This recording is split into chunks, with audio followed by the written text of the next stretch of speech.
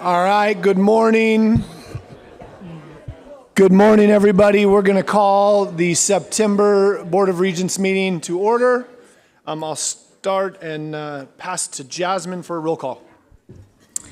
Begin with you, Chair Buchanan. Present. Regent Bao. Present. Regent Dombrowski. Present. Regent Lozar. Here. Regent Southworth. Good morning. Regent Folkford. Here.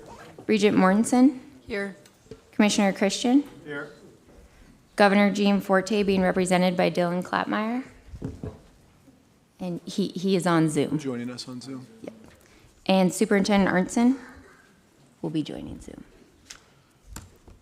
All right, a quorum is present. Back to you, Chair Buchanan. Thank you, Jasmine, and thank you for all you've done to prepare us. And a hearty thank you to board members, administration, faculty, and staff that joined us today.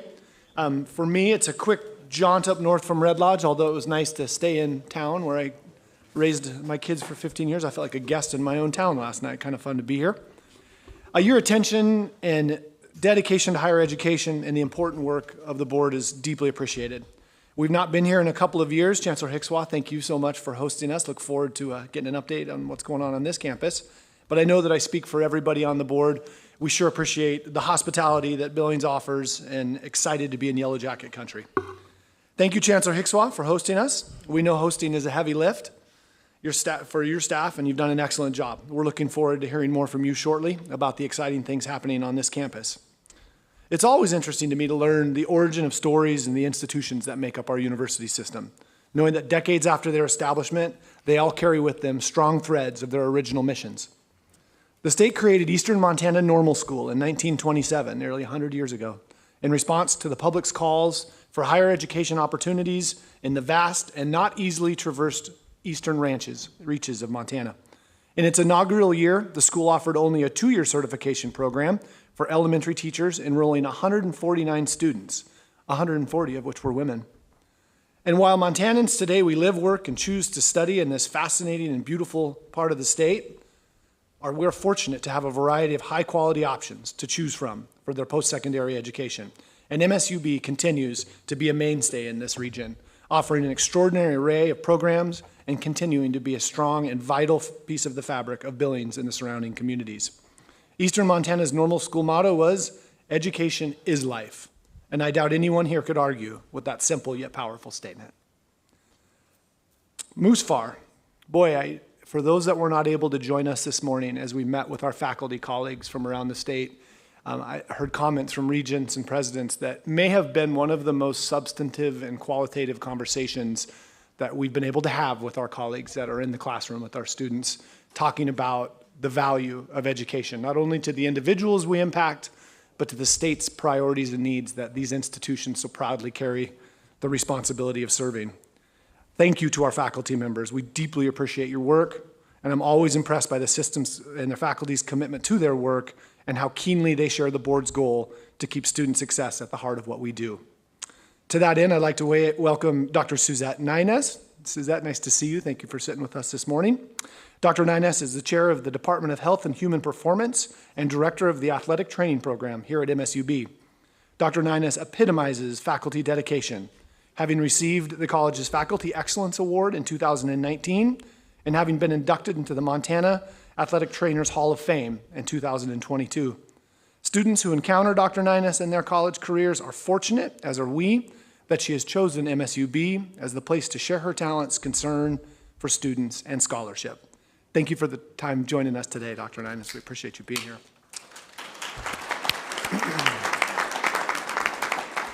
Today will be a full day with a comprehensive agenda. The Commissioner's Office and all 3 of the board's committees have extensive information to share, and we have numerous consent and action items to consider, including system and campus operating budgets. Structurally, our agenda is a bit different in that we will complete nearly all board business today, with tomorrow's lineup consisting of breakfast with Billings area community leaders, immediately followed by executive session. As always, public comment is welcome, and there is time set aside this afternoon for that purpose. With that, Chancellor Hickswath, my friend of 20-some years, so grateful to have you in our system and look forward to passing off the baton here to you to welcome us to MSU Billings. Thank you.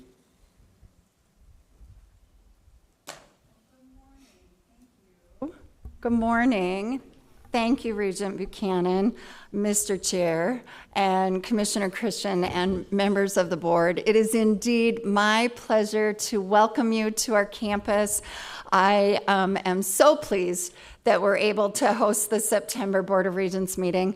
I appreciate you bringing the rain. We haven't had any rain in Billings for a while, so I'm glad you brought that from Western Montana. I want to give a special shout out to my team. As you said, Chair Buchanan, it takes a lot to have everything ready on a small campus for a meeting like this, and my team has just really stepped up. I saw Mickey and Kate, our custodians who oversee this building, in here at 6:30 this morning, making sure everything was ready for you. I also want to thank Natalie Preston. She's behind this pillar, so I can't see her from here, but Natalie really has made a lot of the arrangements. So if you have any questions or if there's anything that comes up, please let Natalie know and she can take care of it for you. Many of you, as you were coming in, saw that there was food in the back. We will keep that refreshed.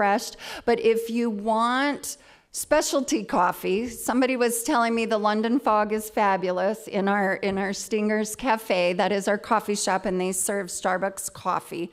And then there are restrooms, just from a housekeeping standpoint. There are some out these doors and some out the other doors as well. During breaks, please feel free to get up as you need to get up. And then following the meeting today, there will be a reception at the Chancellor's residence, which is on the west end of campus. The street crossing before the parking lot is Normal Street. You can certainly walk from here, but if it's still raining, there is a student parking lot that you can park in this evening, and you'll go through the gate, and the Chancellor's residence is right there. So it's just short walk past the library. You'll get to see the Fusham sculpture, which is a recent addition to campus, and so it's just a very nice walk through campus. And we'll have some adult beverages and appetizers and just enjoy each other's company.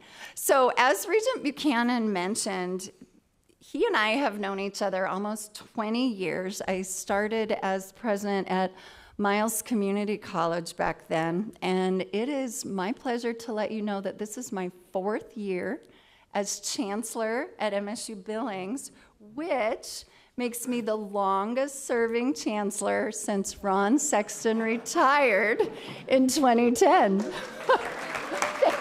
Thank you.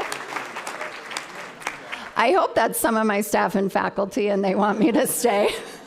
I remember coming to MSU Billings for a September Board of Regents meeting and going to the Chancellor's residence for a reception to celebrate Ron's retirement. So it just really is my pleasure to get to be here before you with all of these years in the system and have the opportunity to work with amazing faculty led by Dr. Nines and our staff that work every day to help students. So I am going to share with you some exciting projects that we have underway and report on our strategic initiatives. But first I have a video that I want to show of us getting ready. It was just 2 weeks ago that students started classes on campus, and so we spent some time getting ready.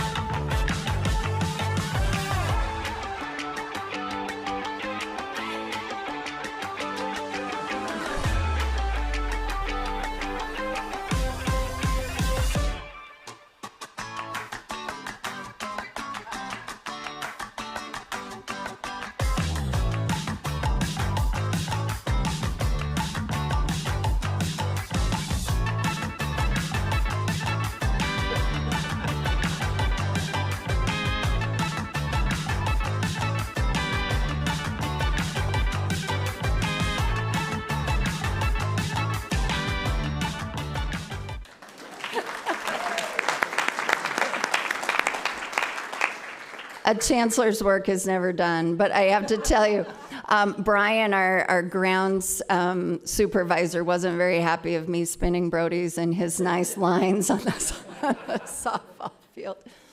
When I first became chancellor in my first year, I conducted listening sessions to learn about MSUB's greatest strengths. And what I heard from everybody was some version of MSUB helps students with grit succeed. And what I have found over the last 4 years is that our one-on-one attention to students is really our secret sauce. And that secret sauce is because of our staff and faculty. They are just truly amazing. And so I wanted to tell you some about these 3 faculty members from the past year.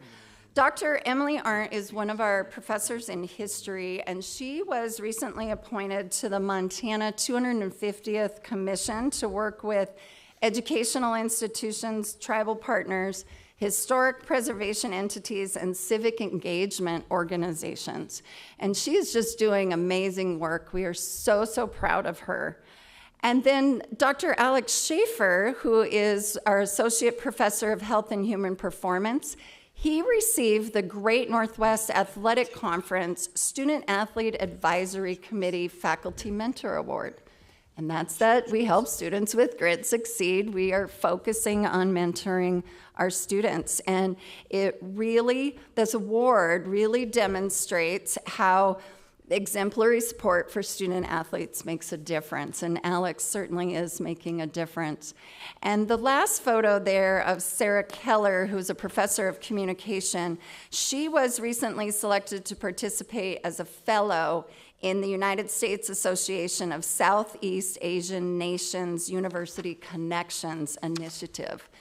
So that's just one small example of what our faculty are doing. Also, out in the lobby here, I have some of our faculty research projects displayed. Our faculty all over campus are doing some great things, and we are really, really proud of what they're doing.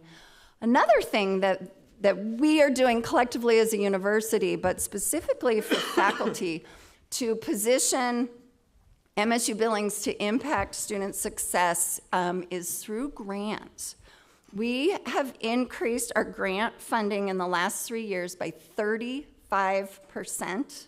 And last year alone, we brought in $4.4 million in grants. Some of these notable awards are really making a difference. The Empowered Futures grant that we received helps bridge Native American achievement gaps, thanks to the Margaret Cargill Foundation.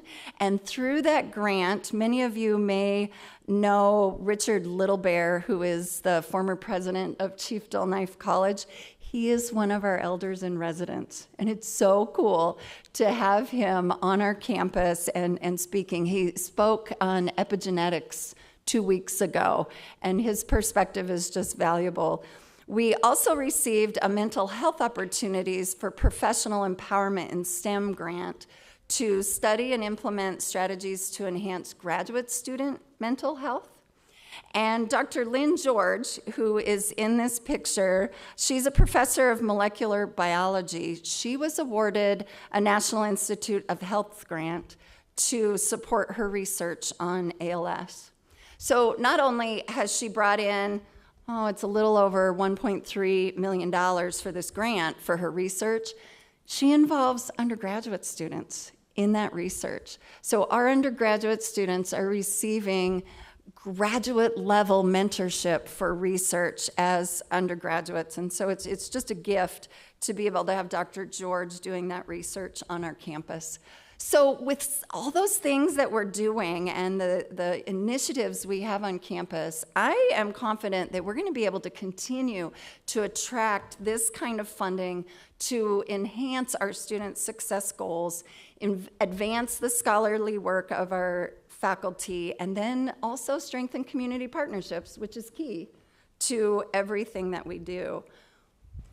Part of enhancing those partnerships also includes our foundation.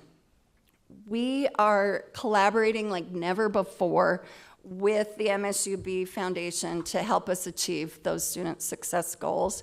And where is Krista Montague? She will hate it that I'm pointing her out.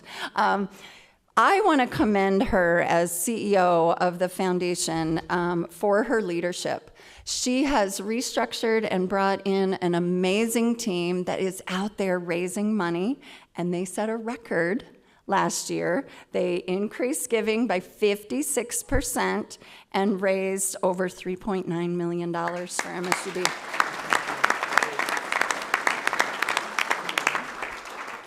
And as a result, we were able to award 307 Yellow Jacket Excellence Scholarships, which was part of a collaboration between Krista and I of how can we retain some of our high merit students with four-year scholarships. And we know that through some of the Hilleman Scholars work that it works.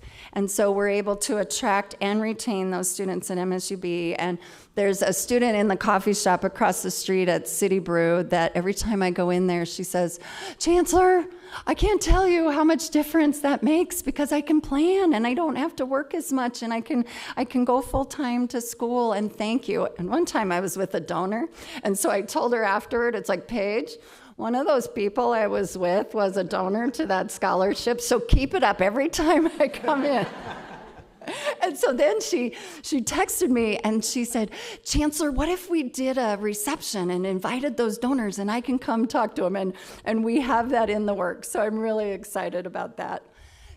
This leads into what we're doing for our strategic plan. We want to implement best practices and data-informed strategies to improve retention on campus. And that means best practices for registration, best practices for advising, best practices for wait lists, best practices for student engagement. And as part of that process, we're systematically identifying and eliminating those unnecessary barriers that impede student success. And I'm really excited to tell you we're seeing results. Look at this. So our fall to spring retention last year was the highest in 11 years, and I'm just showing 4 years on this slide, but it was the highest in 11 years. And then the fall to fall retention rate was the second highest in 14 years. So these, what seem like smallish interventions, brought to scale across all of campus to show the good work that our faculty and staff are doing are working. And these graphs represent an increase in 9 percentage points over the last 3 years. So these deliberate efforts have increased not just the overall retention, but when we break down the data, it is showing that these efforts have increased retention rates in every single student population area that we're tracking. Native American students, Hispanic students, first-generation students, Pell receiving students. So good stuff is happening. And one of those examples is our athletics. So last year, student athletics recorded a cumulative GPA of 3.26 cumulative across all 16 of our athletic programs, and the fall 2021 cohort retention was 77.6%. So our secret sauce of getting to know those students is really, really working to ensure that student success. And there's still a lot of work to do. This will be my mantra for until I retire, but it is an area where we're really making a difference. And so no stories about retention would be complete without me telling you specific stories about certain students. And each of these students represent an area that we're really focused on. The first picture is Shaylin Dilly. She is an amazing student. She was our 2024 recipient of our Outstanding Undergraduate Student Leadership Award. And she graduated from the College of Health Professions and Science. She was one of Dr. Nina's students. And she's begun a master's program this fall in occupational therapy. I was talking about that mental health grant that we received. She was our commencement speaker, and Chair Buchanan heard her speak about her struggles with mental health as a student, and that She had the courage to reach out and get help, and the difference that that has made. As part of some of the things that she was working on when she was here, some of the leadership of our provost, Sep Eskandari, and others on campus, we have launched a Belong and Be Well initiative to support the well-being, not just of our students, but also the faculty and staff. We want to create a campus where everyone feels like they belong at MSUB. And then the second picture is of Kevin Graves. I was able to travel to Atlanta with him this summer to watch him and 2 other City College students compete in the National Skills USA Championship. He got 7th nationally in welding, and it was so fun to watch him, and his parents were there, and it was great to get to know them and just watch him compete and be confident in the skills that he learned as a student at City College. So I was so proud of him. One of the things that we have been working on campus is our Center for Teaching and Learning. We launched it about 4 years ago, and it's led by faculty for faculty. They've offered over 100 workshops and provided training in various topics, but one of the things that we learned we were really experts at during COVID is high flex course modality delivery. So we were a leader early on in the delivery of online education, and high flex is asynchronous and synchronous kind of learning where students can come in person or be able to go online from wherever they are. And this picture of Wason Owen Sear there in the middle really represents a student who took total advantage of that. We have a partnership with Fort Peck Community College, and they're offering student support services for our students who are taking classes on their campus. He earned an accounting degree and a finance degree remotely from Wolf Point, but yet he was involved in student activities. This is a picture of him as the head dancer at our powwow this last spring. So he was involved in student activities as a high flex learner. It was just amazing to watch him be so successful. And then I'm really proud of Devin Williams and Lauren Torres as well. They are both, and I'm getting choked up because I know their stories. They're at Johns Hopkins University. Devin is in medical school, and Lauren has a research fellowship in cellular and molecular biology. So our students, even if they are first in their families to ever go to college, are competing at that level. And I just couldn't be more proud of these students and all of what our students are accomplishing, especially knowing the hardships that they face in doing this. So to close, I have another video that I want to show. It just really summarizes in visuals of what I'm talking about this morning. So here we go.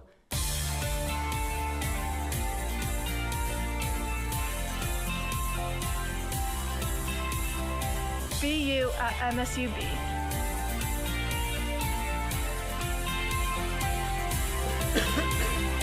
Belong in Billings.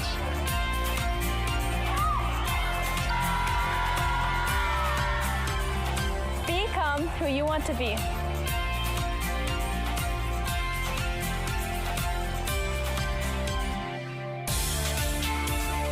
Go beyond the classroom. Be bold, experience new things.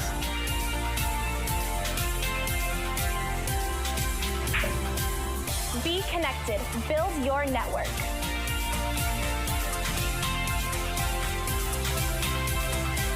Be a yellow jacket.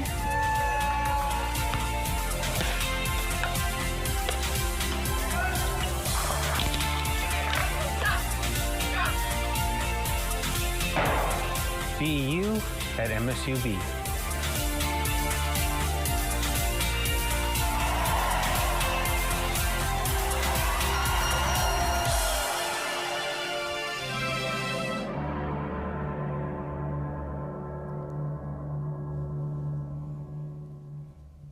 So it's so fun to watch that because I see what the students have done. I see what they're accomplishing, and some of them are in the audience today. It's just a great snapshot of our campus and our students, and you can just see the pride that we have right there on the screen. And you can see that we're helping these students with grit succeed and to be brave and to be bold and to become whatever they want to become.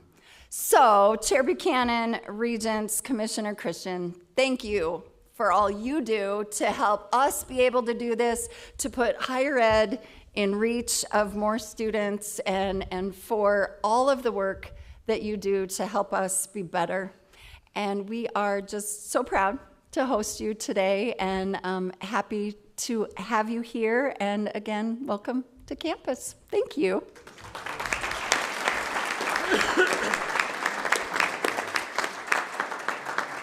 Chancellor Hickswath, thank you, and thank you to your team. I see Athletic Director Bazemore, Provost Eskandari, you introduced Krista.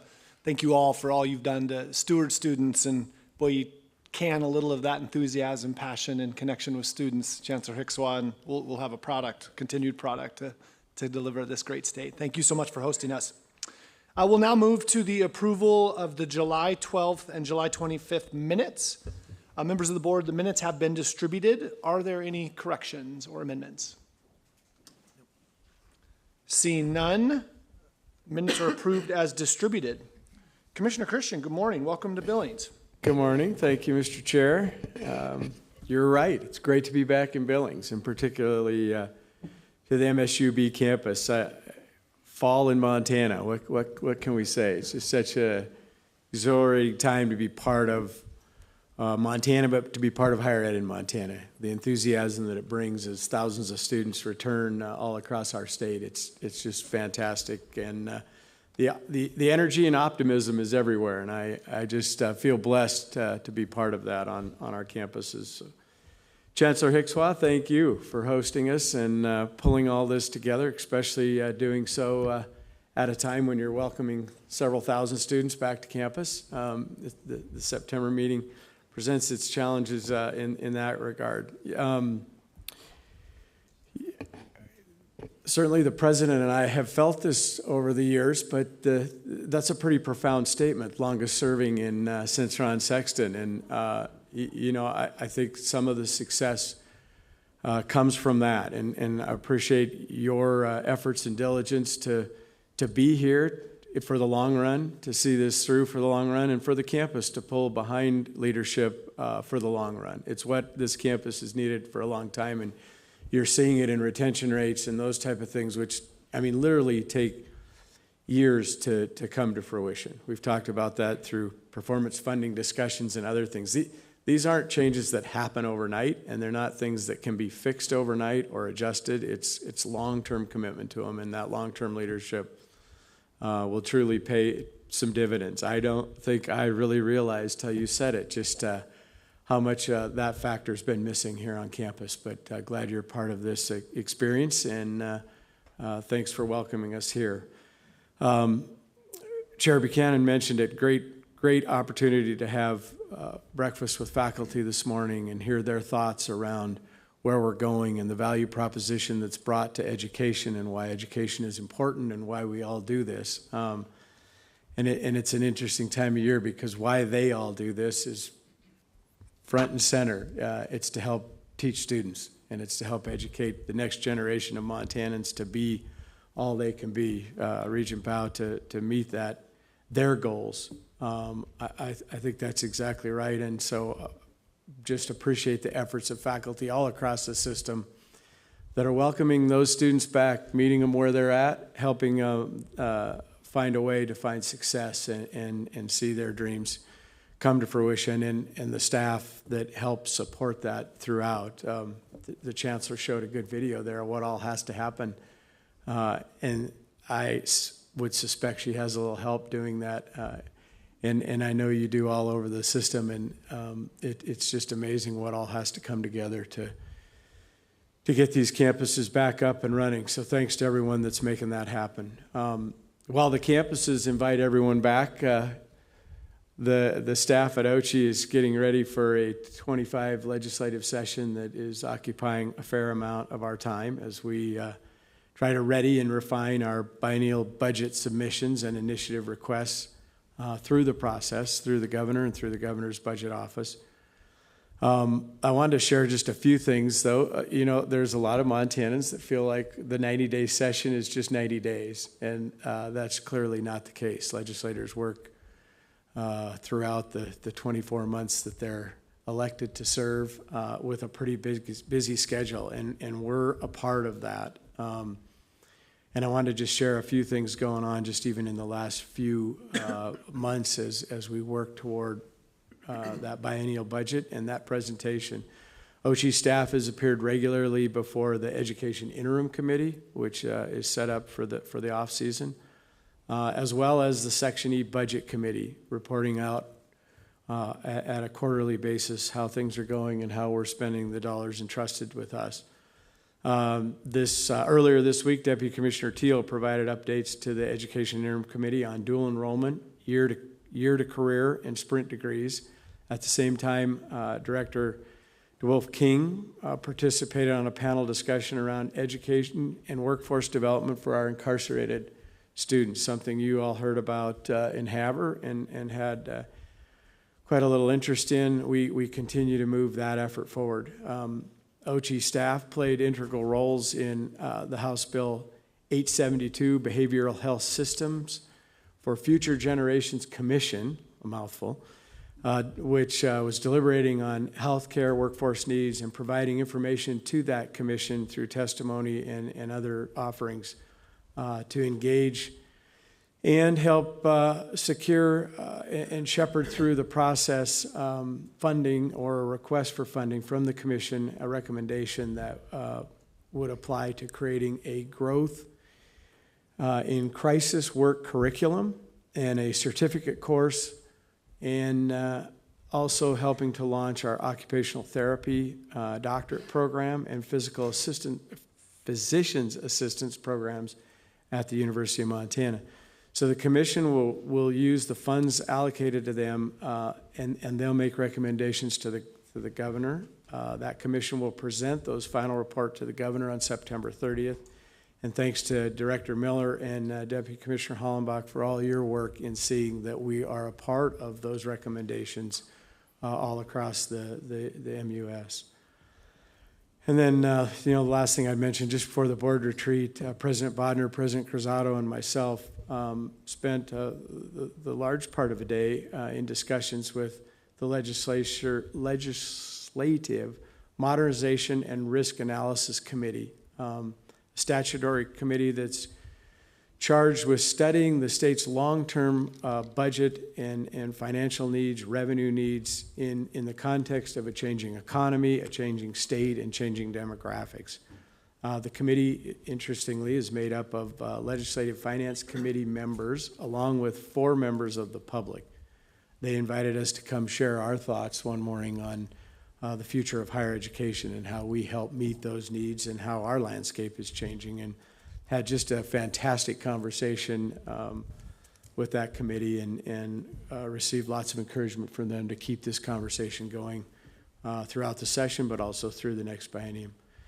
And I guess I mention these because I really think these are the kind of interactions that aren't readily available, readily and easily seen, but they're part of what creates a fabric where we can go do what we need to do in a very brief 90-day session. And the truth is, you boil that 90-day session down to about 4 days. We're in front of subcommittee to actually tell our story as a higher education institution and the resources that we need to perpetuate that story. So important work in the off season. So I want to move to a little bit more sort of nuts and bolts of the commissioner's report, and then we have some presentations or at least discussions from some of my crew members. Gainful employment, a topic that's come up a number of times. Chancellor Hickswa and I just had a discussion about it. Brief update that came out last week. Institutions have been working diligently to comply with new reporting requirements around gainful employment and the financial value and being transparent around that. those requirements are really well intended, and they're meant to sort of long-term deny federal funding and college age to programs that routinely don't pay off for students. And so sort of a new effort around the value proposition, make sure federal dollars are going to support students in areas that they can be successful. So those reporting requirements are pretty significant. They were supposed to be implemented October 1. We did hear on Friday that the department has said that some of the data that they're working with may be faulty, and so they've delayed implementation of that until January 15th. What does that mean? Do we get a little reprieve, or what will change? There's a lot going on the national front in that regard, including, I don't know if any of you've heard, but there's an election this fall, which, you know, has the ability to maybe change all these things. January, we'll see. I don't think we should stop our efforts to make sure that we're ready to comply if we need to comply, but the setback is probably welcomed, as the reporting requirements of this for our institutional researchers and our financial aid teams is enormous and presenting some significant challenges. So a little good news on that front. Couple updates on searches. As you all know, since our last meeting, we've had a couple announcements. That is the retirement and vacancy that will be created at Montana Tech for Chancellor Cook, and the retirement and vacancy that will be created by President Cruzado at Montana State. And so since those announcements, we have accepted the task to try to work toward where we go from here, and we're well underway on those fronts. At Montana Tech, we have organized a search that is being led by Deputy Commissioner Tyler Trevor. They'll serve as chair. There's 14 members that have been appointed to a search advisory committee. That committee has been seated and charged with the work ahead of them. We've hired a consulting firm, Greenwood Asher, that is being led through their lead consultant, Jim Johnson, who's a former president of the University of Alaska system, so individual that's been part of higher ed and understands higher ed. And they held some of their first listening sessions and the first meeting with that committee. They've worked out a position profile, and that's been posted and are moving forward. At Montana State, we are beginning the search process, and it is underway. It will be chaired by myself after vetting a number of search firms through an RFP process. We have reached sort of a tentative agreement with Greenwood Asher to also do that search, although different individuals participating. The final documents for that are literally sort of on my desk to be signed, and we'll get rolling on that front. The lead consultant will be the senior VP for Greenwood Asher, Dr. Robert Corrett, who led the Maryland system for a long time and also the Massachusetts system, so very familiar with higher education.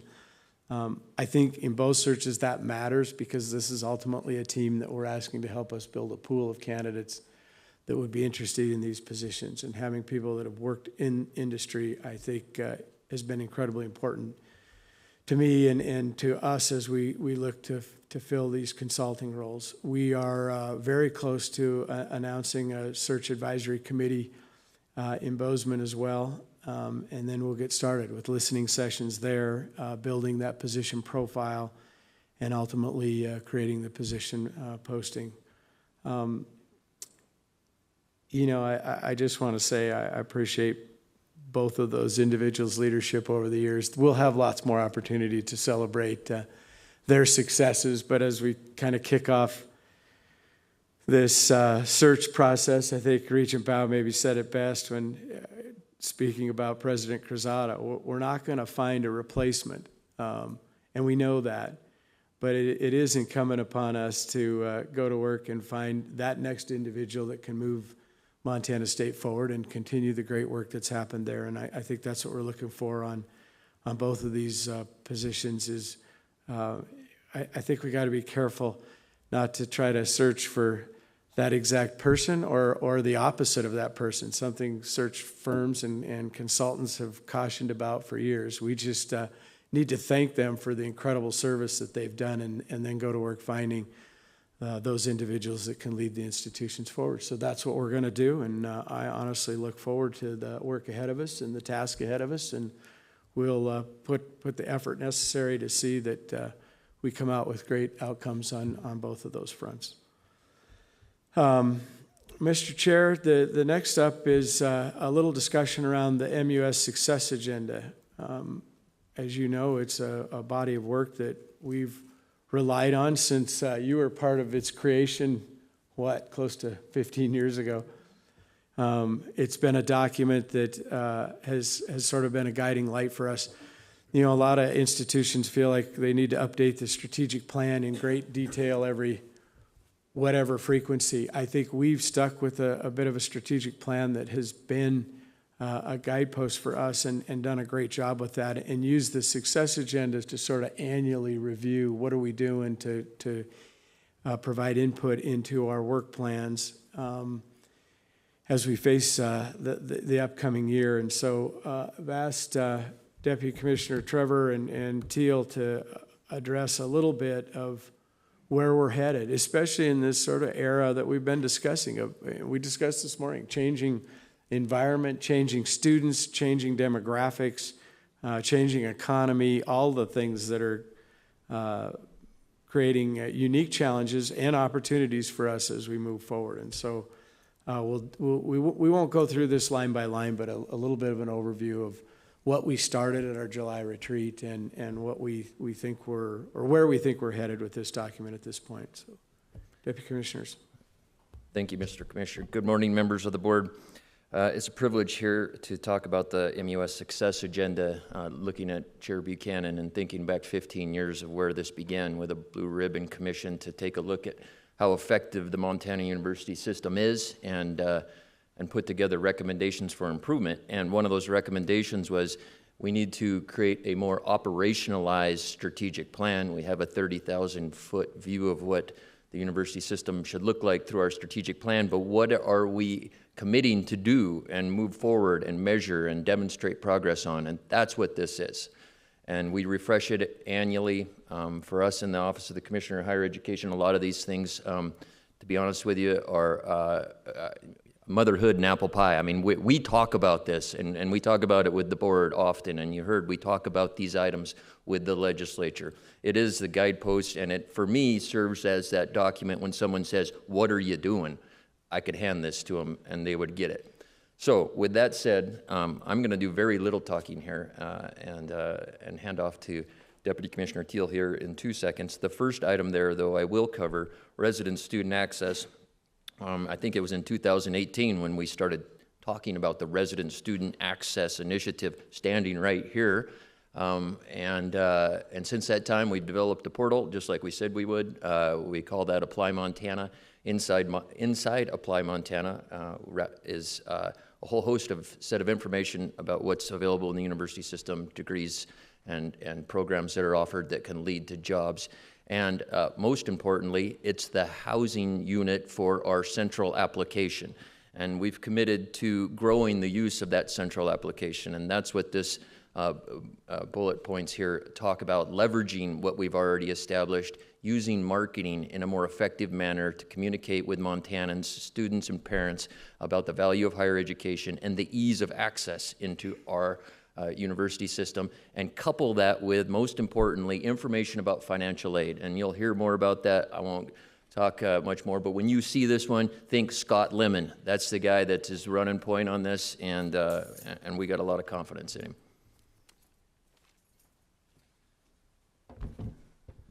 Thanks, Tyler. Thanks, Mr. Chair.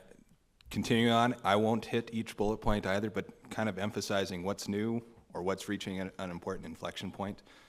Other items here that you'll see are new is a new focus on artificial intelligence and the impact that will have on our system in a variety of ways, both in terms of what are some of the standards or policies or procedures that we need to think through given this technological change, but also how are we supporting or investing in our faculty in terms of the pedagogical changes, what students need to know about this new technology, and our campus operations, how it can help us to be more efficient or to offer new services in new ways. Second, research. We're really in a renaissance, as you heard this morning, for university-based research in the state of Montana. Year on year, substantial increases in research expenditures, new accolades at the national level, important investments coming into the state on a variety of fronts. And on research, that's setting us up for a new important stage of planning for a new federal R&D ecosystem where we want to invest to place ourselves as a state, as a region, in the best shoes possible. And also some opportunities that are on the horizon upcoming very soon. Most importantly, and on my mind, are opportunities MSU and the University of Montana are both pursuing for National Science Foundation regional innovation engines. And third, dual credit. New data, we reached a new record this past year in terms of dual credit enrollments, more than 8,100 students. We're at scale in dual credit. Now a lot of our focus is on how do we not have random acts of dual enrollment? How are we leveraging what's happening through Montana's Future of Work, which you'll hear about later today, some of the innovations and experiments in K-12 education when it comes to college and high school in more intensive ways to make it so the credits that our students are getting through dual enrollment are productive in helping them to explore careers or accelerate their path through college. And quality. As we're at this scale, how are we looking at how we assess and guarantee the quality of instruction students are receiving at the dual enrollment level? The final two that I'll emphasize really come to our conversation this morning with our Moose for our colleagues, the value proposition of college. And the value proposition, not just for our kind of historical student populations, but student populations that have struggled to fit within traditional higher education. So thinking about flexible career and technical education pathways and the work that we have been doing but are doing more of through sprint degrees, year to career, and thinking through credit for prior learning across the state. And then our work on retention and completion.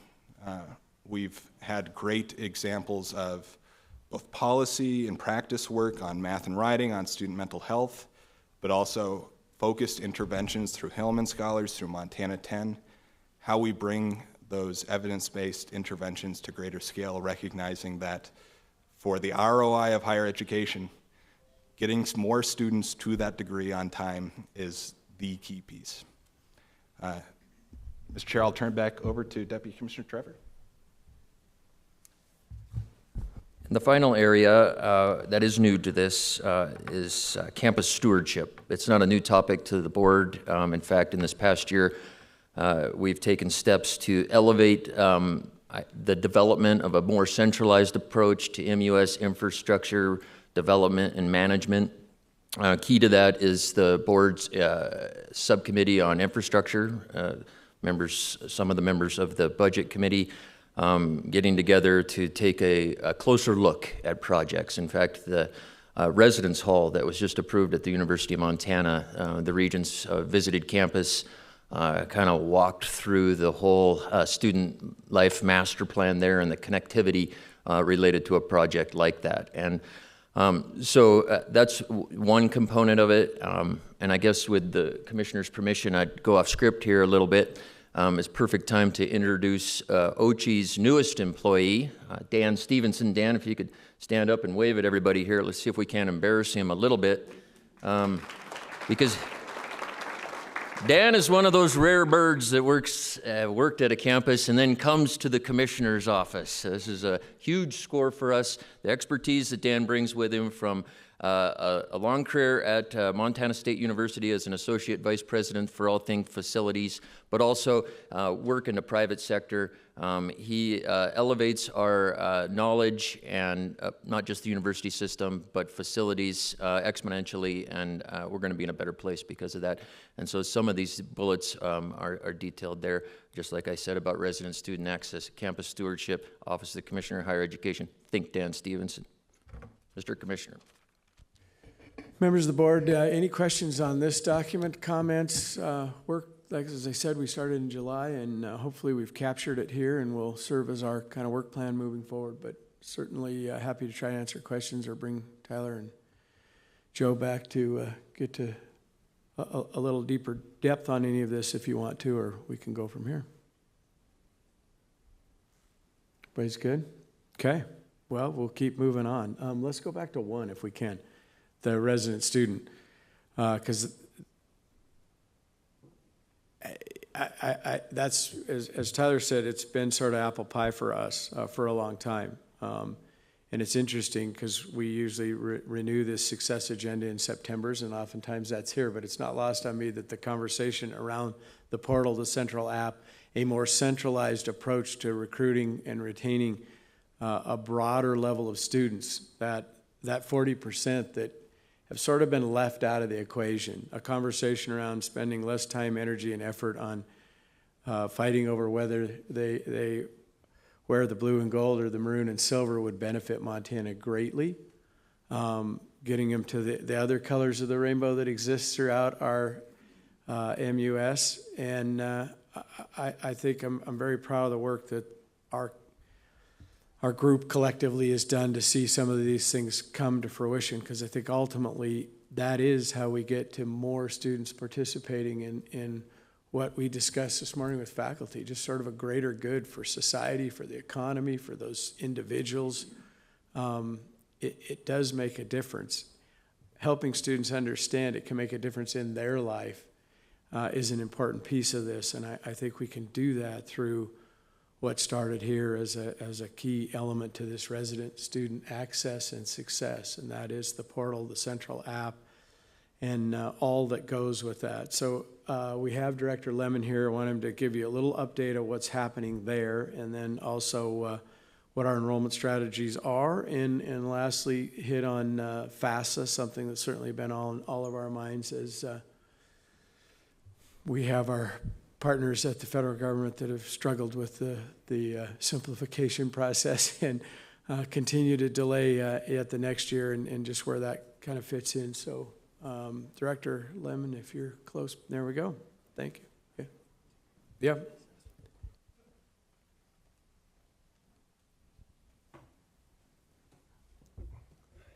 Thank you, Mr. Commissioner, Mr. Chair. And missing from my notes, apparently you have help. So, Mr. welcome, Commissioner, Angela. Thank you, Mr. Chair, members of the board. Angela's going to join me today. We're going to talk through some of the issues you heard about in the success agenda. Number one, first and foremost, I think, being top of mind, I'm grateful for the attention that's placed on resident student access, the support the board and the commissioner, and frankly, a lot of folks in the room have put into these really large and impactful projects that we continue to work on. So we're going to talk a little bit about Apply Montana, the central app. We're going to cover most of number 1 and number 9 on the success agenda and sort of the work behind it and what we're doing to date. And Angie's going to wrap up with some updates on FAFSA and the great work that she's engaged in as well. So the central application, we are in our 5th cycle. I've shared some updates before. I thought today we could actually get to how we sort of arrive at the enrollment numbers. And we'll have a full report in November to talk through the enrollment report and get through census data on new students coming to campus overall. But I think it's great for all those that are listening, and also certainly the board and folks in the room, to kind of get a great understanding of the importance of the central application and what leads into that enrollment that we talk so much about. And so we're excited about the progress we've made on the central app. If you look at the different lines on the chart, this is the total applications to the Montana University system. If you recall, there's a variety of different pathways that students can take to apply to an MUS campus today. They can go to a campus page in their own app. They can engage in the National Common App, which a lot of states are a part of, a lot of campuses are a part of. And they can go to Apply Montana. They can utilize the central application that we've built to do that. Next year, it will be for Montana residents, Apply Montana exclusive. So we are increasing the adoption rate that we'll show here in a second, but also trying to make it more simplified approach for folks to apply and engage with the central app that we have built out. That bottom line is the last year that we didn't have a central app, and so you can see the immediate jump there in application numbers that are total for the system. This is the cumulative number for all applications through all the pathways I just described. That huge jump that we see there initially is the central application being introduced in conjunction with the variety of other opportunities that students have to apply. When we see a pretty big bump from there, we've got a COVID wave there for folks. I think it's largely driven by out-of-state applications we had at that time, right there in 22. That's the start semester. And a little bit of a regression to the mean there. You can see where apps are starting to come down and normalize, and that's actually a good thing. We wouldn't want to continue to see these monumental growths initially year over year. We're starting to see a more normal pattern for total app growth for the Montana University system. So that part is encouraging to see the numbers start to stabilize a little bit on the total apps. If we look at all Apply Montana, that is all students that have applied through the central application, you can see more encouraging news, and that top line is actually fall 24.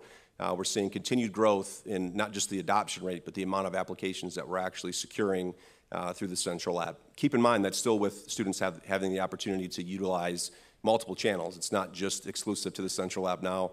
We're seeing good growth there on the applications coming directly from Apply Montana and the central app, and that's one of our largest goals is to increase those application numbers, but also that adoption rate across the state.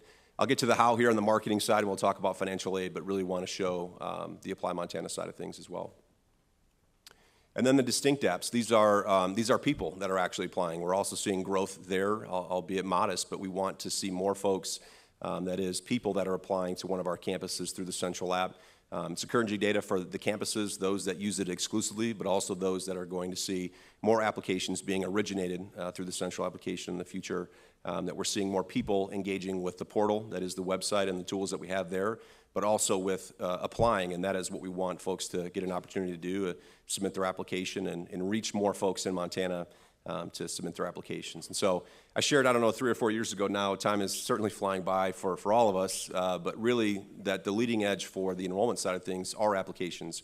We stand, a 0% chance to yield or engage with the student on any one of our campuses if they don't apply to college. So we're laser focused on making this as seamless and as simplified as possible for all students coming through.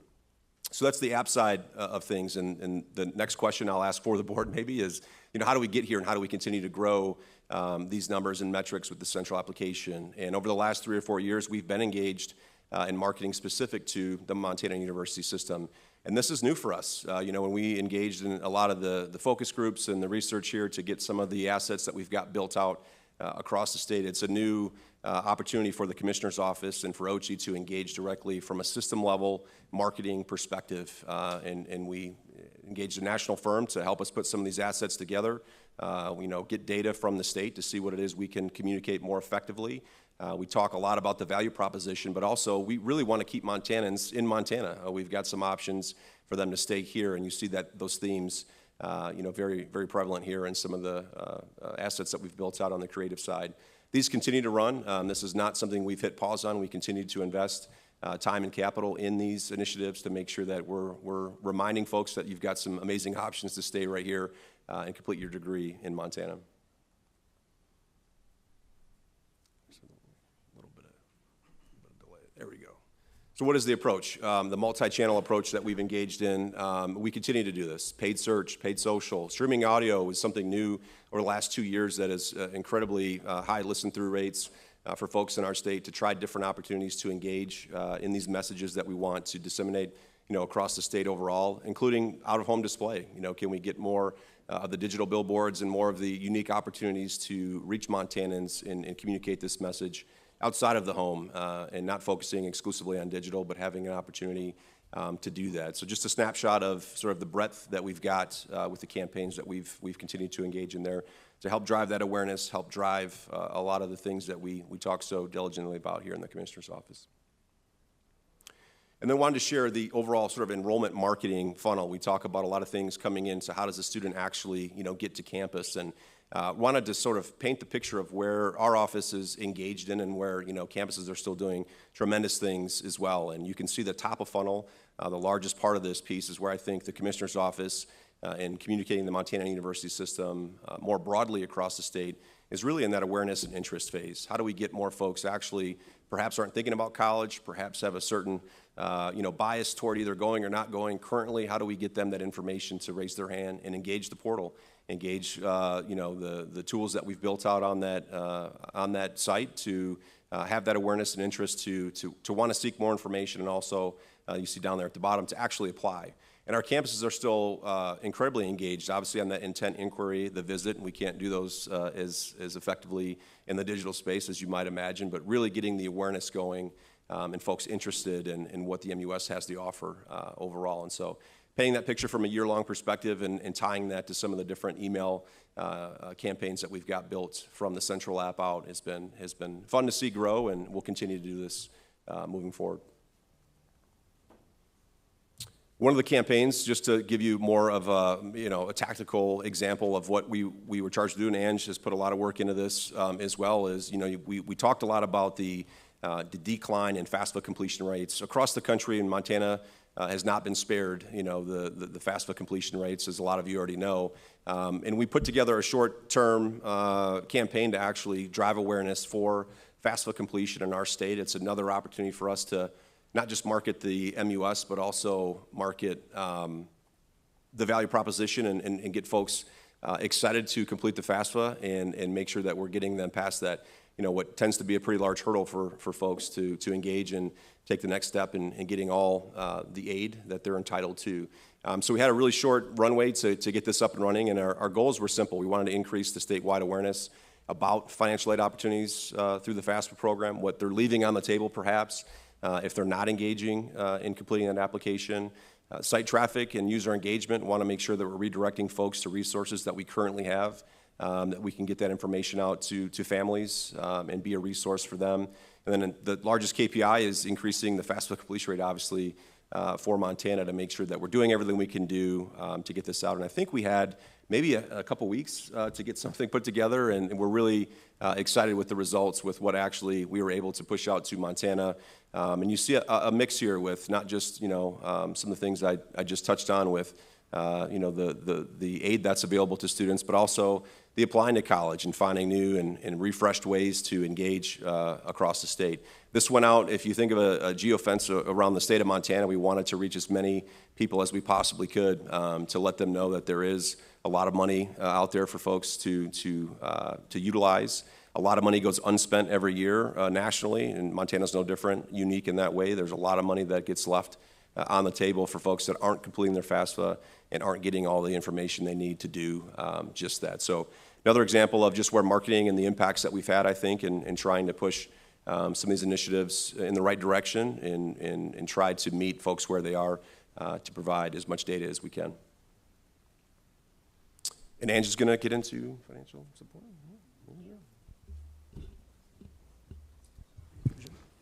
Regent Lozar. Oh, perfect. Thank you, Mr. Chair.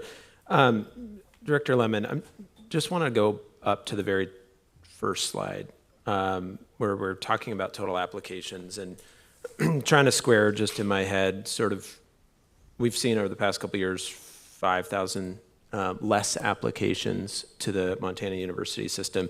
Appreciate your point about sort of the noise in the data and the outliers and the effects of the pandemic, which may have led to that spike in 2022. But you mentioned sort of, this confidence that we're normalizing, and I'm just wondering if, as a system or as an office, if we have a specific target of what normal is that aligns with the capacities that each of our campuses have with regard to who they can bring onto their campuses. So it's one thing to say normalizing, but are we normalizing with an actual target in mind that is based on some sort of overarching strategy of what our campuses can take on? The answer is we certainly have the capacity to have more students, obviously, on our campuses overall. And the strategy is campus by campus. From a system perspective, our number one mission has been to try to grow the applications to the system. And there hasn't been, I would say, the silver target to say we want to hit this number for the system. We want more folks engaged, in a unit of measurement is an application to the Montana University system overall. My point about normalizing and the total apps overall is there's a lot of variables wholly out of our control. The non-resident population is a perfect example of how many we're going to get at any particular campus, given the unique marketing that they might be doing, and that effect is out of the system's control to a certain extent overall. So the growth we want to see, certainly. Have we pinpointed, to answer your question, a certain target level for every campus? application to admit to wanting to enroll. We haven't got to that level of sophistication, I would say, with the partnership per campus and what we can do to helping. I will say, once we are all on one application next year, and we all have one place for those apps to go, I think you'll see a lot more of a synergistic approach across campuses to where we can probably get more information on what their needs are for the campus and what we can do to try to take that growth and also turn that into more enrollment on a per campus basis.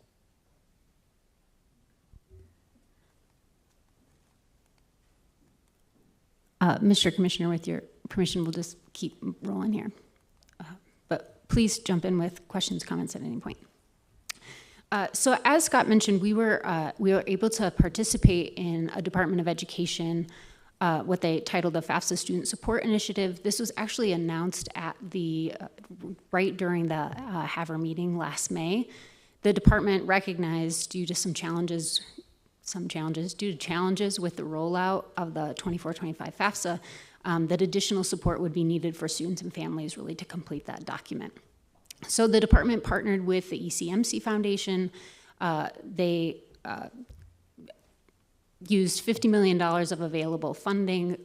ECMC then opened up the application process for education entities nationwide, whether that's campuses or community-based organizations, to apply for that funding and to detail how that funding could be used to help students in the 24-25 cycle get that document completed. So the MUS applied for some of that funding. We were successful in receiving, as you can see, about $470,000. And what I want to talk first about is how that funding was utilized and some of the creative actions that our campuses took really quickly in order to, again, help increase that number for students in this upcoming year. I just put on here how funds could be spent, because a lot of times with Department of Education or any federal grants, there's a lot of restrictions, but this was really meant to give ownership to campuses, community entities to utilize those funds in the best way they thought would meet the needs of the students that they serve. So ultimately, our biggest thing was it had to be used to increase FAFSA completion and had to be spent by September 30th. So we had just a couple of months to really get things moving. So our office, big thanks to Director Lyons, helped get the funding to the campuses directly, and then the campuses really took it upon themselves to determine what would be the best use of engagement with their students. It's certainly, when we talk about the 24 FAFSA challenges, a lot of times people just think about high school students completing the document, but we also knew that there was going to be a lot of challenges with returning students and making sure that they were completing it as well. So here's just some examples. If anybody tuned in to like the Olympics across the summer, you may have seen a lot of television ads that campuses did. There's radio ads, benches all across Great Falls. We have billboards across the High Line, pop-up stands all over Unions. FECC on the right there has a FAFSA-specific website, which has had over like 1.5 million impressions. So just some really creative work to help increase our numbers, especially in a year when that timeline to completion was shortened for a lot of students and families. What I also want to do, and I apologize for a lot of text here, and I'll explain that in a second, but MSUB also applied for ECMC funding outside of the system, and they were successful in their award as well. And their proposal was not only to support MSUB-specific students, but was to support the 19 counties in eastern Montana. And I just think that speaks a lot to what Chancellor Hicksall was talking about, their commitment to making sure students feel like there is a belonging and that college is possible for all Montana students. I went ahead and asked Laura Giddings-Carlson, who led this initiative. She's the executive director of TRIO services here at MSUB, to just, if she could give me a little bit of highlights so that I could share their work as part of this presentation. And there's just so much information that I didn't feel like it was appropriate or even fair to chop it down to some main highlights. So I wanted you to see all of what they were able to get done. Also, with knowing that we got this funding in June, so this is an incredibly quick turnaround, the amount of work that was really deployed to increase students' access to this document, increase families' understanding of how to complete the FAFSA and then also what the FAFSA means. And so you can see some pretty big numbers there. And I just, the biggest one at the bottom, their marketing has reached a lot of people. And I think that just really something to highlight. I don't want to overshadow some of our work too. And as Scott mentioned this morning, that ours, I think, had over 10 million impressions. So it just goes to show, like, with an inflection of some pretty dedicated folks and some funding, what we were able to get done. And truly, like, without that additional funds from the Department of Education, this, we wouldn't have been able to get a lot of this done this summer. And just a little more, some snapshots from MSUB there. So I want to share that as good news, and I think that just shows to the dedication that our staff, our financial aid offices have, and that they recognize the importance of this. What I also want to share is that even with like more dedication, more funding, we're still going to be down in FAFSA completions from high school students this year. This table was updated just yesterday, so this is the most accurate information we have for the class of 2024. And you can see, I hope it's a little clearer if you're looking at a personal device, but we're still going to be, right now, year over year, we're down about 9.5%.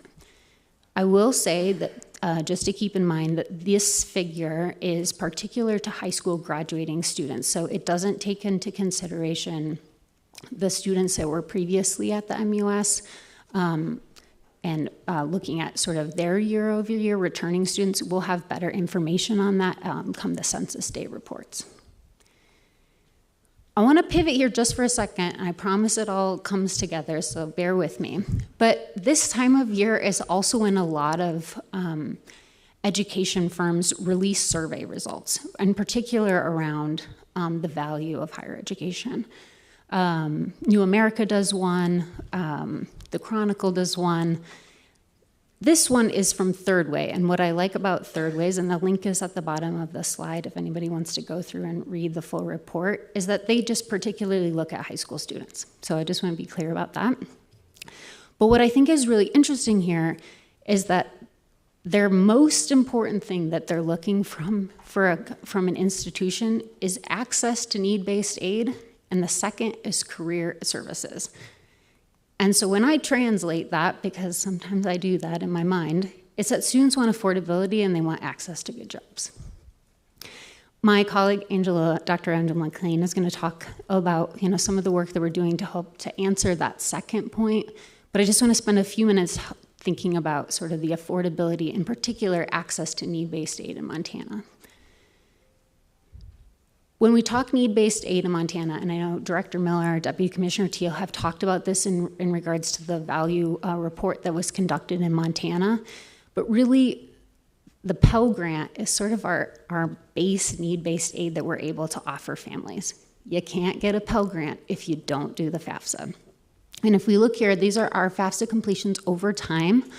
Since 2016. I will say the bar on the right, while it looks lower, keep in mind that's this year, so challenging rollout, and it's also not done yet. So that line could go up a little bit.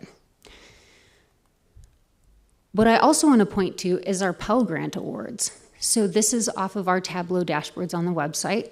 You can see the orange bars. Those show the increased amount of the average Pell that we are giving out to students. So the good news is that Pell awards are increasing.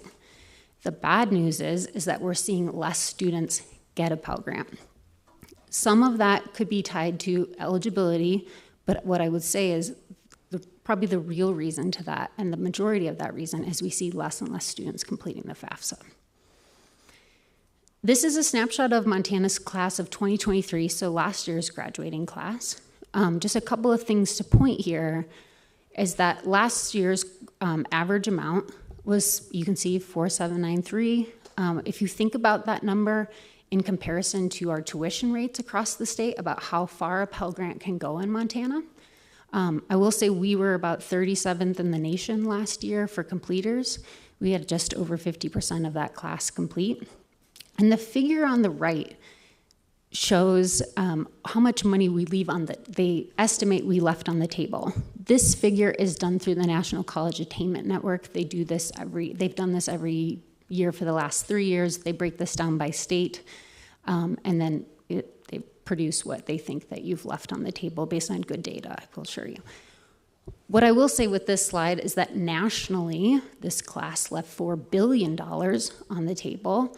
And to give you a little bit of a reference point about why this is concerning to a lot of states is that in 2017, that number was $2.3 billion. So in just a very short amount of time, we see a double amount of Pell being left.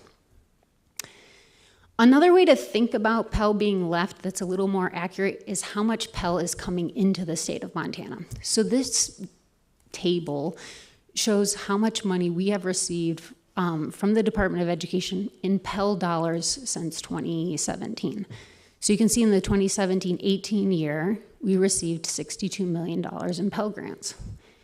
In 2021, we're at $47 million. That's a pretty significant decline. And another way to look at this too is to think about how we're stacking nationally, because again, if less students are applying, again, this isn't a Montana specific issue in terms of FAFSA completion. But one thing I would point is that nationally we're seeing about a 10% decline in states' distribution of Pell dollars, when in Montana right now we're seeing about a 24% decline. So all of that, again, I feel like I say I'm a Debbie Downer whenever I come up here, but I don't mean for it to look like that. And thanks, God. What I want to say is that those numbers aren't due to the fact that we don't have overly committed financial aid staff and we don't have overly committed guidance counselors across the state. It's that the FAFSA has many challenges, has a history of being challenging and having some controversy for families. And really what I want to say is like that, those are our numbers, but there are some great policies that I just want to walk through that some states have chosen to implement in order to help address some of these national concerns. So the first example is the universal FAFSA topic. It's probably not news to anyone in this room, but universal FAFSA essentially is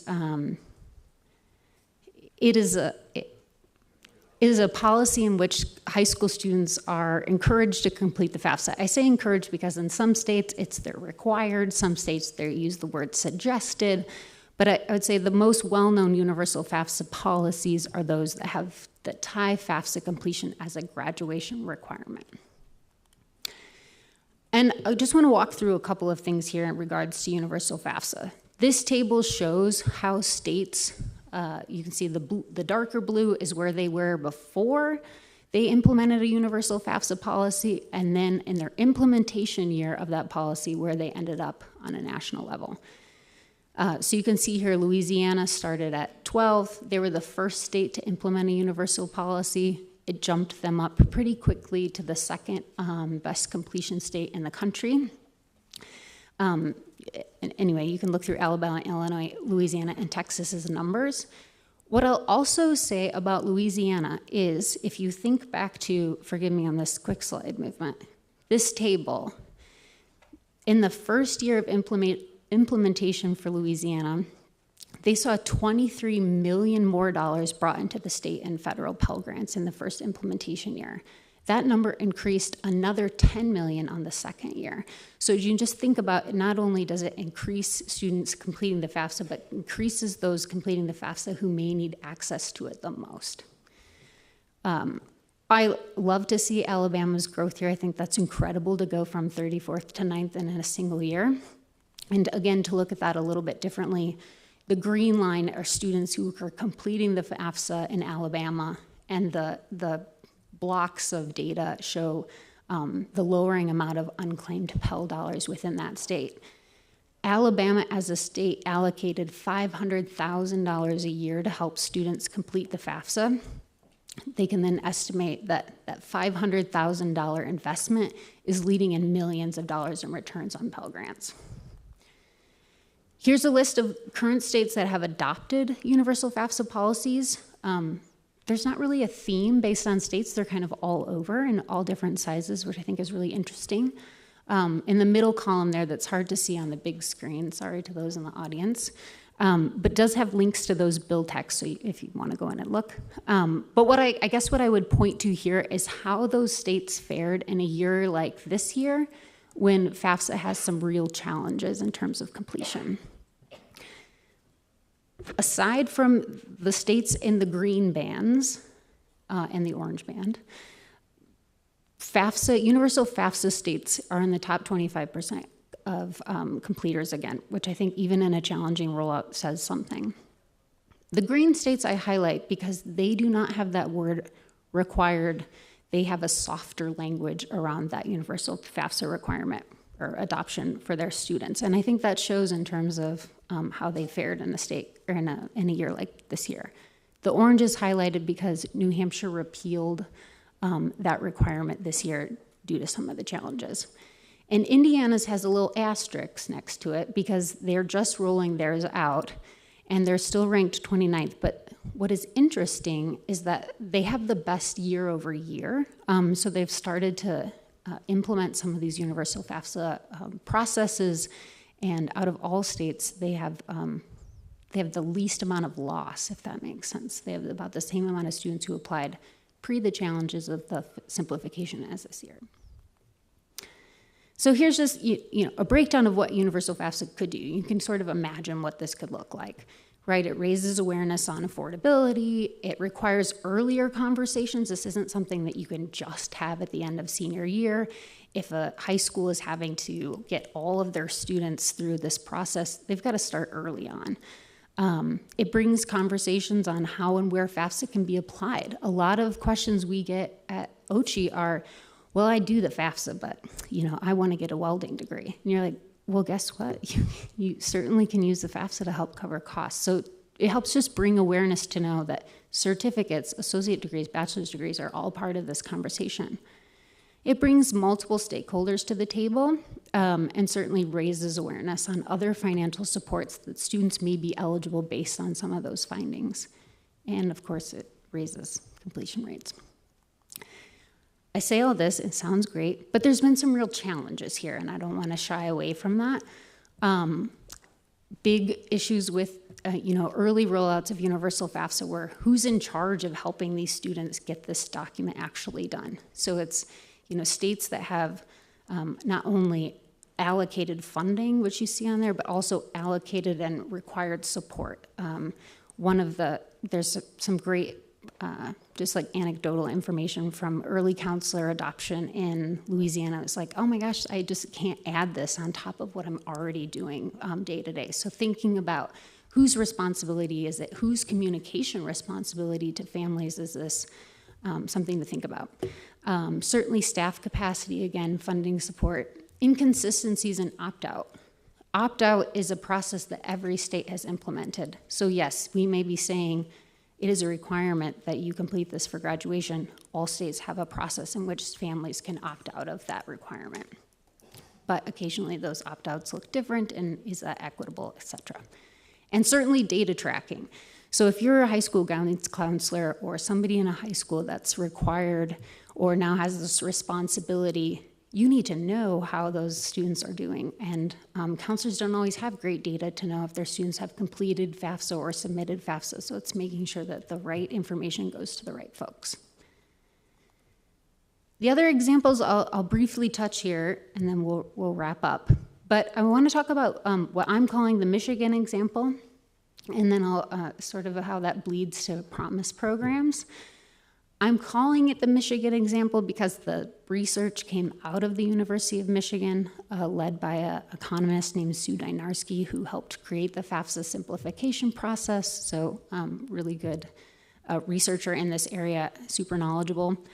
But essentially there are two experiments that her team conducted. And it's really hard to see them on the screen here because those what I call flashy flyers look incredibly similar, but there's just a few key differences here. And the first experiment looked at what does an early commitment, so an early commitment of financial costs, look like at a flagship university in Michigan.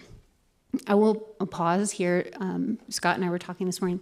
The University of Michigan, Michigan State, their missions, their access mission look very different to Montana, and I want to recognize that. But the research is still good. And what they did was they told students up front, they guaranteed them that if you're admitted, we will cover the cost of tuition for 4 years. They were able to do that by pulling students who most likely would be admitted to the University of Michigan, certainly a more selective institution, but through SAT, ACT data. But the key part here is they also pulled students with free and reduced price lunch because they knew that those students would be eligible for Pell. And so they were able to tell them, if you apply and you're admitted, not only, will we welcome you to the University of Michigan, but we're going to help pay for it for 4 years. What? Just go to questions? Okay. But what that did was substantially increases applications and certainly helps to increase enrollment. The second experiment is, what if we had students, we told them they'd most likely, so you go ahead and apply and you do the FAFSA, and then we'll promise you the 4 years of guaranteed tuition. And again, some changes in states, but I think what ultimately this shows is that students like certainty. They like knowing what the outcome can look like. We'll just keep moving here. I know we're getting short on time. What this example... Let's move to some questions because we're kind of done with time. Okay. I don't want to get us late starting the whole day. Fantastic presentation. We can go through it in more detail in a committee later, but I'm curious if any board members have questions. The last thing I would say is that the October deadline for the 25-26 FAFSA has been pushed out. I think in a sit-down conversation with the NASH board and the undersecretary, they believe that they're in a better spot. They don't think that we're going to continue this sort of endless cycle. I think in the Undersecretary Qualls' words, we've had good technical people and we've had process people. We've never had someone that can kind of synthesize this. They think they have the right people there. They also, for a number of legal challenges, weren't allowed to really pilot the last rollout, and they are being allowed to pilot this rollout, so they think they're going to be ready. And it was July when they said they wouldn't meet October, so I don't think this is like a snowball. I think they're feeling like they'll have it ready and be ready to roll. So hopefully we won't experience the same sort of setup into the next iteration. But I really appreciate all the effort that went into the work to try to get as many students signed up as we can. I think, as Ange has showed us, this is an area where there is work to be done, and there is a lot of money left on the table that I think we can get our arms around if we can do a better job. Some of the examples are things that would need legislative support in terms of or Board of Public Ed, or some's out of our control. But I think there are things that we need to continue to talk about and move forward. But any questions on the FAFSA front? Yeah, sorry, I think I missed the most important part, Ange. Are we moving towards being a universal state? And at this point?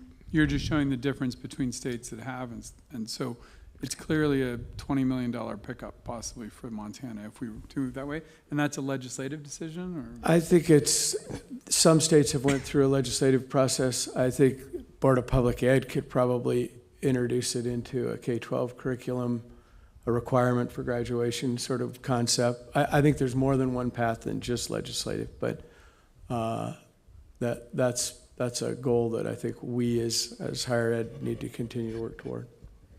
And so how could we prioritize that item, since it seems like a no-brainer, unless I'm missing some?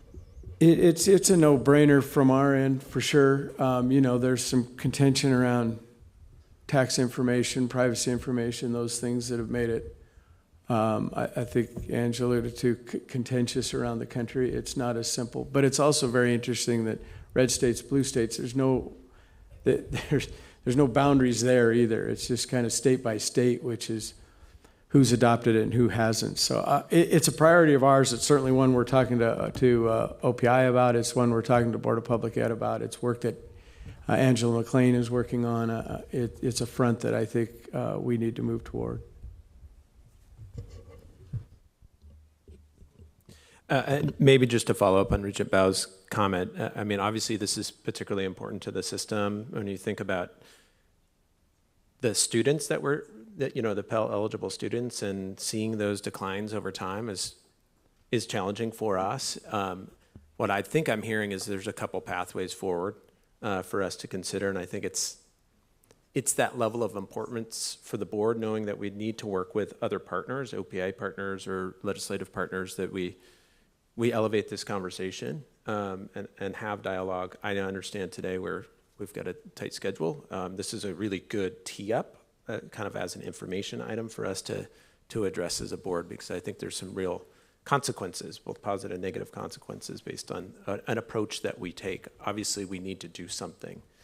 And then maybe more of a comment. Kudos to the team for all that you've did in a very short period of time under a difficult situation to be able to close the gap on our FAFSA completion rates.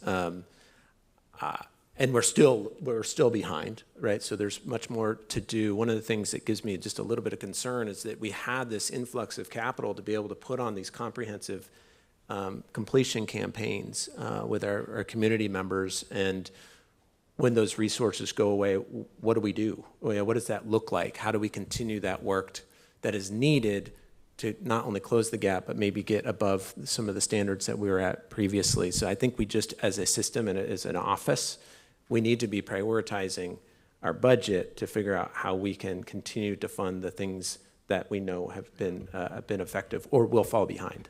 Yeah, I appreciate the comment, and you mentioned a few different paths. I think and we have to try to identify which of those are available to us. We can continue to put suggestions out for maybe a legislative change or pressure for an OPI or a Board of Ed, but we also can control, as we did this spring, how we send that message. And I think that's the tie that we were trying to make in this presentation, is that can go hand in hand with the work that you all have inspired through the central application, that process, our outreach to K-12, whether mandated or not. There's a lot that can be done there, and I think we'll continue on those fronts in earnest. Yeah. Good. Mr. Commissioner, I know we're late, so this will be less than Yes. 30 seconds. But Correct. I just want to really lend my voice of gratitude for highlighting this. This is so important, and it's really hard. I mean, Regent Bao made the comment, this is over $20 million to this state that's not coming here, and those numbers are pre the FAFSA changes that made it harder this year. And so this is really important. This is what we've tried to address with the Grizz Promise program. So, our UM has done this. You guys highlighted that other little UM that we don't care about, the University of Michigan. But and so we're working through the data and the impacts there. But the other confounding factor here is school counselors. When you're in high schools, I hear from the school counselors, they tell me I spend so much of my time on behavioral issues or mental health issues.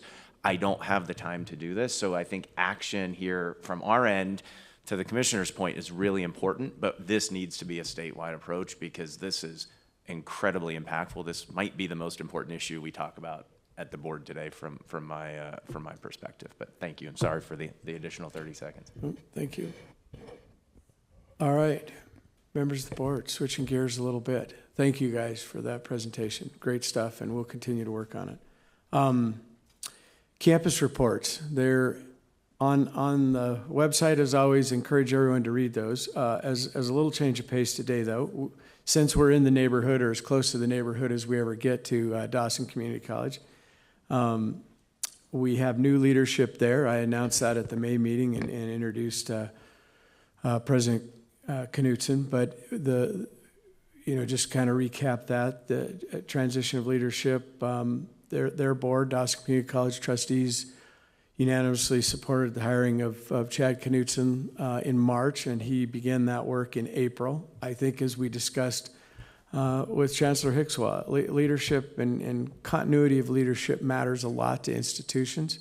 I just think it's fantastic that President Knutson not only comes to this job well-knowledged, but he spent 8 years as chair of the board for Dawson, 3 years as vice chair. He's well-known in that circle and well-known across eastern Montana as a publisher and general manager of several newspapers there, including the Glendive Ranger Review.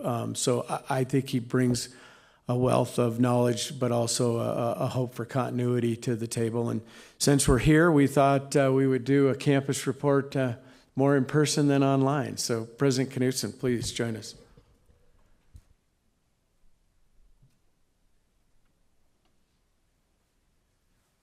All right. Well, thank you, Commissioner Christian and Regents. Appreciate being here. As the Commissioner mentions, I am no stranger to this board and to the Commissioner's office, usually at times of upheaval and one degree or another of crisis. So I look forward to reintroducing myself and working with you all in hopefully a much more productive ongoing capacity.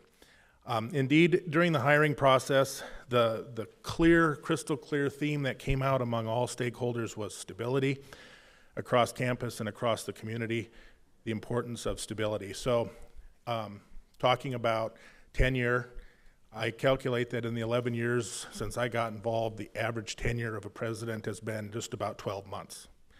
The second tier of leadership has been not much longer, and right now our faculty is sitting at average of just about 4 years of experience on our campus. So I think when people said stability, they mean don't let anybody leave their job anymore. And obviously that's not possible. We understand that we're very small. We understand that our wage scale is very limited. And so as I've considered stability, what we're focused on is stability can't mean permanence. It has to mean predictability and resiliency. Change will come, but we need to know what happens when it does. When someone leaves a position, we have to understand how we move forward, and we have to be able to withstand that change. Over the years, Dawson has been very vulnerable to many single points of failure. We don't have a lot of redundancy in any function on campus. And so programs, initiatives, processes, and procedures tend to be dependent on the person who holds the job at the time. And when that person's gone, we tend to lose the narrative from time to time. So we're doing a few things to try to help with that. We're promoting from within, upskilling our people into leadership positions so that we can retain and develop across our areas. We've got 3 people who stepped into leadership positions in academics and student services this year. We are also looking at cross-training in unconventional ways that include across traditional departments and functions. We're attempting to do that so that we build some redundancy and some resiliency into the system. We started that. We've got someone from HR that's cross-training in financial aid right now. And so we've got some really, I was going to say that on our campus everybody wears a lot of hats, but once I saw a day in the life of Chancellor Hickswa, I decided maybe I shouldn't complain or hit on that topic too hard. But we certainly wear a lot of hats, and we rely on our people to do a lot of different things. We're also very proud of our partnerships across the state. I think we are, trust me, for those of you who drove a very long ways to get to Billings, there is plenty of vastness left to the east. But we're excited that we're able to work right across the system. We had Dan Lee from the University of Montana on campus last week talking about partnerships and things that we can do there. Este's coming to campus on Friday. We're working very closely with MSUB on a number of things, including TRIO, including foreign language, and I just heard yesterday that Atomic Circus is coming back to DCC next spring, so we're excited about that. So just continuing to work across the system and with you all, looking forward to it. So thank you for the welcome. Oh, before I go, if I may, the person most responsible for me being here is our board chair, Cindy Larson, who's here today. So let me introduce Cindy. She not only encouraged me to do this, and someday I might forgive her, but she is an absolute workhorse on our board and is just a tremendous asset to the school and the community. So thank you all. Thank you. Thank you, President Knutson, and welcome to your new role. We look forward to working with you. We have a few introductions. We'll move through them quickly. We've done ours, Chancellor Hickswa.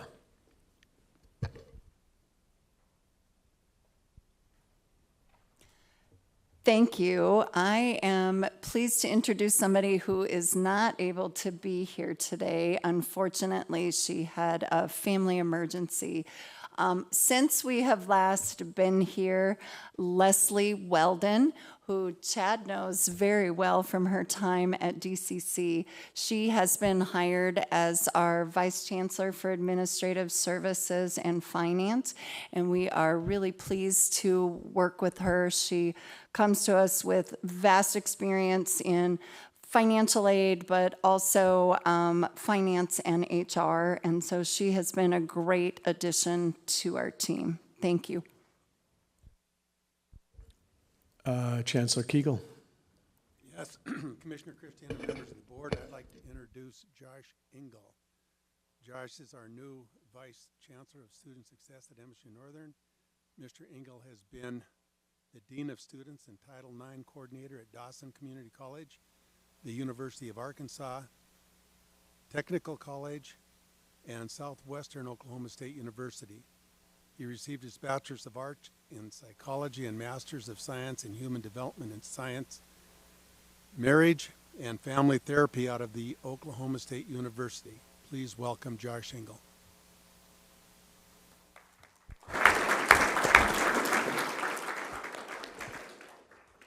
Welcome, Josh. We're back. We found him in the corner. Welcome. Chancellor Cook. Good morning. I'd like to introduce Dr. Tim Elgren, who joined us in July as our Executive Vice Chancellor and Provost. Tim comes to us from the University of North Carolina, Asheville, where he served as a Chief Research Officer and Director of the Corporate and Foundation Relations. There he oversaw 3 grant-funded centers, the North Carolina Center for Health and Wellness, the National Environmental and Modeling Center, and the STEAM Studio. Prior to that time, Tim served in a variety of faculty and administrative leadership roles at Hamilton College as well as Oberlin College, including professor, department head, associate dean, and chief academic officer. Tim is a first-generation college student who earned his BA from Hamline University, did a PhD in bioinorganic chemistry from Dartmouth, and a postdoc from the University of Minnesota. Tim and his wife Gail joined us in July, and they have 2 grown children, one who migrated west with them and is in Salt Lake City, and a daughter that is in Washington, D.C. Please join me in welcoming Tim.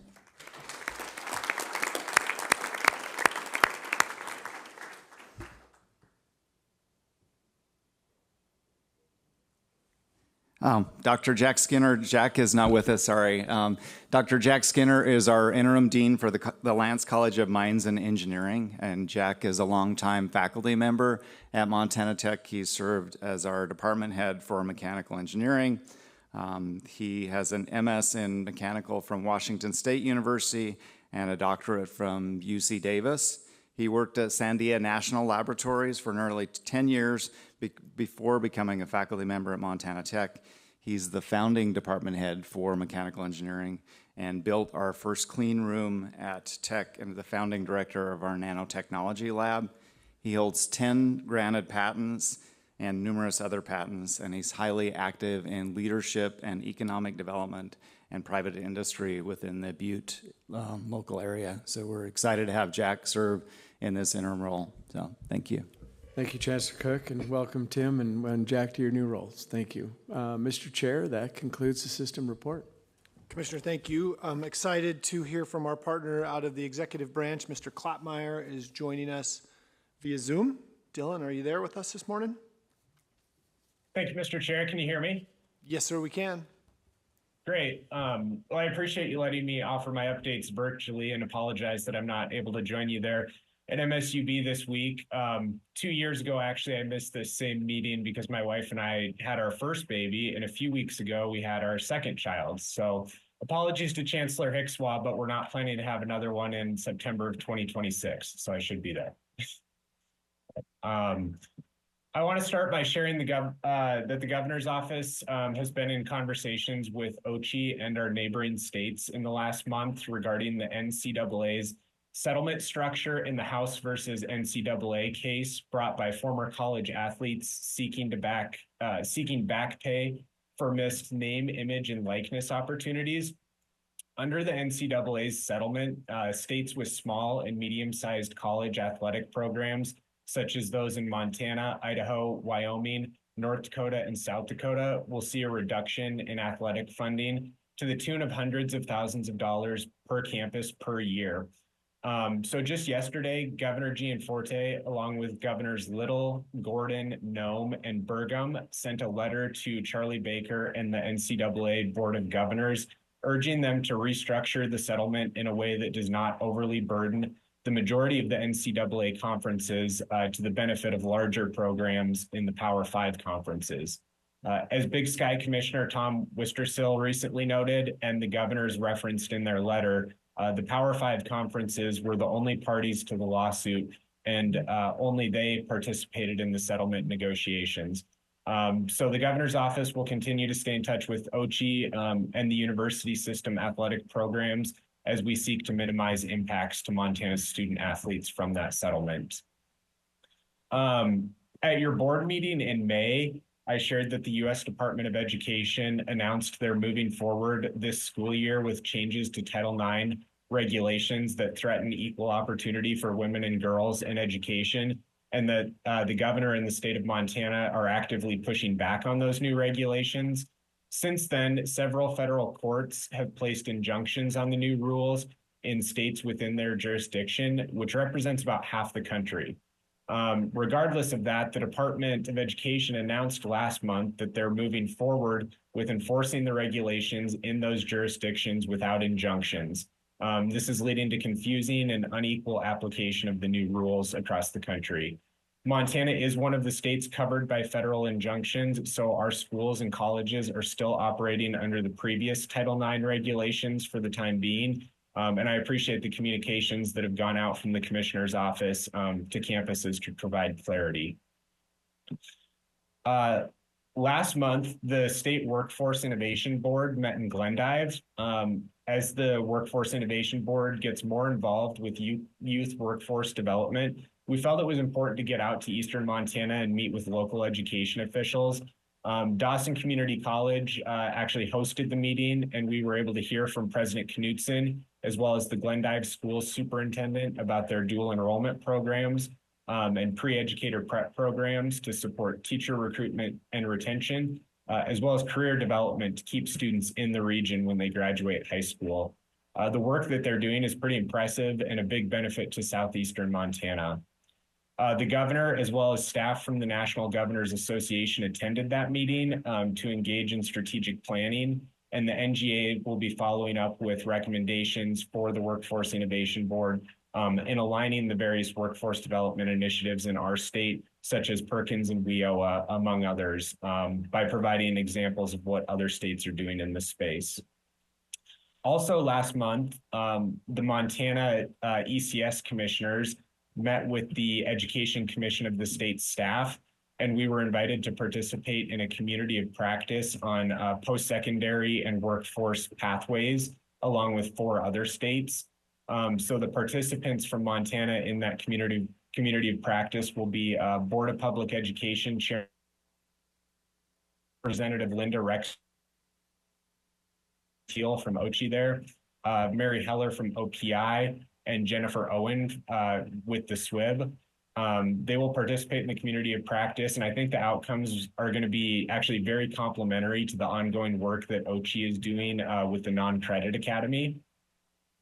And then just to close out, it's been one of those busy times of the year where the in-state education policy, where the Board of Public Ed, Regents, and Education Interim committee meetings all line up around the same time. So that Education Interim Committee and Interim Budget Committee has been in town in Helena this week. And I just want to commend the OCHI staff for their presentations this week and for being very well represented at the legislature, sharing success stories that you heard about earlier this morning for MUS priorities such as dual enrollment, year degrees, sprint degrees, as well as panels with DLI and corrections on education and training for incarcerated individuals.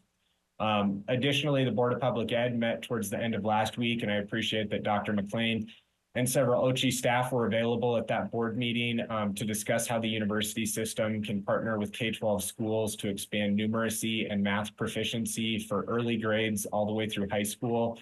As you discussed this morning, this topic has been a growing area of interest for the legislature and is likely to be an ongoing topic, not only in the session, but through Board of Public Education as they consider changes through rulemaking.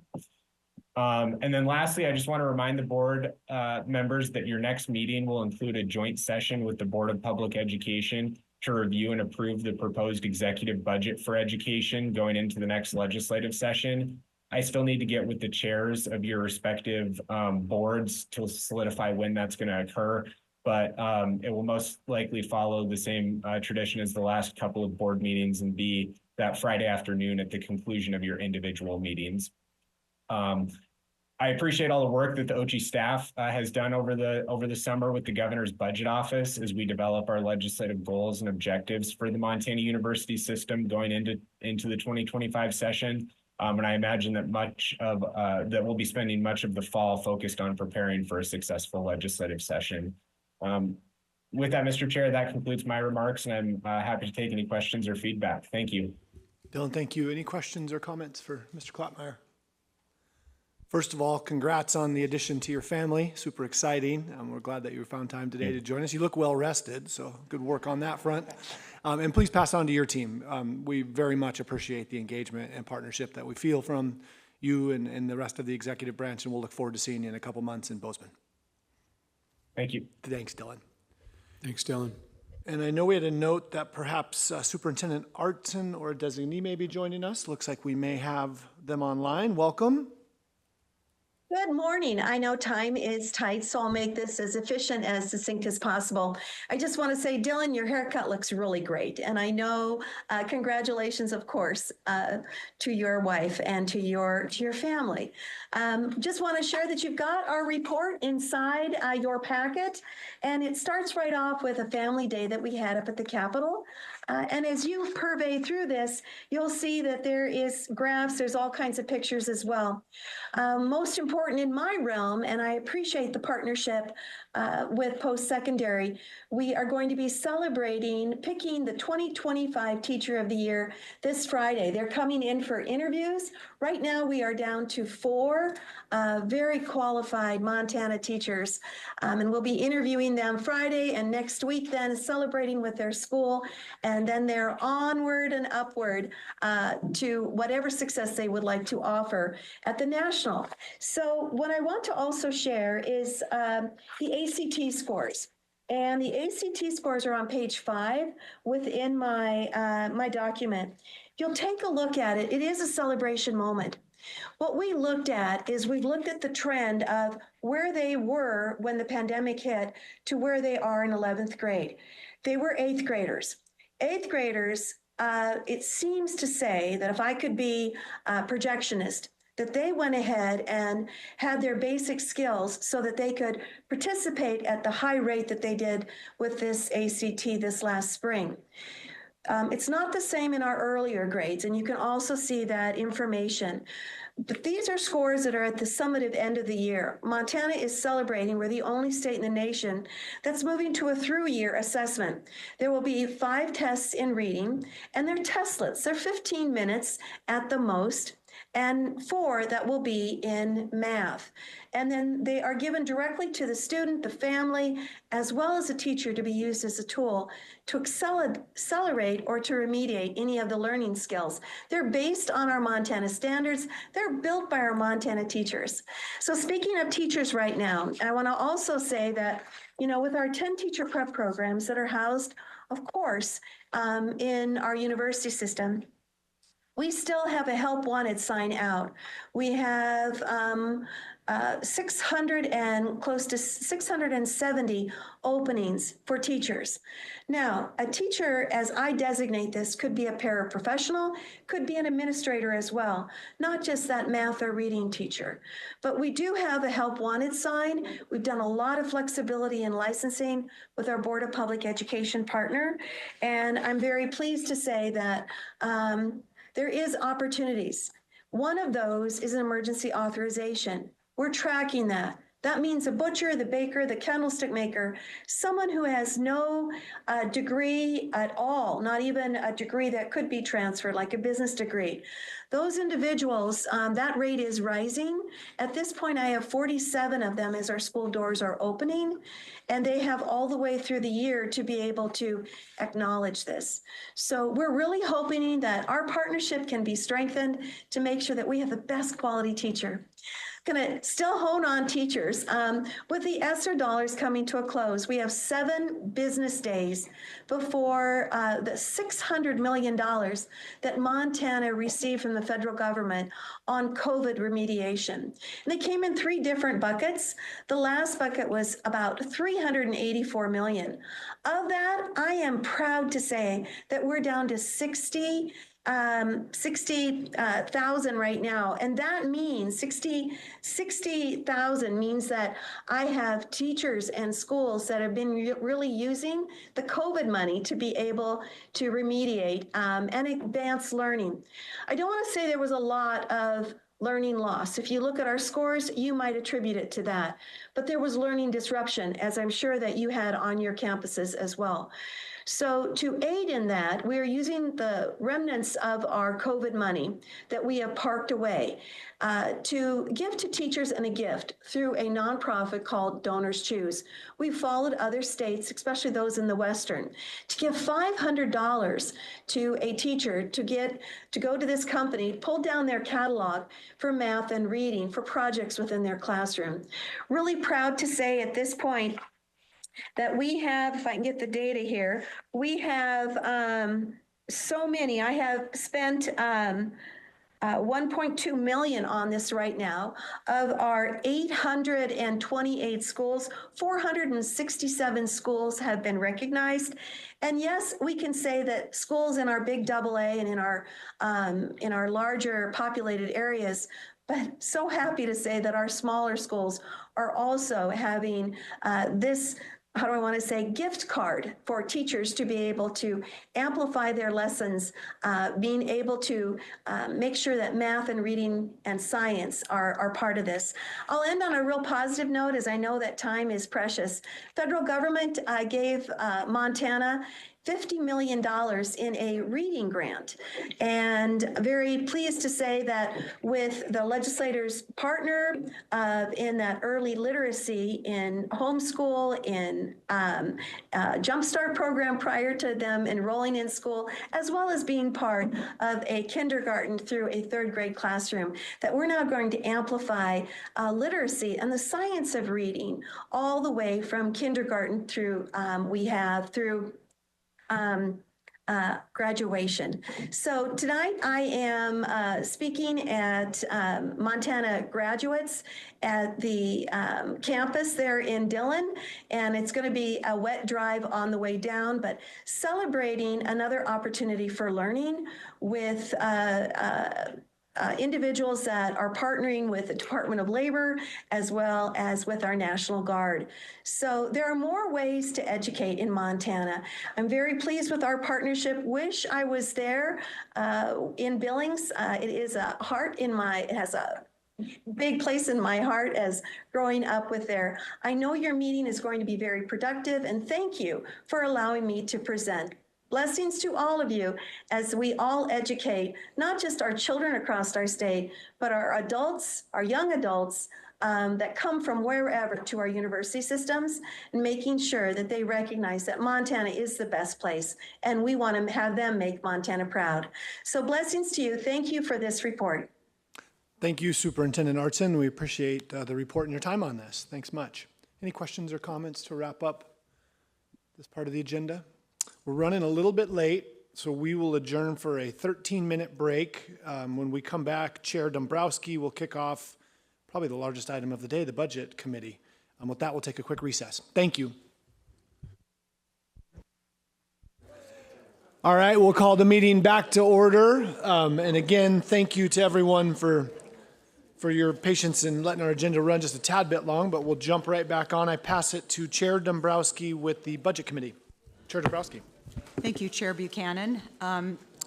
Good morning, everyone. I am going to take a couple minutes on the mic to thank, again, the work that was done on the FAFSA. That was incredibly important, and it always weaves into everything we do, including in the Budget Committee. And I would want to just echo Chair Bow's comment, like, what are we waiting for? And I know Commissioner and his staff heard sort of that general sense of support for moving ahead on this. No one wants to leave that amount of federal dollars out there.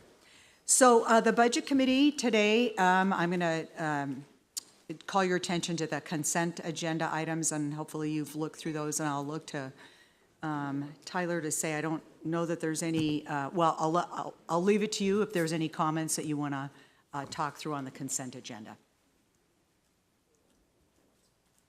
Tyler? None? Sorry. Sorry, I was looking for Shauna. Oh. No, Madam Chair. I think we're good. All right, if we can just move down a little bit on that video, that'd be great. So here are our action items, and I think maybe Shauna's up to speak, and I'll hand it back to you. Thank you. Yep. Thank you, Madam Chair. Every September, we meet to do the business of the Board of Regents, the Montana University System. But most importantly, we meet to approve the operating budget of the Montana University System, and we have a long history of different methods and presentations that we've delivered to the Regents to ensure that you have the full picture, that we are transparent, and that we are accountable for this budget.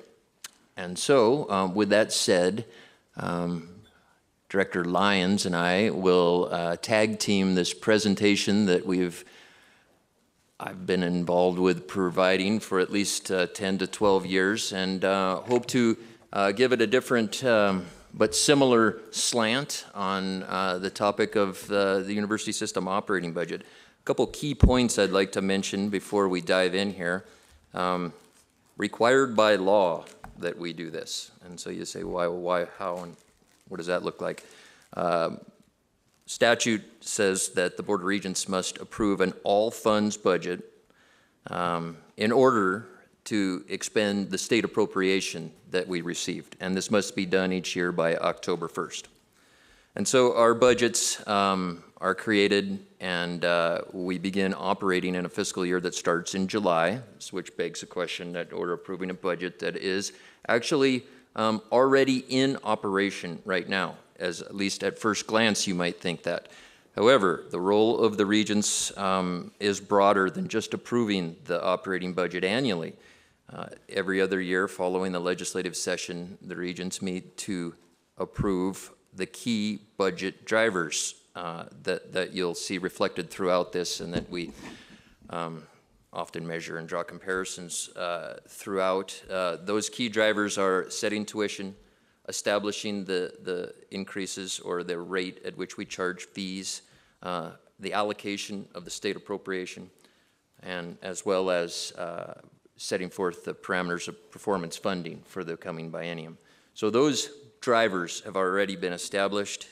We'll revisit aspects of that throughout. And one of our primary methods for communicating this information to you and in the name of transparency and accountability is to take a look at every chance we get the data that we have longitudinally over time. We also have established benchmarks. Some of them are historical, some of them are related to peers throughout the nation, and at every step try to give you and the audience a measure of where we're at and where we're going based upon these benchmarks. And finally, this presentation is really a tale of two cities. I think I've used a football analogy in the past too often, so I'm going to go with a tale of two cities. I'm going to take the first city up, and that's going to be the one where we take a look at the historical trends of the university system, where we rank nationally, and kind of setting the table for and context of the second city, which Shauna will handle, and that is kind of the nuts and bolts of the presentation that is broken into the revenues that we receive in the current unrestricted, our expenditures, staffing patterns, scholarships and waivers, as well as a key driver, enrollment. So, with all of that said, let's dive in. Perfect. Madam Chair, members of the committee, thanks for the opportunity to present the FY25 operating budget to you. As Tyler mentioned, we kind of break this into two different pieces here.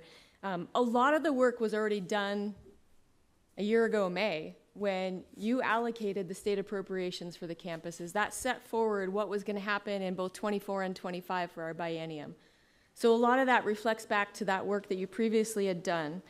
As Tyler mentioned, we'll split this into two pieces, more of kind of the system level piece of it with some national data trends, some things of how Montana ranks within that. And then we'll move into a system summary of our campus budgets that are all rolled up into one nice, beautiful package for you. So this here is our all funds summary, and Tyler mentioned that this is super important because there's a lot that goes into our institution that brings us together that you as the board will approve as our overall spending package for FY25. The all funds summary is comprised of our designated funds, our restricted funds, auxiliaries, plant, community colleges are tied into this, along with OCHI's budget is all part of this all funds summary. But most importantly is the current unrestricted piece of it. This is important because this is our area that we provide the most accountability and transparency for, as this is where our state funds are, along with our tuition and fee revenue. You'll see that our FY25 all funds budget is $2.2 billion. This is a slight increase over FY24, and that's primarily within our current unrestricted, our plant, and our research. And as we walk through the information, you'll see why those areas are increasing, and we'll make note of those as we go along.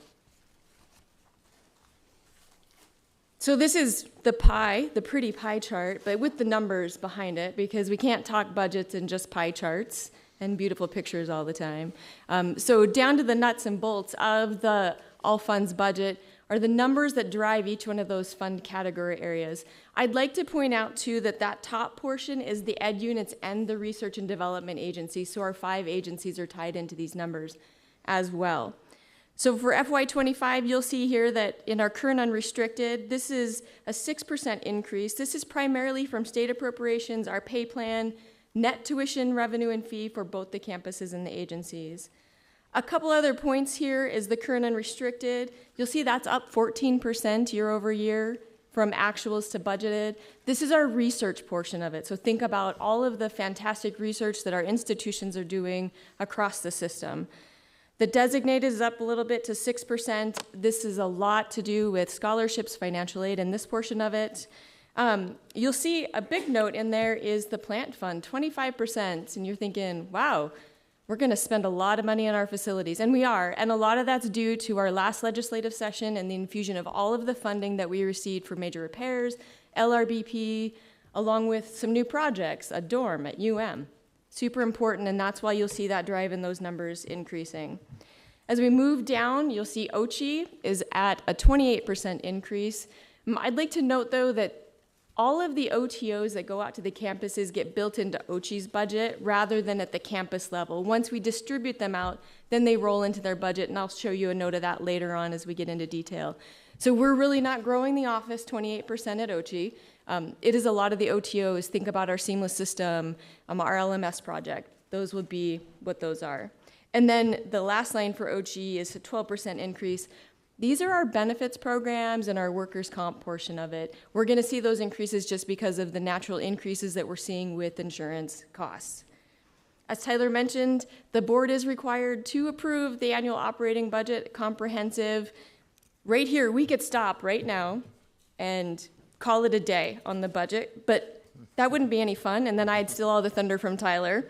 So I'm going to let Tyler walk through the next slides about some national data where Montana sits in it, and then we'll move back into some more detail in the budget momentarily. Thank you, Shauna. Don't hesitate to ask questions as I kind of motor through some of these slides quicker than others. There's a picture of our historical state appropriations going back to 1992. I can't tell you how many times I've said this, but it still fascinates me that from 1992 to 2005, we declined in our state appropriations by $7 million. That does not take into account inflation. So that was sort of the defunding era of higher education. And then there was a change in 2005. And one of the changes one of the catalysts that instituted this change was the first iteration of the tuition freeze, which came in 2007. And since that time, the state of Montana and the legislature and the executive have done us very well in our allocation of our state appropriations. So more on that, when we do control for inflation and then look back over time, 1992 being the high mark and then the drop, and then you see us build back. And again, still not letting go of the tuition freeze era. A lot of that base funding, which was added in, was due to the tuition freeze to backfill for resident student tuition revenue. The state of Montana partnering with the Board of Regents to do this. We've been able to recapture our position, I should say, since where we were at in 92, very close to that level of funding now. When we take a look at those state appropriations per resident student FTE, you'll note that we have, and the bathtub effect in the era of the kind of the low mark of the 2005, 2011 is pointed out there as the high mark of our resident student enrollment. So there's definitely enrollment affecting this chart as well, as the actual dollar amount that's been appropriated. And we'll talk more about that state appropriation per student and just how we compare to other peers as we move forward. And as Shauna indicated, we're going to focus from this point on the current unrestricted. And some of that, a large part of that, is the accountability of the state appropriations. We mix those state appropriations with tuition dollars to provide essentially the services, the faculty and staff, to provide the educational experiences for our students. And so here you have tuition dollars combined with state appropes and controlled for inflation over time. I point out that one of the, I guess, hallmarks of our story was back in 1992 when you took a look at what portion did the state provide compared to which portion did the student provide. We were at the highest level then at 76% state share. And if you took away the visual of this and just said, well, but now we're at 44% state share, you could come to the quick conclusion that the state of Montana has bailed on us, but that's not the case. A lot happened in this time. The growth of tuition revenue and just kind of the change of the business model in the university system. We know that on a per student basis, the state of Montana has basically caught us back up to where we were in 1992. And since that time, we've also leveraged our ability to enroll non-resident students, capture more net tuition revenue per student because of that, and as a result, help subsidize the cost of educating resident students and uphold our values of affordability. And that'll be a continuing theme I talk about as we move forward. I have a question, Commissioner Tyler. These charts don't make sense to me if you think about, you just showed us two charts that said we had tuition freeze and the state paying much more. Now you show us a chart showing that the state's paying a flat number and tuition revenue's gone way up despite the freeze. So outside of out-of-state tuition, what am I missing? This is driven by non-resident tuition revenue, the increase of non-resident students, an expansion in the era from 92 through 2007, a huge increase in the amount that we charged to resident students. We got ourselves from being one of the lower states in the western states in terms of what we charged in 92 to one of the higher states, and particularly in comparison to median income by 2007. And that was the primary instigator of the tuition freeze era.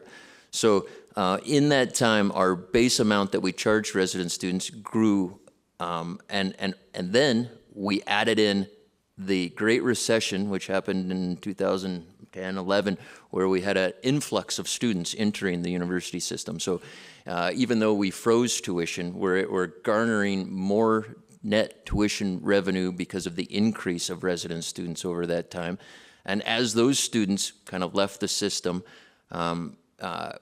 it quickly became a backfill with non-resident students. So the dynamics which are occurring through here are rates that are increasing the tuition revenue, as well as the number of students and the change and the mix of those students.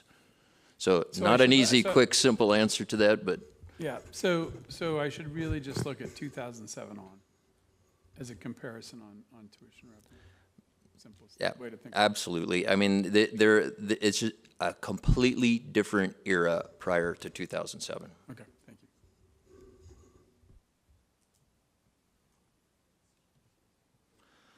So we've been talking about net tuition revenue.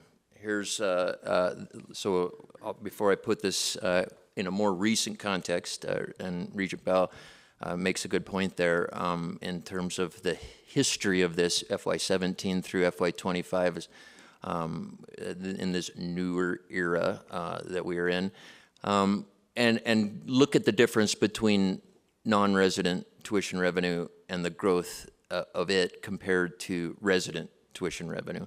And you'll see largely, well, non-resident tuition revenue declining a bit, but a large increase in the non-resident tuition revenue.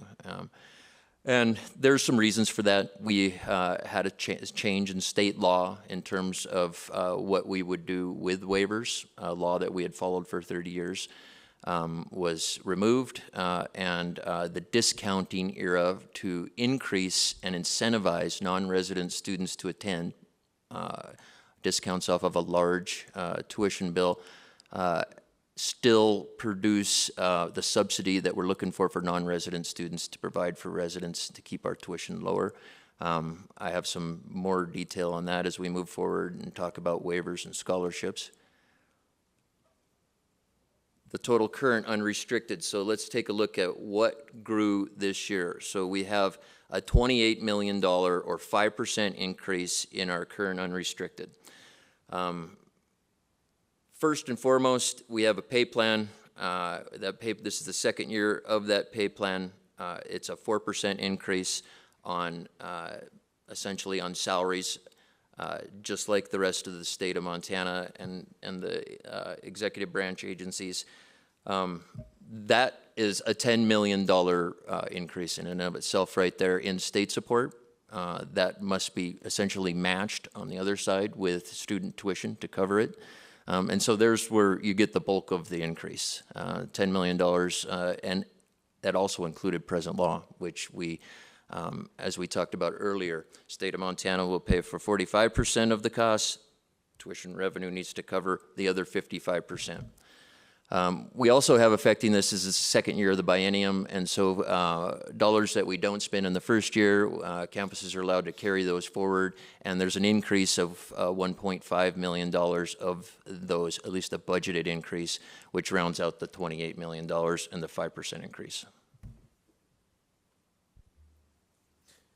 Tyler, I had a couple of questions, Madam Chair. Can you remind me what is transfers other? What's in that kind of category? Madam Chair, Regent, those are, I think Sean will do the best job at doing that. Madam Chair, Regent Lozar. So the transfers other category is a little bit of that carry forward that Tyler mentioned. So since we're in the second year of a biennium, campuses have the opportunity to carry over or transfer that amount of money from the FY24 budget into the FY25 budget, that revenue that they did not expend. In there also you'll have some of our investment income, a few other little pieces from sales of other things, but that your bulk right now is going to be that carry forward from FY24. Okay, and then as a follow-up, you mentioned the ability to transfer after the first year of the biennium unrestricted funds. What does that look like? Can you remind me what that looks like for at the end of the biennium? What happens to any excess resources? Absolutely, Madam Chair, Regent Lozar. So at the end of the biennium, through policy that the board has established, the campuses have reserve accounts that they can move that funding into. There's a couple options. They have their reserve where if things go wrong in the next year, that they can bring that money back into the current unrestricted. They can put it into a scholarship reserve or their facilities deferred maintenance account, which is another reserve that can be used in that plant later on. And then as a follow-up, where does the reserve funds hit in our operating budget? Does it go back into the line just current unrestricted? Or does that turn into restricted resources? Madam Chair, Regent Lozar, that would actually come back into that transfers line. The transfers line, okay. In the current unrestricted. Thank you, Shauna. Okay, just a quick look at some key budget drivers here and in comparison. We take a look at the change in the rate, cumulative percent change in inflation. Then we take a look at the kind of green line there, which is MUS current unrestricted expenditures at 29%. And a look at the increase in resident tuition and fees at our flagship campuses of 27%.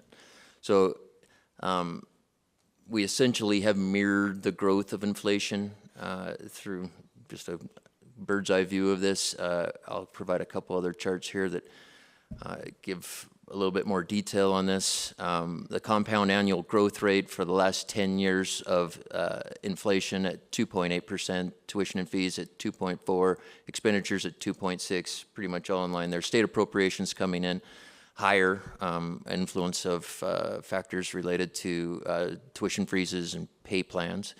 And then financial aid, that is just kind of a point of information here for our first-time, full-time resident students, increased at a lower rate at 1.9%.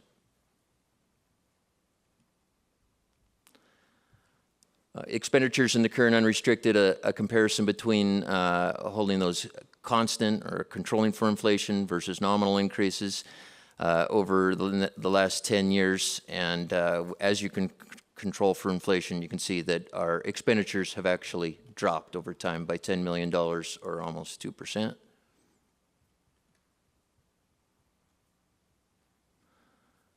At the 10-year cumulative percent change, we take a look at this is U.S. expenditures. That's expenditures for all public institutions throughout the United States have increased by 40% over the last 10 years, and the Montana University system at 29%. So then we'll take a look at a series of charts here. We'll start with education appropriations, so state appropriations, defined a little bit differently than what we'll show you in the second half of this presentation, but nonetheless very close to what we have. This is FY23, the most recently released data from SHIO, a resource that we use often to compare ourselves to other states. And you can see that on a per student basis, this is total appropriations, state appropriations per total number of students, not just resident students, it's total, that we are in the lower third of states in terms of the dollars we receive from the state per student. We do better in the net tuition revenue zone. This is going to be a common theme you hear, our ability to leverage what is most often non-resident tuition revenue to put us into a position to keep resident tuition low. You'll see we're just above the national average. And then when you combine essentially the state appropriations and your tuition revenue and call it educational revenue, and see where we fall across the spectrum, we are in the lower third of the states in the nation in terms of the amount of dollars we have to expend. Of course, this is FY23, so this isn't going to match exactly. It also has community colleges bled in there, as well as state-funded financial aid, which is small for us, but that won't mirror exactly what you look at in the second half of the presentation, but give you a good comparison of where we're at nationally. State share, so what percent is picked up of the current unrestricted by the state. Montana is approaching close to 50%. We're chasing a national average that keeps growing. That's almost up to 60% now. I provide some more information on historical context of student share, obviously the flip side of state share here. I'm going to kind of breeze by that. I think one of the other indicators we track is the state and local support that we receive per capita. So state appropriations essentially per capita, and compare ourselves to the national average. We fall below it by a ways in terms of the number of states, but I guess the actual dollar amount isn't that much lower than the national average. And then finally, enrollment trends, and we talked about that. You heard it in a presentation earlier. There's no way to escape the fact that enrollment is one of the key drivers of our budget, and I think that's one of the best ways to look at enrollment. We use it, it's a point of interest for everyone, not just within the budget, but it truly is one of the primary drivers. And nationally, enrollment has declined for the 12th straight year in a row. And you're going to see that we've just recently started to buck that trend. Enrollment in the MUS has increased each year, albeit slightly, for the last 3 years, and that's encouraging. And we like to, whenever possible, try to relate that back to our initiatives that we've employed at the system level, as well as efforts by individual campuses to continue to seek out and grow enrollment. And one of those ways, I think it often kind of gets disconnected from the operating budget, but so key to the operating budget is student success. And student success, not just for individual students and their well-being and their achieving their academic endeavors, but also our enrollment. And retention is a key factor in increasing our enrollment, obviously. The more students that stay in the system, the bigger the snowball gets. And this has been a slow-moving but continually improving metric for us. It relates back to a key aspect of our operating budget, which is performance funding. And we've hit a high water mark here, and that's the entering class of fall 2022, who returns in 23. We're just on the cusp of being able to update this information for fall 2024 once we get all the census data loaded. We hope this trend continues, but it's also directly reflected in the chart below, which is graduation rates. And, for those of us who've been around in the system for 20 or so years, I guess one of the biggest criticisms that I can remember 20 years ago was the low graduation rates in the Montana University system for particularly our four-year campuses. And it's that four-year rate, it's kind of confusing. Like, why are we measuring students over a 6-year period of time when they're four-year degrees? Well, that's just a federal benchmarking method to give them 150% of their allocated time and then see what percent of the students have graduated. Well, there's also, let's just give them 100% of the allotted time, which is a four-year rate. And we've increased that from what seems pretty doggone low back in 2003, from 17.5% to now 35.5% of our students that enter getting a four-year degree in 4 years. That's a huge improvement. It's reflected on our 6-year rates. We're up to 55%. This is now a very close comparison to the national average. And I also want to point out the fact that for all intents and purposes, Montana is an open entry state. We value access, and we're comparing ourselves to states and institutions that hold a higher benchmark in terms of academic standards, tests that you have to take in order to get in, and we've not traditionally done that. So we don't keep anyone out. And then finally, I was just, sorry, Deputy Commissioner Trevor, just while you were touching on enrollment, just a couple questions. I guess first one is relating to the enrollment cliff.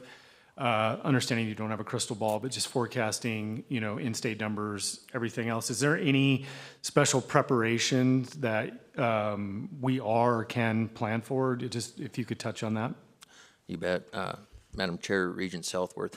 I mean, I'd start with what we heard from Director Lemon earlier today, is that we have, 6 years ago, prepared for this cliff. Actually, there's been a couple cliffs along the way that they've projected, and we've made it through. But with the foresight of the development of the Apply Montana portal, the delivery of information to all high school students in Montana, not just of the 4-year opportunities, but the 2-year opportunities that we have in the state, the value of these degrees, and the reduction in the amount of red tape it takes to get into the university system through a central application that is free to all students, and then getting that information out. I think we're right on the cusp of doing something in the terms of marketing that is so much different than we've ever done before, is speak with absolutely one voice to students and parents in high school of the opportunities in the system, and get them to one entry point. And so that's where we put our pennies in that basket. Nice. And sorry for the redundancy. I had to step out when Scott presented to deal with a natural disaster in Lewistown. Last thing I saw on the slide, and I don't know if you're popping up a different one, but the growth that we saw in WUI in fiscal year 22, it's slowing down now. Can you just kind of explain what you think is going on there? Mr. Chair, Regent Southworth, that's a good question, because WUI, which are Western Undergraduate Exchange students, so the 15 witchy states, boy, people that listen to this from the outside must think we're crazy, huh? The acronyms. Western Interstate Commission of Higher Education is the name for WICHE. There's 15 Western states that all belong to it. The undergraduate students in that state can attend other states by at a reduced amount of 150% of in-state tuition. With that said, we experienced an era between 2020 and 22 of an influx of WUI students. Campuses bringing in pretty much not opening the doors to WUI, but having a kind of a broader consideration, because it is up to the individual institutions whether or not they're going to give a student a WUI. That was connected to kind of the rebound from COVID. There was some uncertainty and fear that just even the number of students we're going to have walking around on campus is going to be dramatically different and affected by the pandemic. And campuses sought to ease that pain by enticing students through offering WUI scholarships. That's 150% of resident tuition rates. So if you took an $8,000 bill, you would have a non-resident tuition pay $12,000, which is a very reduced rate. That doesn't necessarily bode well for increasing your net tuition per student, and the need to do that just to keep up with inflation, pay the bills, the other portion of the pay plan. Campuses have kind of universally, and we talk about this with the CFO group and the enrollment group, consciously sought to tighten WUI a bit, but yet expand the amount of discounts that on a different level that might not be as rich as a 150% increase on resident tuition, but maybe a 200 to 250%, which is still a great reduction off the total bill for non-resident students. So it's a shift, and I it's one of those things I think started with the pandemic.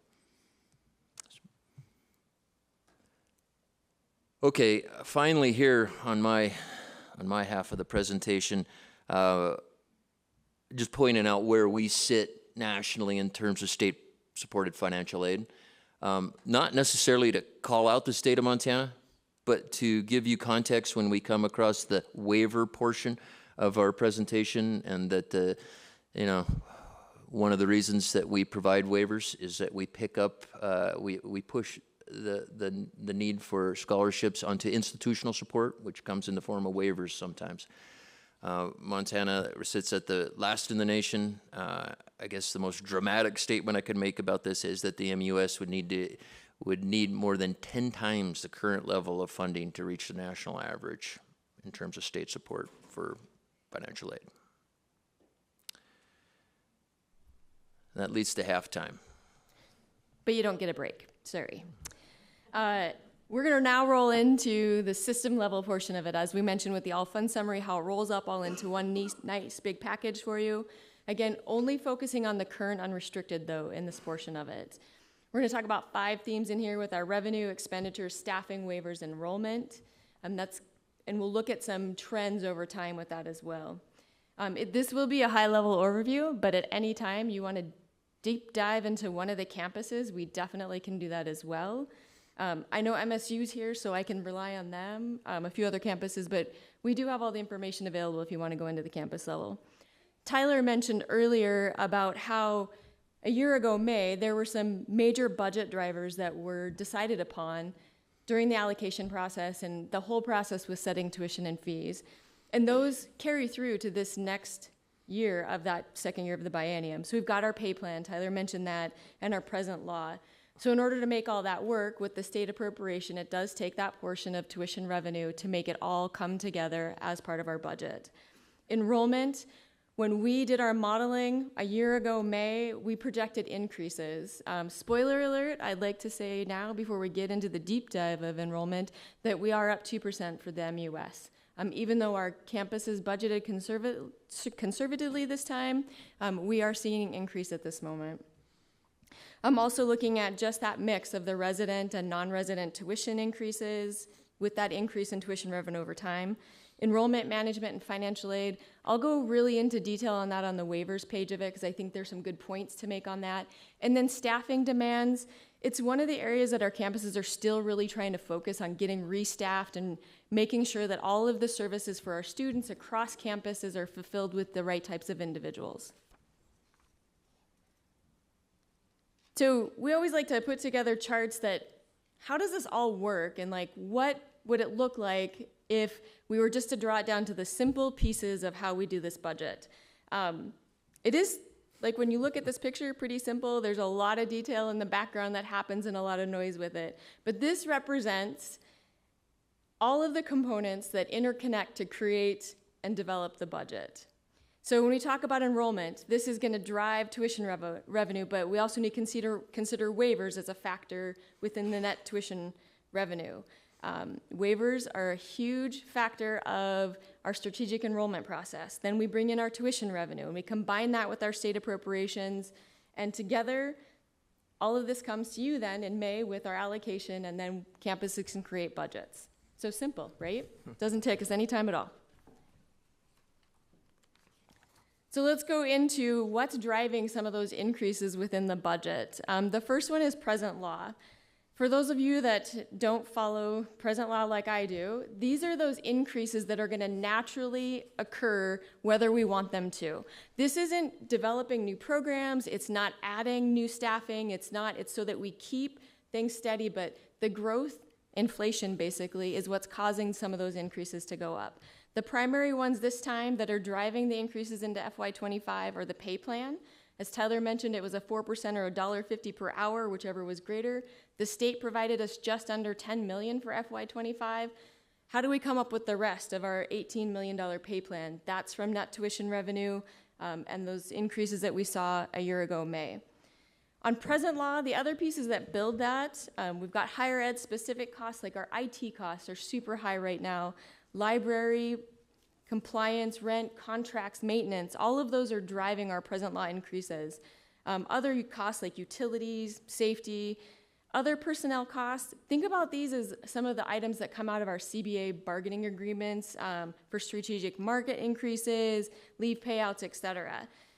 For our present law adjustment of $5.3 million, the state provided $1.3. Tuition needs to pick up the remainder of that at $4 million.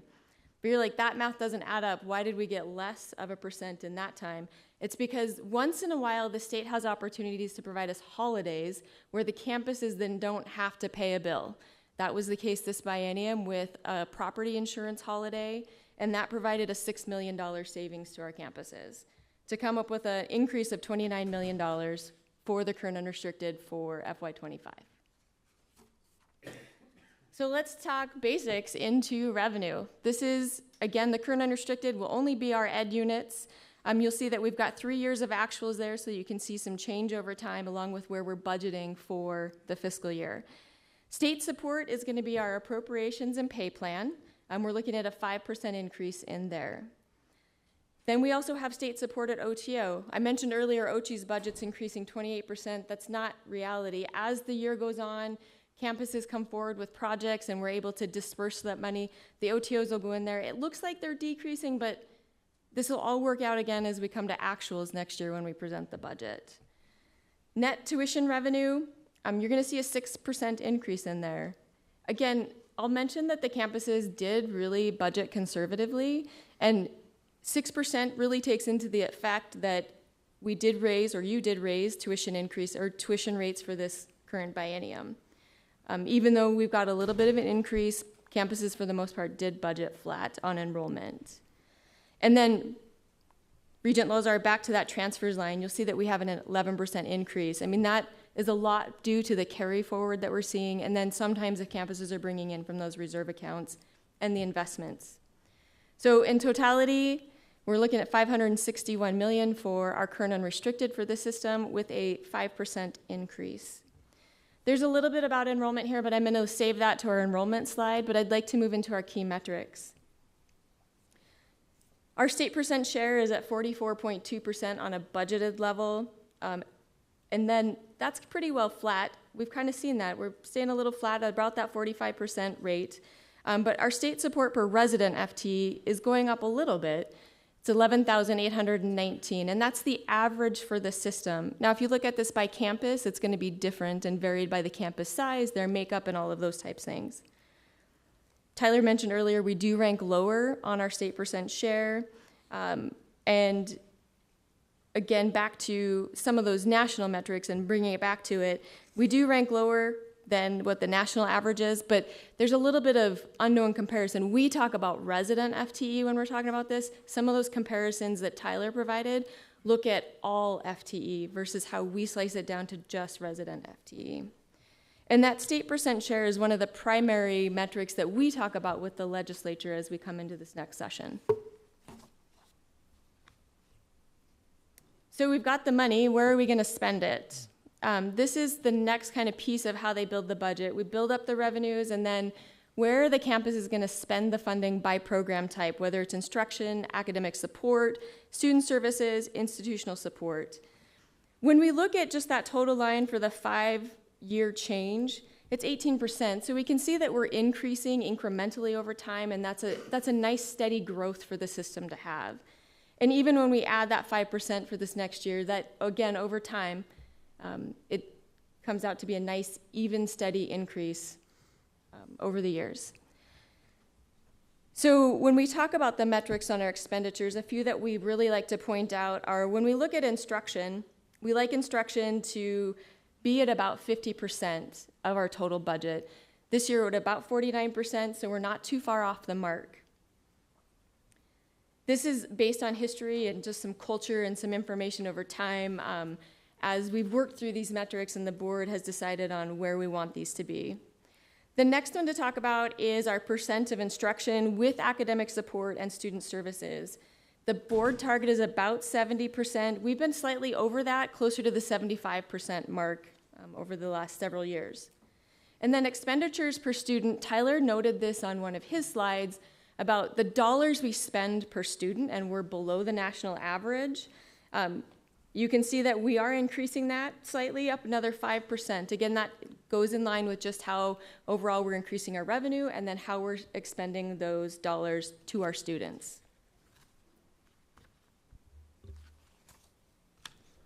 Regent Lozar. Madam Chair, we can look at this slide. I'm just curious, looking at the student services line, a sizable $16 million increase since FY20. What are some of the activities or programs that captured in that increase. Madam Chair, Regent Lozar, there's a couple things going on with this. One, a lot of campuses are realigning their budgets to make sure that their expenditures are falling within the right category, and that's been a lot of work that they've been doing this biennium. Also, a lot of that's going to be with Montana 10 in that realm of that funding source.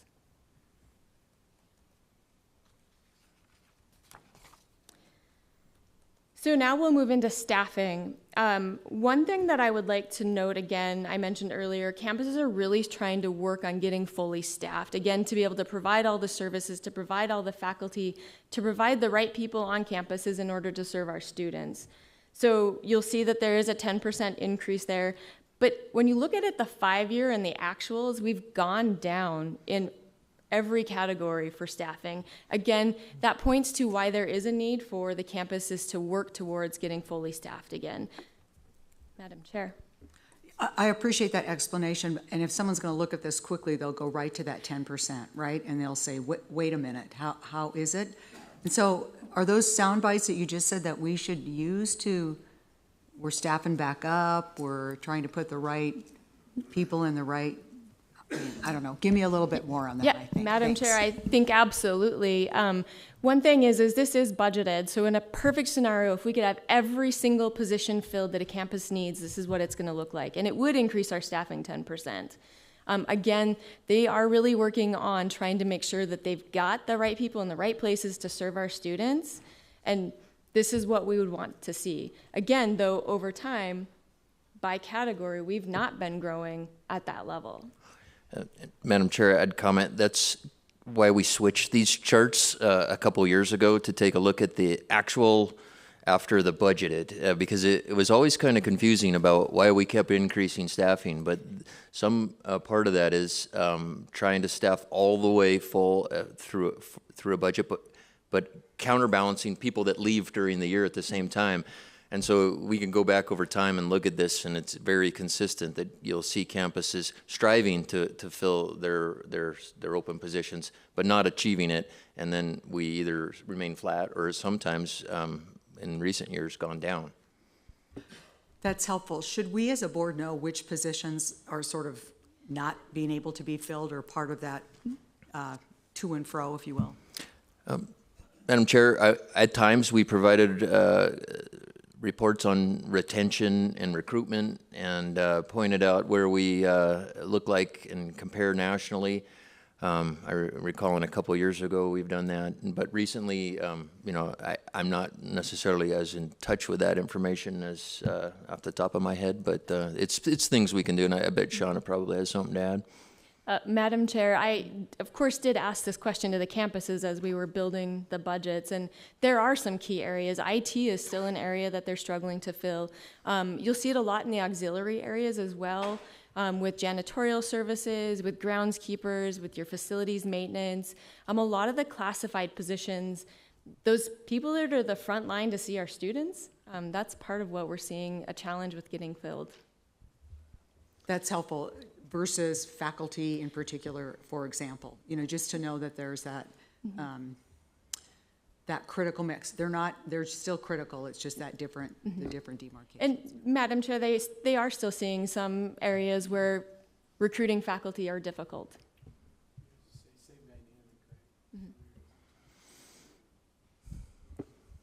Regent Lozar. Thank you, Madam Chair.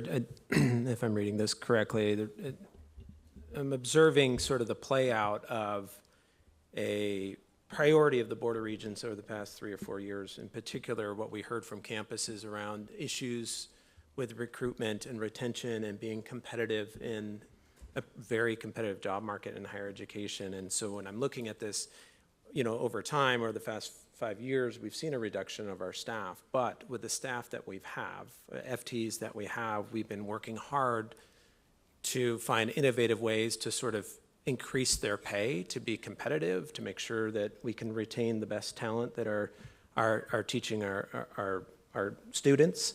And I think it also says a lot about that relationship that we have with the legislature, particularly last few years, last few bienniums, with a commitment to the pay plan, a commitment to increasing the pay plan. So just in the numbers, we can see the conversations that we had and the feedback that we heard from the campuses, we've been responsive. I'm sure there's more that we can do, but this is heartening news. Thank you. Other questions? Okay.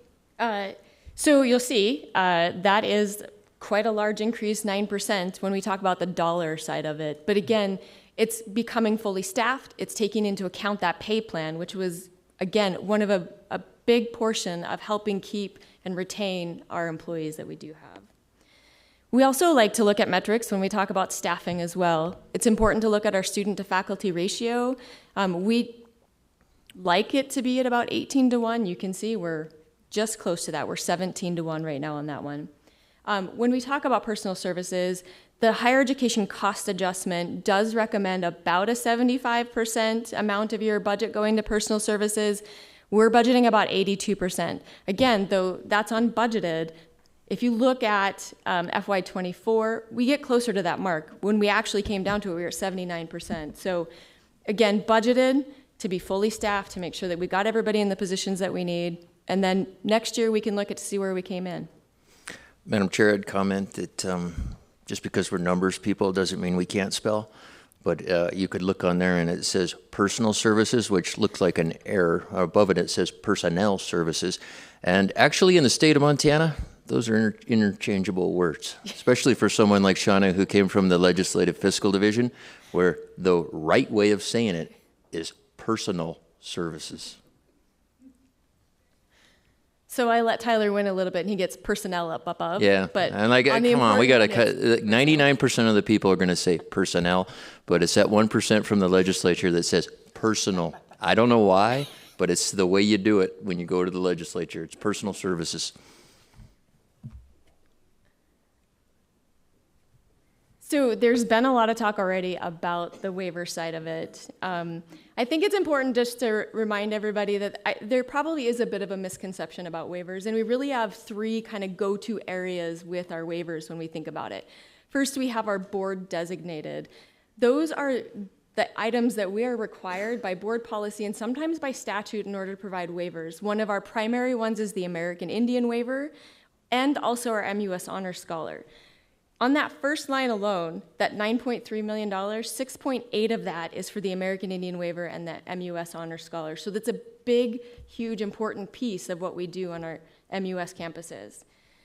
The other part of waivers is those that you can call them discretionary or discounts, right? This is where we're using waivers as a recruiting tool and a retention tool for our students. And then we have this little bit of scholarship. There's a little bit of mix in there. Tyler mentioned we are the dead last when it comes to state-funded scholarships. So we use waivers as an institution for system to try to mitigate that a little bit and provide an opportunity for students in there with using waivers. And Madam Chair, I'd point out that scholarship line, this is sort of one of these time and memorial type reporting things. That's actually cash. Those aren't waivers. Those are when institutions put some of what would be their carryover into the board-approved designated scholarship reserve accounts and bring that back into their current unrestricted to actually provide cash and not a waiver. But we report it together because we always have. That's my only explanation there. Perfect. You'll see that we are overall growing waivers 8%. Again, that seems alarming on the front of it, but as I walk through a few of these other things, I'll explain why that's actually a very good thing for us. That scholarship line, as Tyler mentioned, is the cash piece. Montana 10 scholarships also hit here, and we've got a couple campuses that are doing some new programs, and we're starting to see them in their third and fourth years of offering those scholarship programs, like at MSU, the Treasure Scholarship Program. That's some of that growth in there as well. So let's talk about the metrics, and I want to focus on the percents for the percent change for FY25. So you're thinking 8% and 6%, like, why are we giving away so much tuition? These are actually good things for us. This shows that we are doing a better job with our students and providing that affordability, especially for our resident students. So when we look at waivers per student, we're actually providing $200 more per student in waiver. But on the flip side of it, we're actually bringing in more in net tuition revenue. So while we're discounting or providing a waiver, in the big picture of it, we're doing a better job of that and bringing in more net tuition revenue for the campuses. Yet focusing on that affordability, doing our part to try to recruit and retain students and offset some of the scholarships that we're not receiving from the state. Again, not to call them out, it's just the way that the model is for the state of Montana. The next piece of it is about our average net revenue, and this is in board policy about our requirement that the average non-resident net tuition revenue needs to exceed the average net revenue plus state appropriations for our resident students. And again, you can see we're doing a better job at this. If you look at the last 5 years, even from then, for our budgeted, we've done better. We're getting to where our non-resident students are at about 19,000 and our resident students are about 16,000. And again, while that's growing, we're still making sure that our resident students have that affordability and accessibility for the MUS. And so we've met our goal of making sure that we've met our policy of not underselling our resident students on this one. And enrollment, I know I gave you the spoiler alert that we're up 2% right now.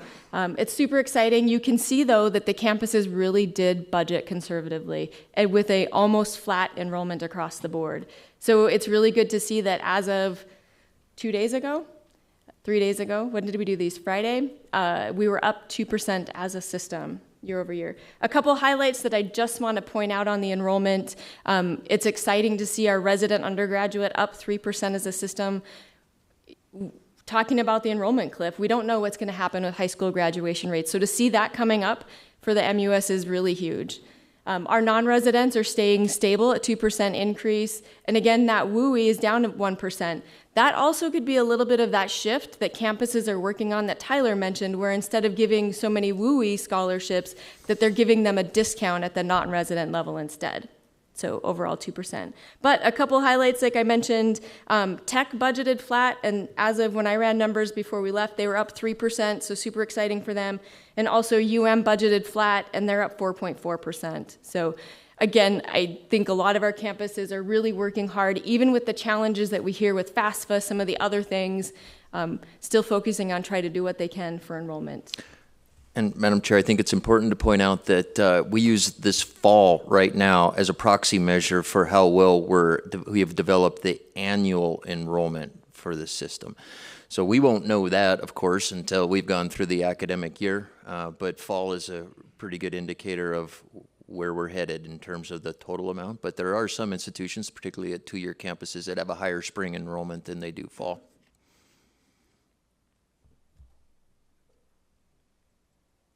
Madam Chair, that concludes my part of building the city. And happy for more questions. I didn't know you were building it.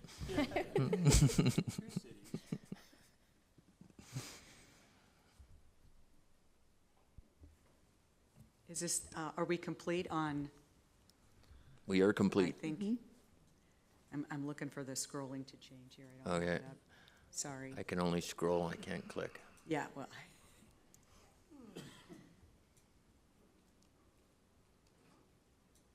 Right, does this conclude the action item A, information presentation?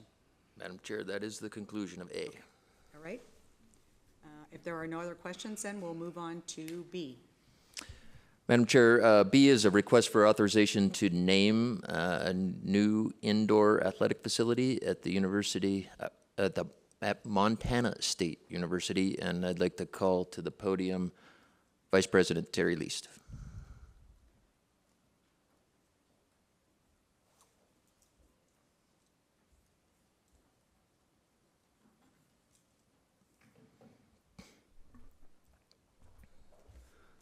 Good morning, Madam Chair, members of the board. Terry Least, Vice President for Administration and Finance at Montana State.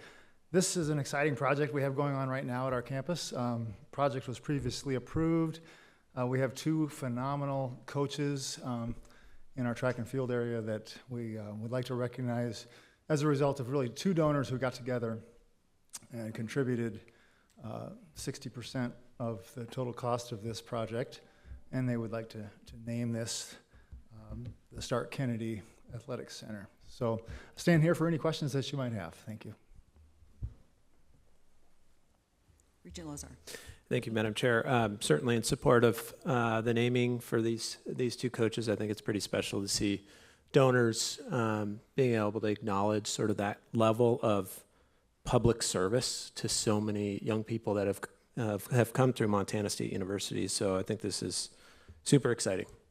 I just had maybe a couple comments just on our naming policy in general. I'm just looking at the action item. Explanation number 4 talks about the gifts equaling more than 50% of the facility costs, which is a parameter of the naming policy. And just from a point of clarification, that's not in the board policy. That may be something that MSU uses to think about how it might apply a pretty general understanding of the term transformative. So I was wondering if you could just speak to that, if that's more localized or if that was an interpretation of board policy. Thank you. Madam Chair and Regent Lozar, excellent question. Thank you. So we have a commemorative tributes policy for our campus, which outlines a whole number of things related to gifts coming in. And I sit on the commemorative tributes committee along with the provost and others and from our foundation, et cetera. So we review every type of naming gift that might come in or naming opportunity. In addition, our MSU Alumni Foundation has a philanthropic policy and a fund de minimis policy that they update periodically in terms of how much or what percentage of certain things. Is it an outdoor space? Is it a building? Is it an indoor conference room, et cetera? Is it a program? All of those things. So our policy from the university standpoint links to the foundation policy, and those two are tied together, and we work very closely together to make sure that the donors that we recognize and the names that they're going to place on spaces have integrity for the long term. Excellent. Thank you, Terry. So it's a more of an MSU perspective on how you think through the process. That is correct. And then just one other observation, just on the naming policy and the sort of the sequencing of things. I think just across the system we've been inconsistent of when the board hears about the naming. Sometimes if you look at several in the past few years, there's been an information item. This one today is coming to us as an action item, having already been announced. I just think something as a board should consider is, do we want to confirm or affirm sort of the sequencing of how we receive the information? Again, full support of this one, but from a board policy or best practice perspective, I think we should probably maybe clean that part up of the policy. If I might, Madam Chair and Regent Lozar, yeah.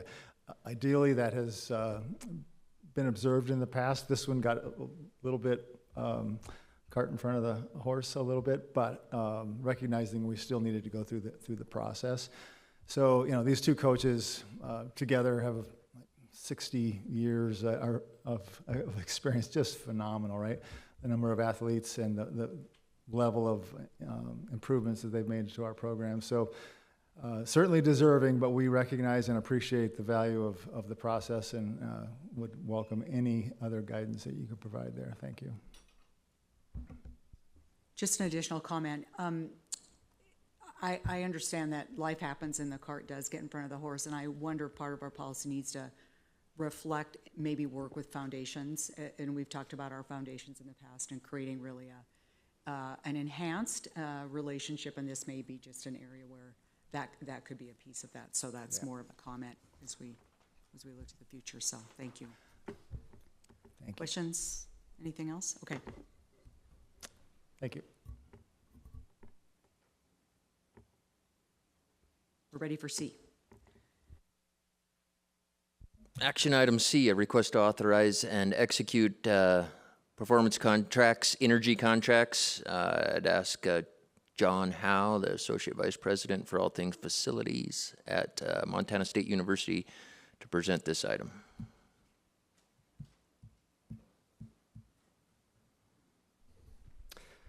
Good morning, Chair and members of the committee. So thank you, Deputy Commissioner Tyler. So this process is part of our state law that we've quoted up there underneath MCA 90-4-112. So what we're coming for before the board this morning is a request to follow state law and our previous contracting processes through the energy performance process. Ideally, this supplements what the LRBP process is as well. So this is in addition to the state funding that we would receive to maintain our facilities. I think first and foremost, as the request notes, it's 50.5 million for the campus. It'll address several projects as noted, and maybe if we can go to the attachment, Tyler, that might help. But this will take about 3 to 5 years to implement if the board so chooses to approve this item. And really, it addresses about 80% of deferred maintenance on campus through this contracting process. Again, supplemental to LRBP. So this is additional funding that the university has to take care of our existing facilities. I think the other thing I'd point out is this is multi-phased, and so this is phase one of a 7-year contract we have with McKinstry, who has been our audit partner. And so we will likely come back probably in March or May with an additional phase, particularly on the auxiliary side, once we get through that process. And so I'll just point out here, particularly if you pay attention to the red numbers on the deferred maintenance amounts. So we've identified each category, whether it's lighting, water conservation, our heat plant, all our existing facilities, the amount of deferred maintenance that will be addressed by implementing these projects, and then the total amount funded through the energy savings. Of note, once these are implemented, we will save approximately $1 million in utility cost, with the potential to go up to about 1.5, maybe $2 million once all the projects are implemented across campus. So it is a net savings to the university once they're implemented. I'll stand for any questions. Any questions? Yeah, Regent Southwood. I'm sorry, John, I could be missing this, and I apologize because I didn't look at this attachment. But so the McKinstry is valuing this. This is these savings are based on a 20-year? Correct. Okay, nice. Substantial. Yep, thank you. I think the only question that came in my mind was just the $50 million. I think this is a well-defined as within policy, and I appreciate you bringing this spreadsheet so we could see that, see the level of that. Thank you. Regent Lozar? Yeah, and I agree. I mean, this is a really interesting, cool way and strategy of which to address some of the significant deferred maintenance that we have at Montana State, and something that could be deployed at other campuses if there is discretionary income to be able to do that. So I'm in support of this. I'm just curious about phase two projections, just knowing that a share of this, an unknown share of this, is going to be covered through debt financing. What does that mean for this $50 million, and what might it mean for a phase two? So just interested more on the debt financing side, but a total amount on phase two would be helpful. You may not have that, but you're probably working towards that right now. So just an estimate would be helpful. Great. Yes, Regent Lozar. So as noted in the board item, right, if we have to do any sort of debt financing, we would come back to the board for that specific item. Some of these projects may be financed through maintenance funds or existing funds that we have in place right now, which we would carry forth. And so that's what we're seeking authorization to do, is to have that flexibility. If we've got the funding in place right now to go ahead and implement, let's say, a lighting project, but if we have to come back for debt financing on, let's say, the heat plant, we would obviously come back to the board for that. Phase two is probably going to be in the same general amount for auxiliaries. You're probably in that $40 to $50 million request. We're working through that financing model right now with our auxiliary services partner, Dwayne Morris, our AVP for that unit. So that's the intent right now. But again, we will come back likely with a combined package once we feel comfortable with that debt financing. Any other questions? Go ahead. Yeah, Chair Dombrowski, thank you. John, just one more. Just thinking about this is, with aging assets scattered across the state, that, something like this, is going to be, you know, it's likely that you're not the only campus that's addressing this. You're just kind of at the, you know, the leading edge of it for us. Bringing in a resource like McKinstry, what kind of cost is that to evaluate, you know, $50 million worth? I mean, I understand it's very complicated, very big project, and is that in this? I mean, what did that look like for you? Yeah, yes, Regents Southworth. So you can pay both ways. You can pay McKinstry or a provider, right, to do the analysis up front, which we have done on a couple of these projects.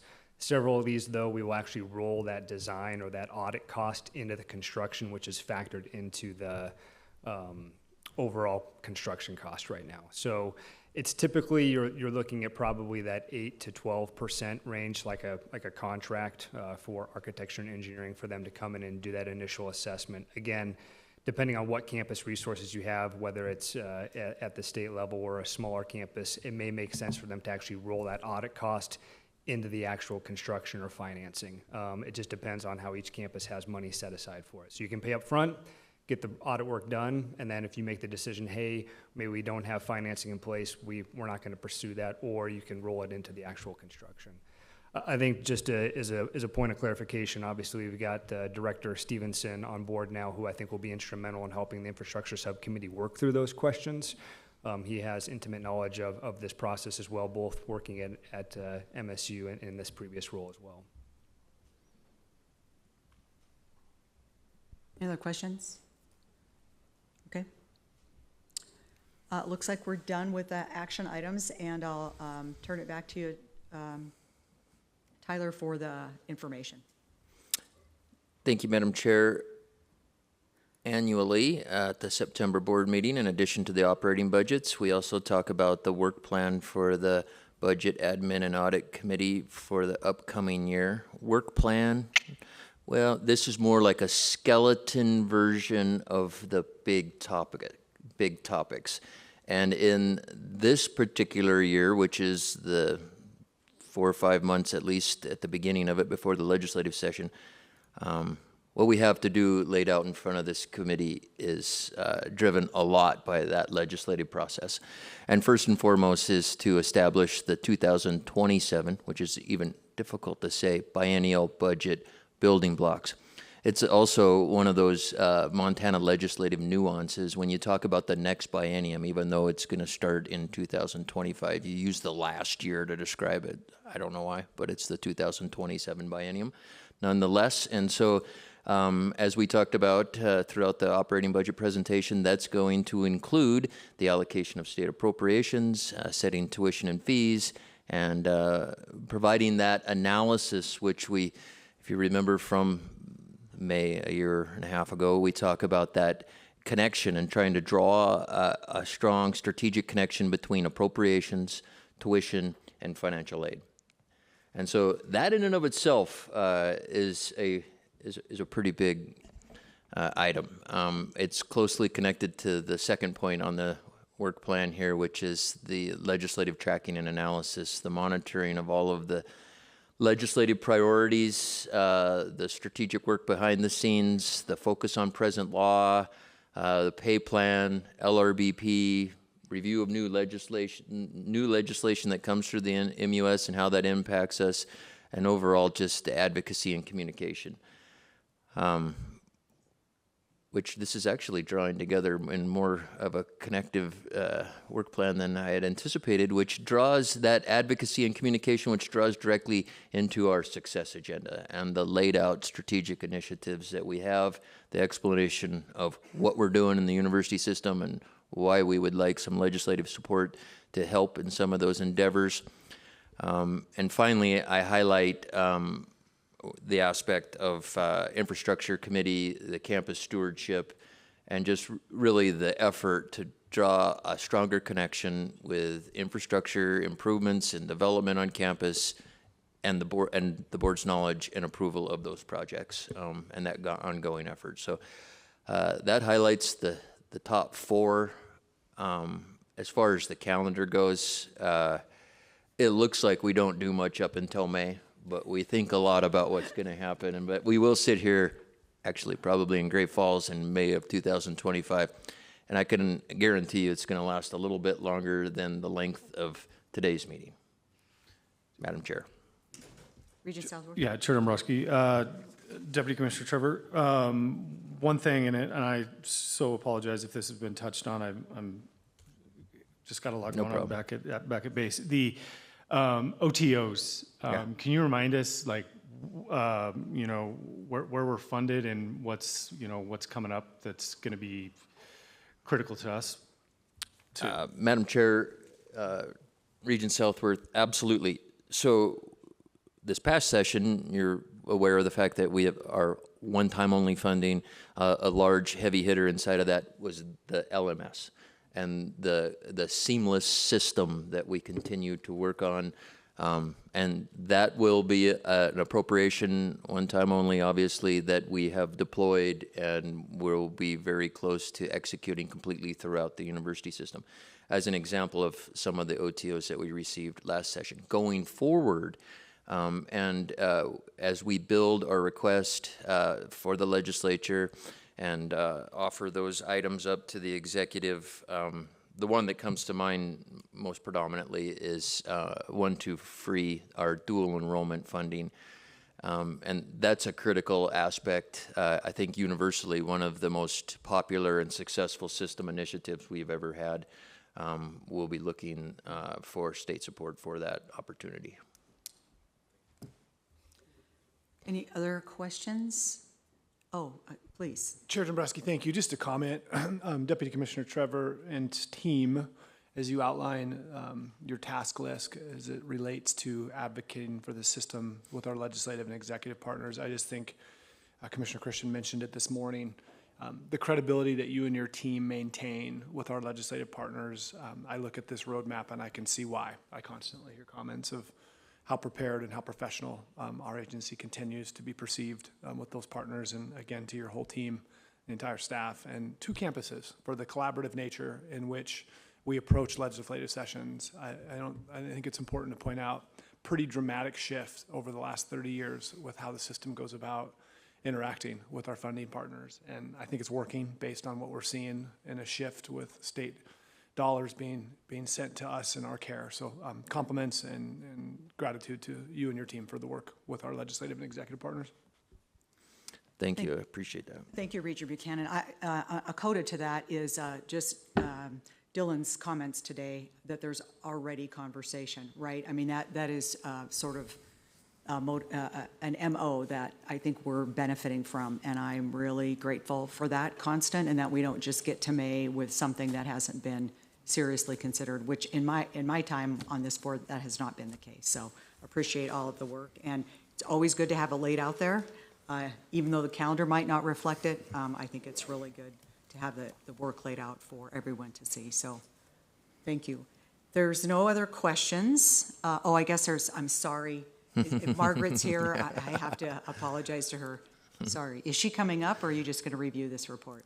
Madam Chair, I can't get her to come. Risk and audit every single time, and I apologize. This next item, our annual report on enterprise risk management, is a point of pride. And if we took a look back at the previous work plans, definitely when Regent Nicetoon was here, I almost can't say risk management without talking about Regent Nicetoon. You'd have seen that on our work plan, and it would have been, statements like work to create a system-wide process. Well, we've created a system-wide process. This is the report. I'm not going to go through in much detail, but there are a couple pages I'd like to point out, and you can see the attention to detail that's been put into this. I think it's really an awesome thing that we have, and a tool that we now annually execute. So to summarize, we have a group, a leadership group throughout the system comprised of campus representatives led by our Director of Risk Management, Margaret Wallace. They do an assessment of campuses annually at the system level to come up with our ranked level of risks throughout the system. And then rather than just sit and look at those risks, we apply a process whereby campuses request funding that tie back to those individual risks. We're able to annually, at least for the last 3 years, provide somewhere in the neighborhood of $200,000 to help campuses alleviate the risks, work together as a system, and I think that's one of the we've called this a lot of things. Shared services would have been one of the names for this, and it's a real catalyst for sharing services because when you get a group together and they realize they have the same risks, that they are offering the same type of services, and there's a shared resolve to fixing some of the problems. Just even that alone, the sharing of information is huge. So this process yields more than just what the dollar amount is on these reports. And I encourage everybody to read through this. And if you have any questions, we'd be happy to follow up with you. Again, my apology for oversighting that. This is essential, period, and very important. So I would encourage all of the board to take a look at this risk report. It does look different than it did in years past, that's for sure. Regent Southworth, any? Okay. Any questions or comments? Right, that concludes the business of our committee. Chair Dombrowski, thank you. Committee members, thank you for your due diligence there. Chancellor Hickswaw, we're meeting with the students, I imagine, up in the Beartooth room again. Is that correct? Thank you. For those of us talking about financing, the Federal Open Markets Committee just announced a 0.5 percentage point cut. If you don't like it or it surprised you, Regent Lozar can be cornered over the lunch hour. Yeah. With that, we will recess for lunch, and we'll meet back here at 1:15. Thank you. Thank you, everybody. We're going to pull this meeting back to order. Hope everybody had a great lunch. Students, thanks so much for making time to come down and take the time over lunch to visit with all of us. Always enjoyable. Regent Bao, Academic Research and Student Affairs. I pass the gavel. Great. Thank you, Chairman Buchanan. Call this part of the committee meeting to order, and we will start with the Emeriti faculty. And I think just before I turn it over to Provost Makwa to talk about the Emeriti, I think, it is really important to remember, you look through this list of faculty that's being recognized, and we all benefit from the great reputation that they spent 20, 30, 40 years giving us. And so I will leave the specifics up to our MSU people, but I do think you look through those names and like Ilse Lee, she's been such an important part of everything that's gone on there, and I don't know how you talk about politics in Montana without Professor Parker as well. So, President Cruzado, unless you're handling it, I'll turn it over to Provost Makwa.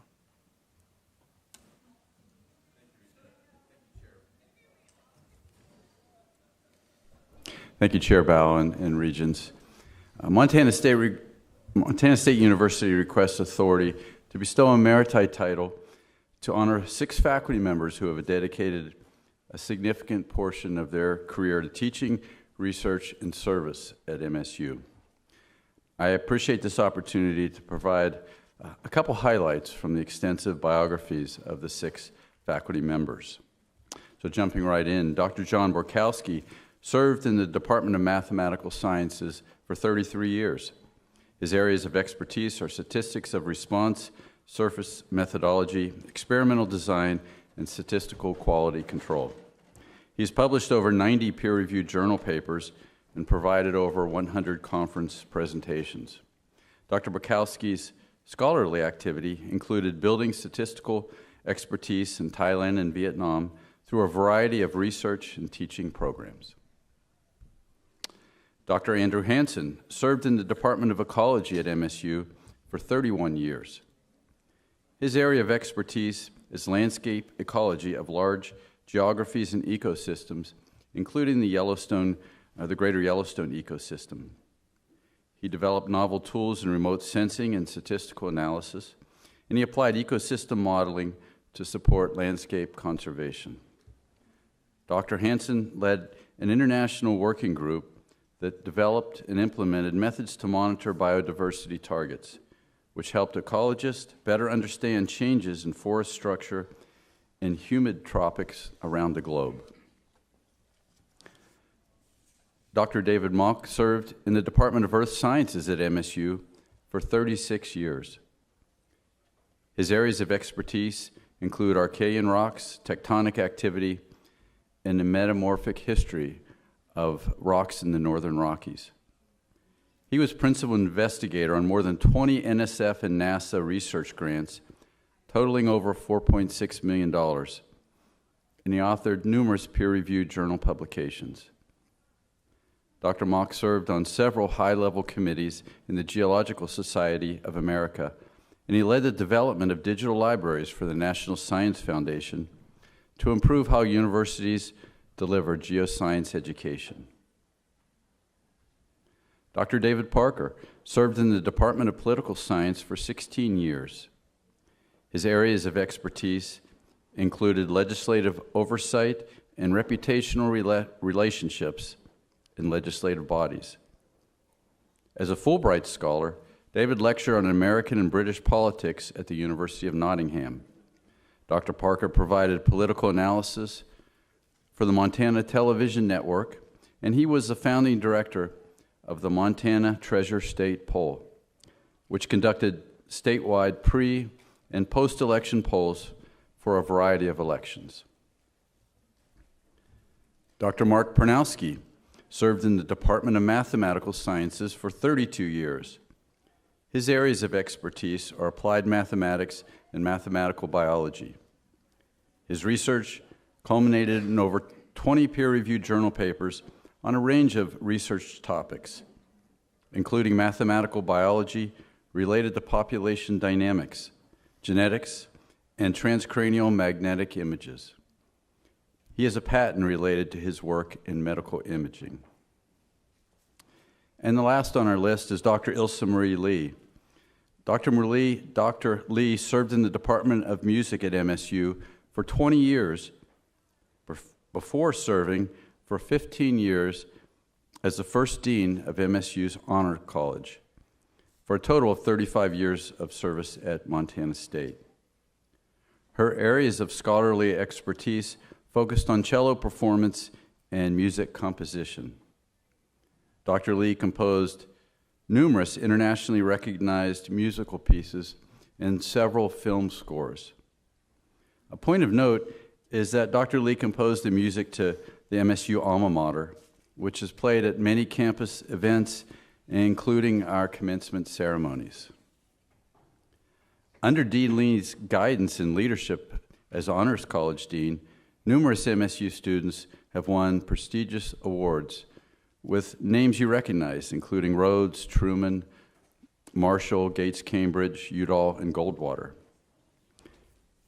As a point of comparison, with 90 Goldwater scholars, Montana State University is currently tied with 3 other universities in 9th place in the country, and those universities are Johns Hopkins, Penn State, and Washington University at St. Louis.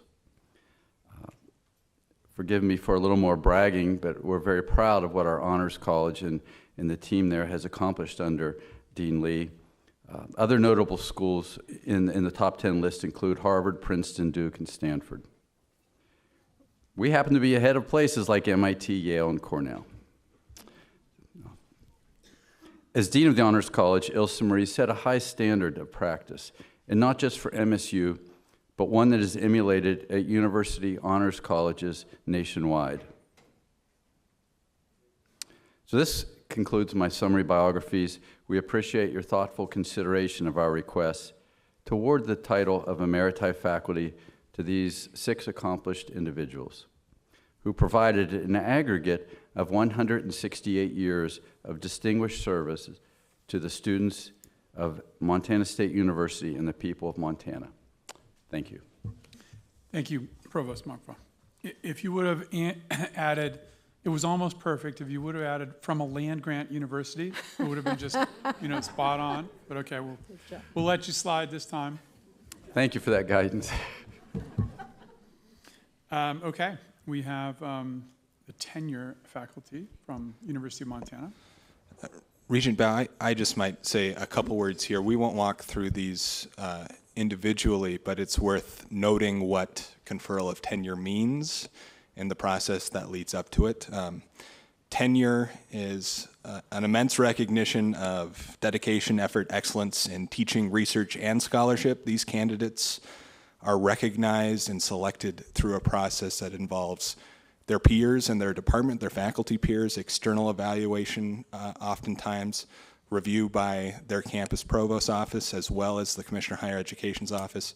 It's an immense step in an academic career and really reflecting the effort of these 8 candidates. And as Regents, you should know that it's a process that from the department level up to the OG level is inspected with great care, recognizing the immense trust that tenure recognizes.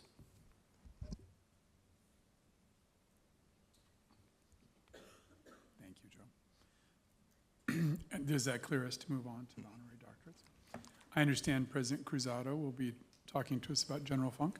Yes, absolutely. Good afternoon, Mr. Chair, members of the board, Commissioner. Your university, Montana State, the land-grant university of the state of Montana, respectfully requests from the Regents that they consider awarding its highest honorary degree to General Paul E. Funk II. General Funk is an alum of Montana State University, also accomplished a Master's of Science from Central Michigan University. And while he was a student at Montana State, he was commissioned an armor officer in the MSU ROTC program. From there, he went on to become one of the U.S. Army's foremost and highly decorated senior military leaders and achieved the rank of 4-star general.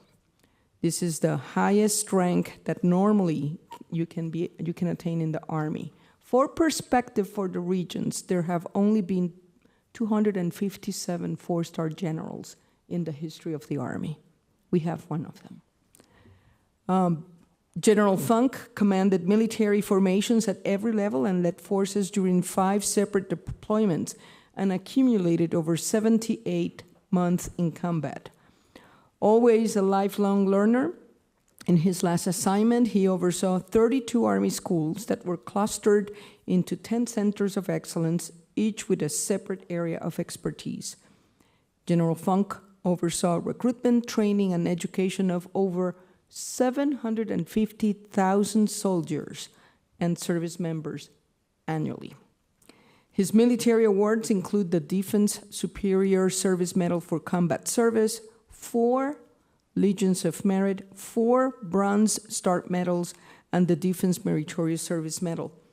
General Funk was also awarded the Combat Action Badge for actively engaging and being engaged by the enemy. Noted for his enthusiasm, which I can attest for, memorable advice, and motivating speeches, he made a lasting impact on the United States Army, its leaders, and the soldiers with whom he served, and even to those, even for those that didn't serve with him, but who have just heard about him and his legend. In summary, General Paul E. Funk II is one of the greatest military leaders of our time, a proud Bobcat, and it would be tremendous for the students, faculty, and staff of Montana State University to honor him with an honorary degree at our next commencement ceremony. Thank you so much. Thank you, President Cruzado.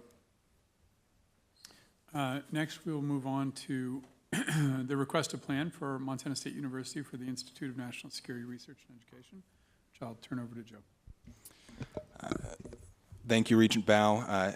As always, Regents, recall this request to plan is the first stage in a 2-part process for new programs and also, as you'll hear today, new centers and institutes. So this is seeking the Regents' input, approval for the campus to move forward with planning the institute. That will continue to come back to the academic officers and the research officers in the final planning stages before formal approval. I'll turn it over to Provost Makwa to introduce the concept for this institute. Thank you, Deputy Commissioner Teal and Regents. With this request to plan, Montana State seeks approval to develop a full proposal for the Institute for National Security Research and Education. The 3-pronged purpose of the Institute is to develop an operational hub to address the nation's security needs and concerns by 1, conducting critically needed applied research, 2, developing and implementing operational technologies, and 3, educating and training the next generation of national security leaders. This truly does align with our mission as a land-grant university. Currently, work associated with national security projects constitutes annually about $60 million of MSU research expenditures, and research awards in these areas continue to grow at a rapid rate of about 20% a year. The Institute will serve as a central campus operational hub for communications, mentoring, and networking, and it will serve as the intellectual home for research and teaching. The Institute will provide opportunities to build collaborations and to strengthen research partnerships with industry and national agencies. We are building an infrastructure that advances opportunities for mentoring and training faculty and students to be leaders in furthering national security. As a result of these efforts, students will have access to job opportunities and careers that wouldn't be possible otherwise. This concept of an operational hub and intellectual home is necessary to sustain our work and to provide a foundation for continued growth to meet state and national needs. This is important because work with government agencies, branches of the military, national labs, and associated industry partners requires complex contracts, procurement procedures, training, and specialized agreements that have their own set of requirements and laws related to national security and export controls. For example, some of our current partnerships and workforce development contracts include the Department of Defense, Department of Energy, DARPA, Department of Homeland Security, the Air Force, Marine Corps, Los Alamos Labs, cybersecurity firms, and a variety of other classified and non-classified research conducted at MSU's Applied Research Lab and our Innovation Campus. A valuable practical benefit of the Institute is that it will expand the number of security-cleared MSU students engaged in classified research. Students will get firsthand experience with industry and government agencies as they learn the research and analytical side of the work, and students will experience the work environment and culture, which are critical for future job success in these industries. As I've noted, we are doing significant work related to national security already. This proposed institute will serve as the foundation to support the existing work and provide us the ability for continued growth to meet ongoing and future needs of our country. Before closing, I'd like to mention a few individuals who've been the thought leaders behind this initiative. That starts with Allison Harmon, our Vice President of Research and Economic Development, and four directors from MSU: Al Dibert, Miltech; Mark Sharp, Innovation Campus; Ben Dahlke, MSU Applied Research Lab; and Brett Kusker, Director of TechLink. I'd also like to mention a few faculty who've been very involved. Many faculty have been involved with this. It's been quite a team, led by Anne-Marie Reinhold, Computer Science; Clem Izurda and Rhonda Black, Cybersecurity; John Shepard, Artificial Intelligence and Machine Learning; Joe Shaw, Optics and Photonics in the Tech Hub; Randy Babbitt, Spectrum Labs; and Ives Izurda, the Monarch Quantum Foundry. So in conclusion, the Institute for National Security Research and Education at MSU will serve as the operational hub and organizational structure to support classified and controlled unclassified research work. It will serve as the intellectual hub for specialized education and training necessary to meet the needs of ongoing and future national security efforts. On behalf of many individuals and teams behind this effort, we thank you for your consideration of this request to plan. Thank you. Thank you, Provost Muckwell. Any questions from the board or the committee? I just would represent on behalf of the committee that we had a very engaged discussion that, you know, the ability to get more security clearances for the students who are interested in science and engineering and national defense is a big benefit.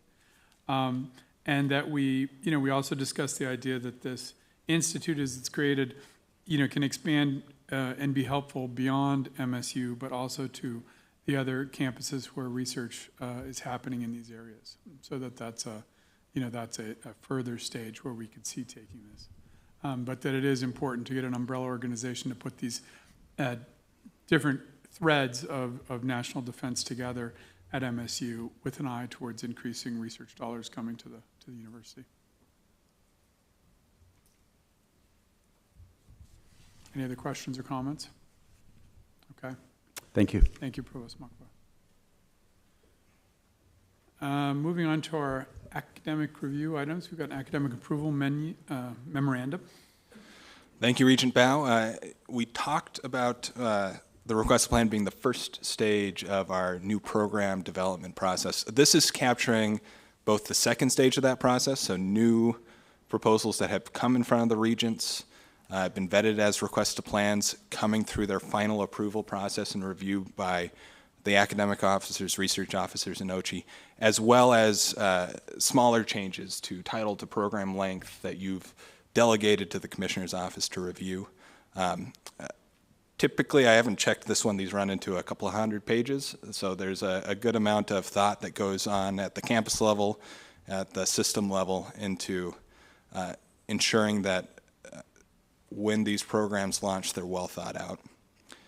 If we can go back, I might just move straight into the next item. And please do.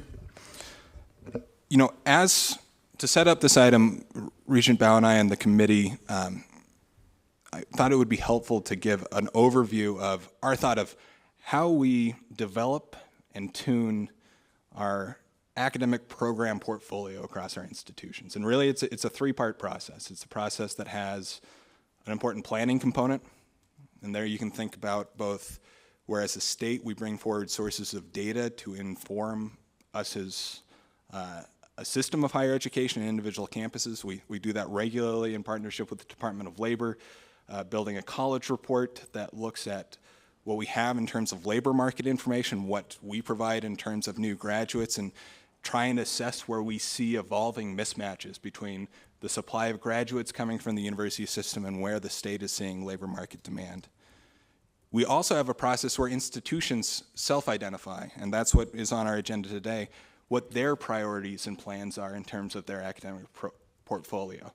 What they do internally in terms of discussions with faculty, their analysis of data, their visiting with local advisory boards and community groups and economic development organizations to determine where do we think that our academic portfolio as a campus is going, and also to give notice to the system, to peer campuses. Here are programs that we envision we might bring forward or start developing in the next year or two.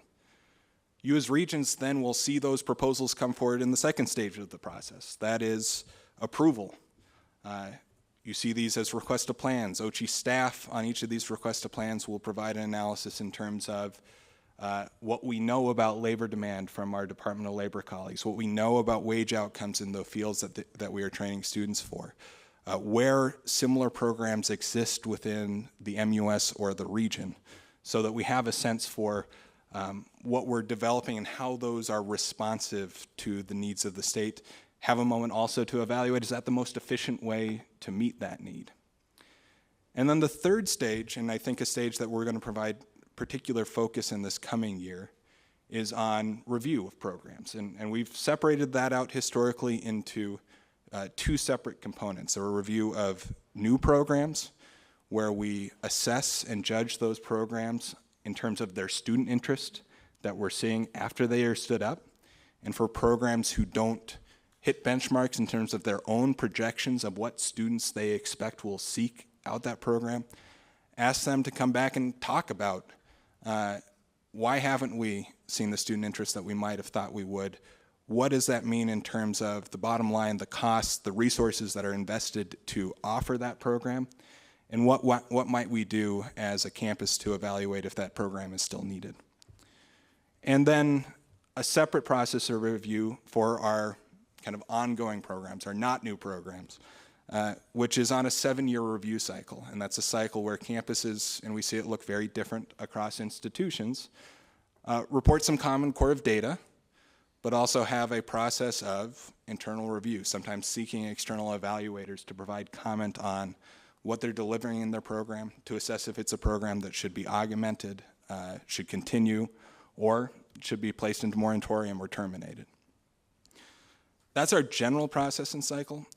Right now, and over the course of this year, some of our hope is to make particularly that process around the overall portfolio of our programs, where we are seeing trends or distinctions in terms of shifts between larger fields of study, how we're assessing some of the efficacy of those programs over time, more visible for each other and for the Regents. And a big part of that is something that we'll discuss in our work plan. It's the work of an academic processes working group among our provosts who are both evaluating some key policies in these areas, but also some of the information and processes that we gather so that we're having a good conversation, a focused conversation, as we're putting together our offerings as a system to students.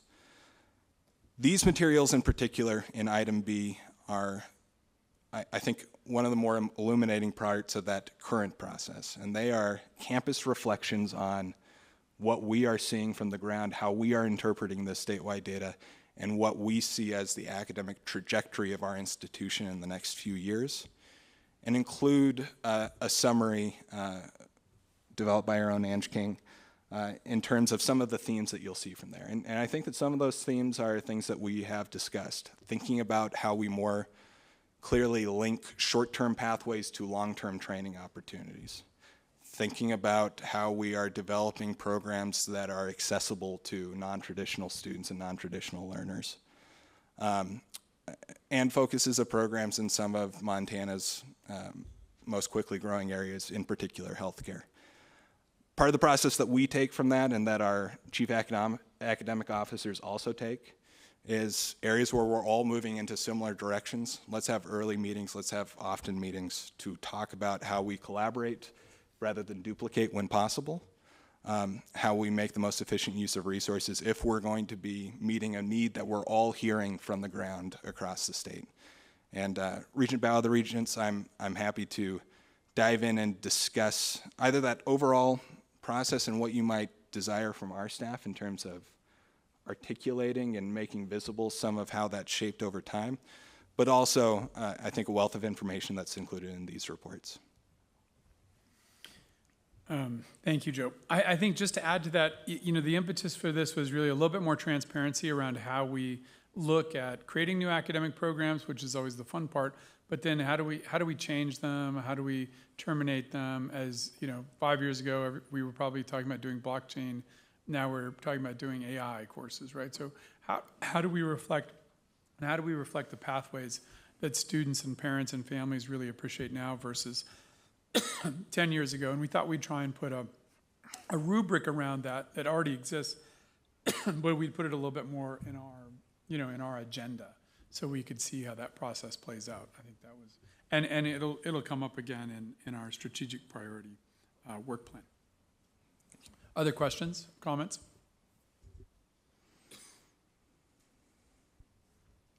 Okay, accreditation report.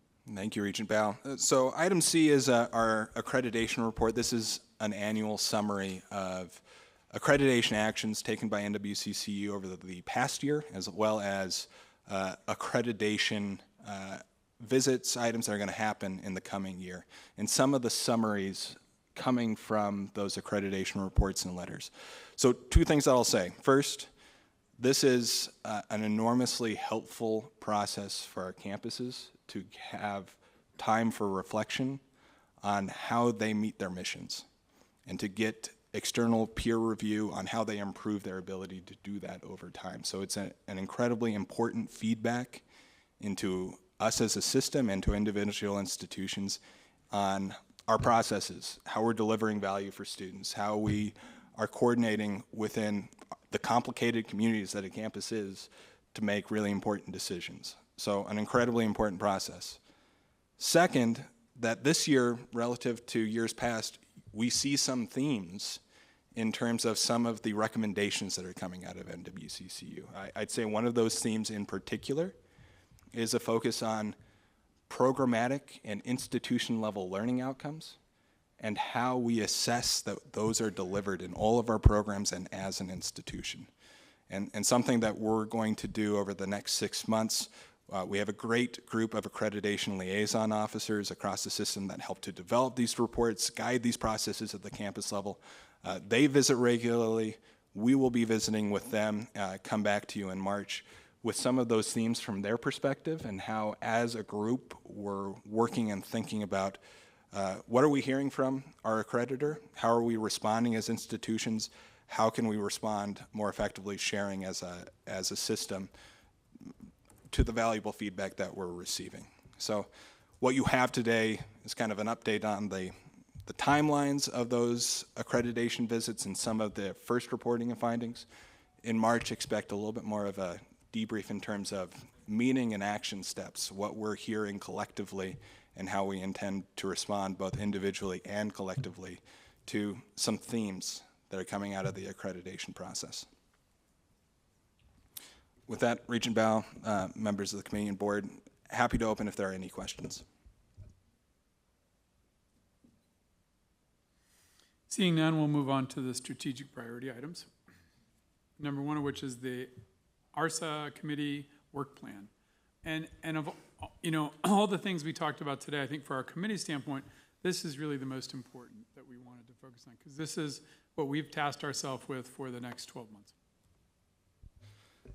Thank you, Regent Bow. And you'll see a lot of parallelism with our success agenda and also some with last year's work plan. I'll dive through these items quickly. First, no surprise, a continued focus on student success, particularly thinking about our Hillman Scholars Program, our Montana 10 program, programs that we know have substantial evidence that, that they assist groups of students in reaching their goals as students, that have a good return on investment in terms of the cost to deliver a college degree in the state of Montana. Thinking about how we sustain, expand, support those programs to further scale. We've had a lot of good work over this past year through the committee in terms of changing policies on placement, developmental education, adopting a new AMA action plan and work plan. We're really reaching the important implementation stages of some of that work.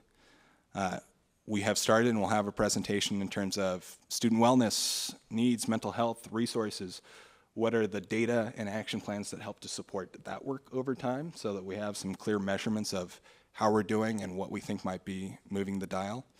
And then connected throughout all of this, we have a great conversation going on in this state in terms of how we leverage data, partnerships across agencies to inform students as to their training options, to improve student access, to improve affordability, how we're acting on some of that work. Second, on research and innovation. As I said this morning, it's really been a renaissance for Montana in terms of the amount of activity that we have from federal sponsors for university R&D. You heard a great example of it in our request to plan item for this institute.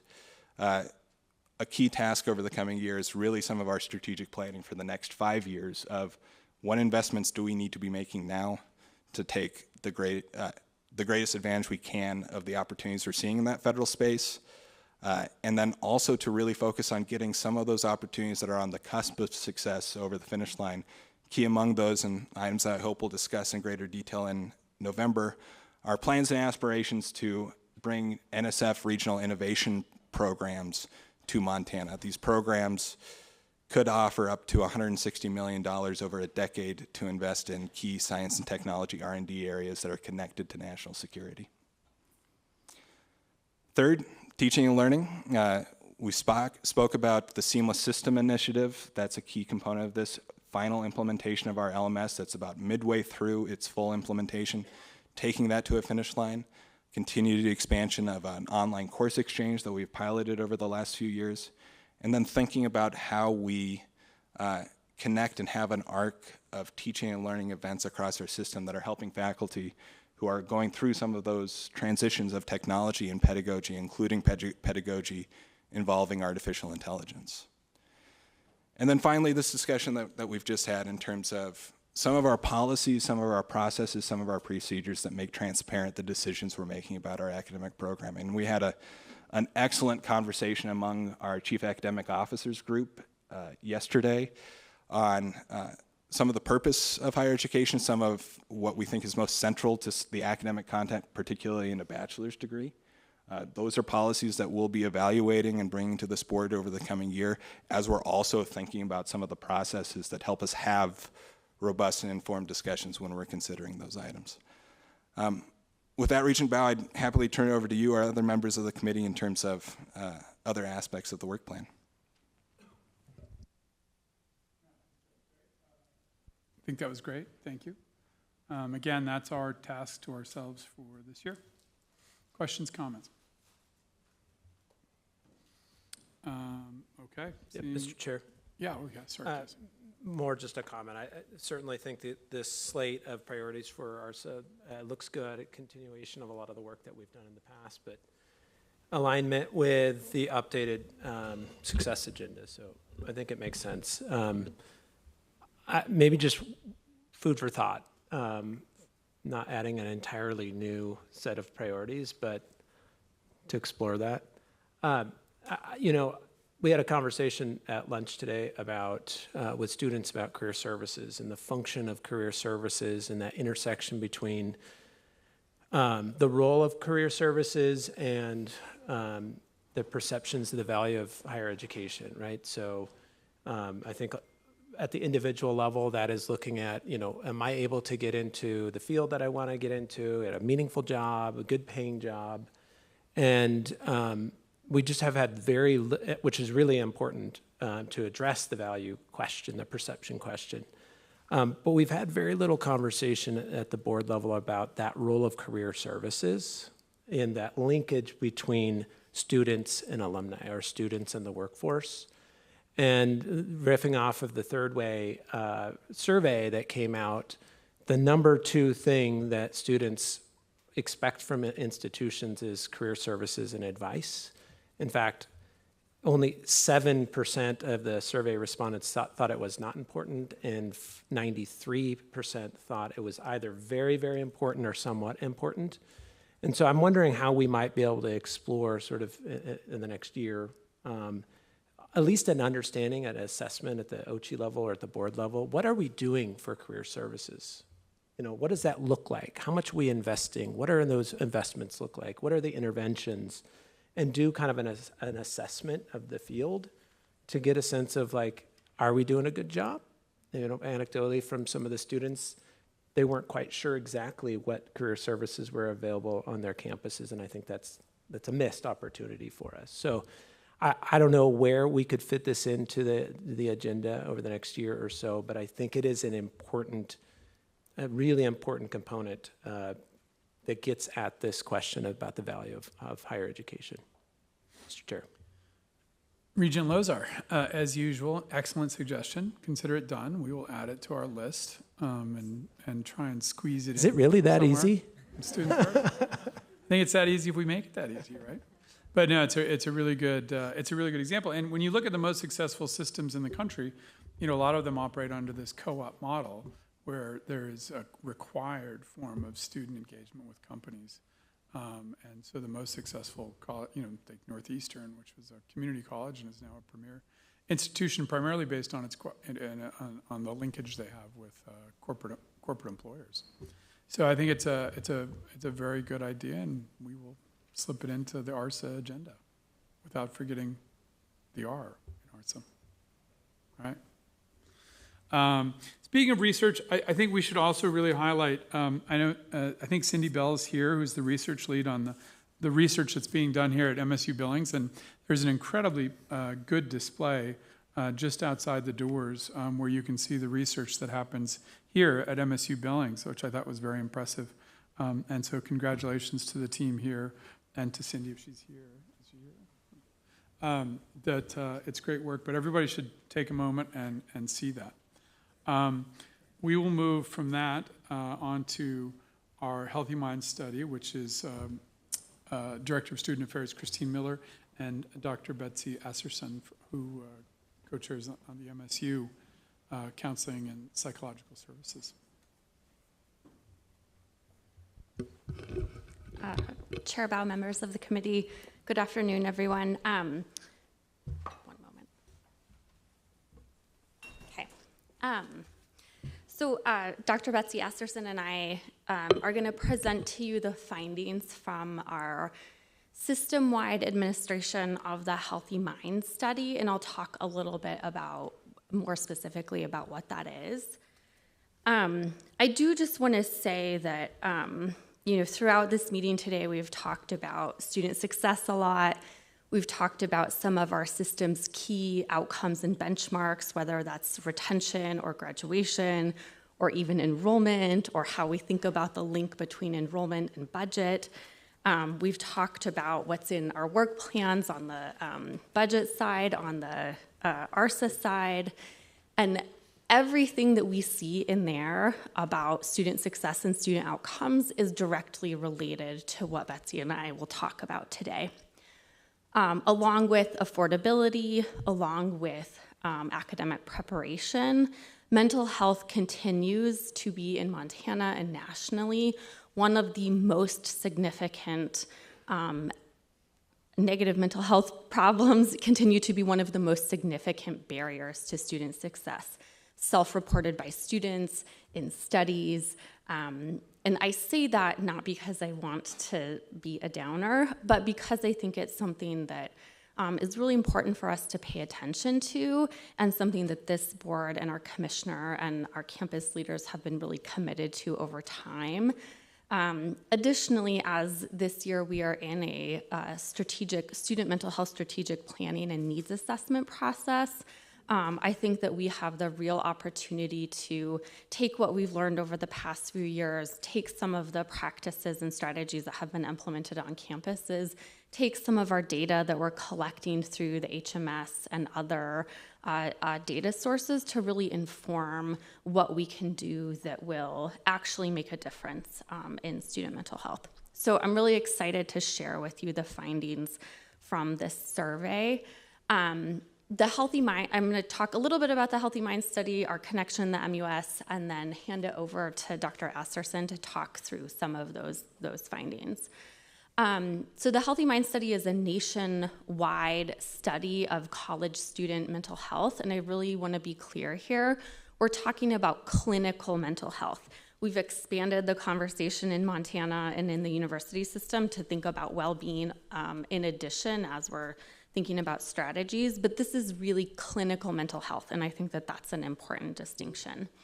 There have been over 600 colleges and universities have participated, more than 850,000 responses. It is a really important benchmarking tool that helps universities look across the country at their own institutions, kind of student populations and what's going on with them.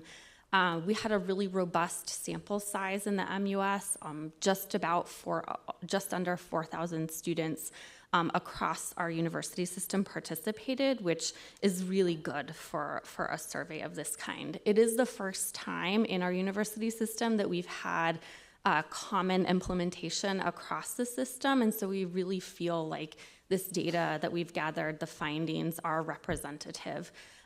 We have a couple of campuses that weren't able to administer last year because of sort of staffing changes and issues in the people who would carry that on our campuses, but they will do it this year, so we'll continue to kind of build that data.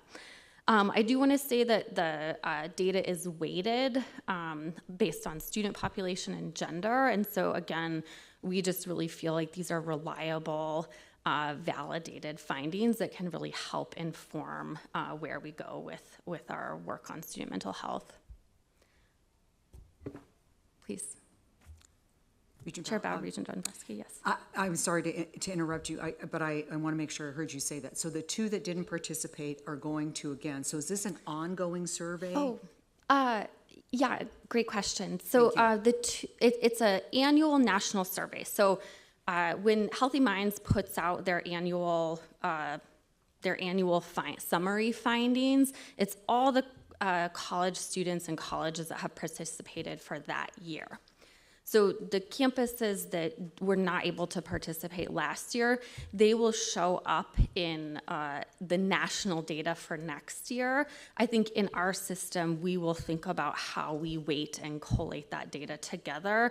I think, people who are better researchers than I can talk about, the pros and cons of kind of putting together two data sets that were, for a study that was administered at different times. As we know, there are really significant kind of external factors that influence how students are responding to that, and administered a year apart, I think we can draw inferences, but I think we need to think about the statistical evidence that we're drawing from that. So long answer, but yes. Okay. I do want to just call out that this study in Montana done in the university system was funded by the MUS Risk and Compliance Leadership Council. So you heard Deputy Commissioner Trevor talk about that earlier today. And I just want to say that there are a lot of intersections between ARSA work, student affairs work, and the work of that group. And I think you see that show up, and I'm just really grateful for the opportunity to have that strong collaboration kind of across units, not just in Ochi, but on our campuses. You'll also remember that 2 years ago, we were here in this room and we heard the presentation from Dr. Sasha Zhao, who is one of the PIs on the Healthy Minds study. And I think we, if you can recall that from a couple of years ago and sort of draw on that as you're hearing these findings. And I do say that because we have been trying to build kind of a narrative and buy-in and institutional and system understanding of how we think about student mental health and what we ought to do about that. Okay. So let's dive a little bit into the findings here, or some of the demographics here, which I'm going to go over and then hand over to Betsy. I wanted to share some of the demographics of the survey respondents just to give you a sense of who responded and how that corresponds with the demographics of students in our system.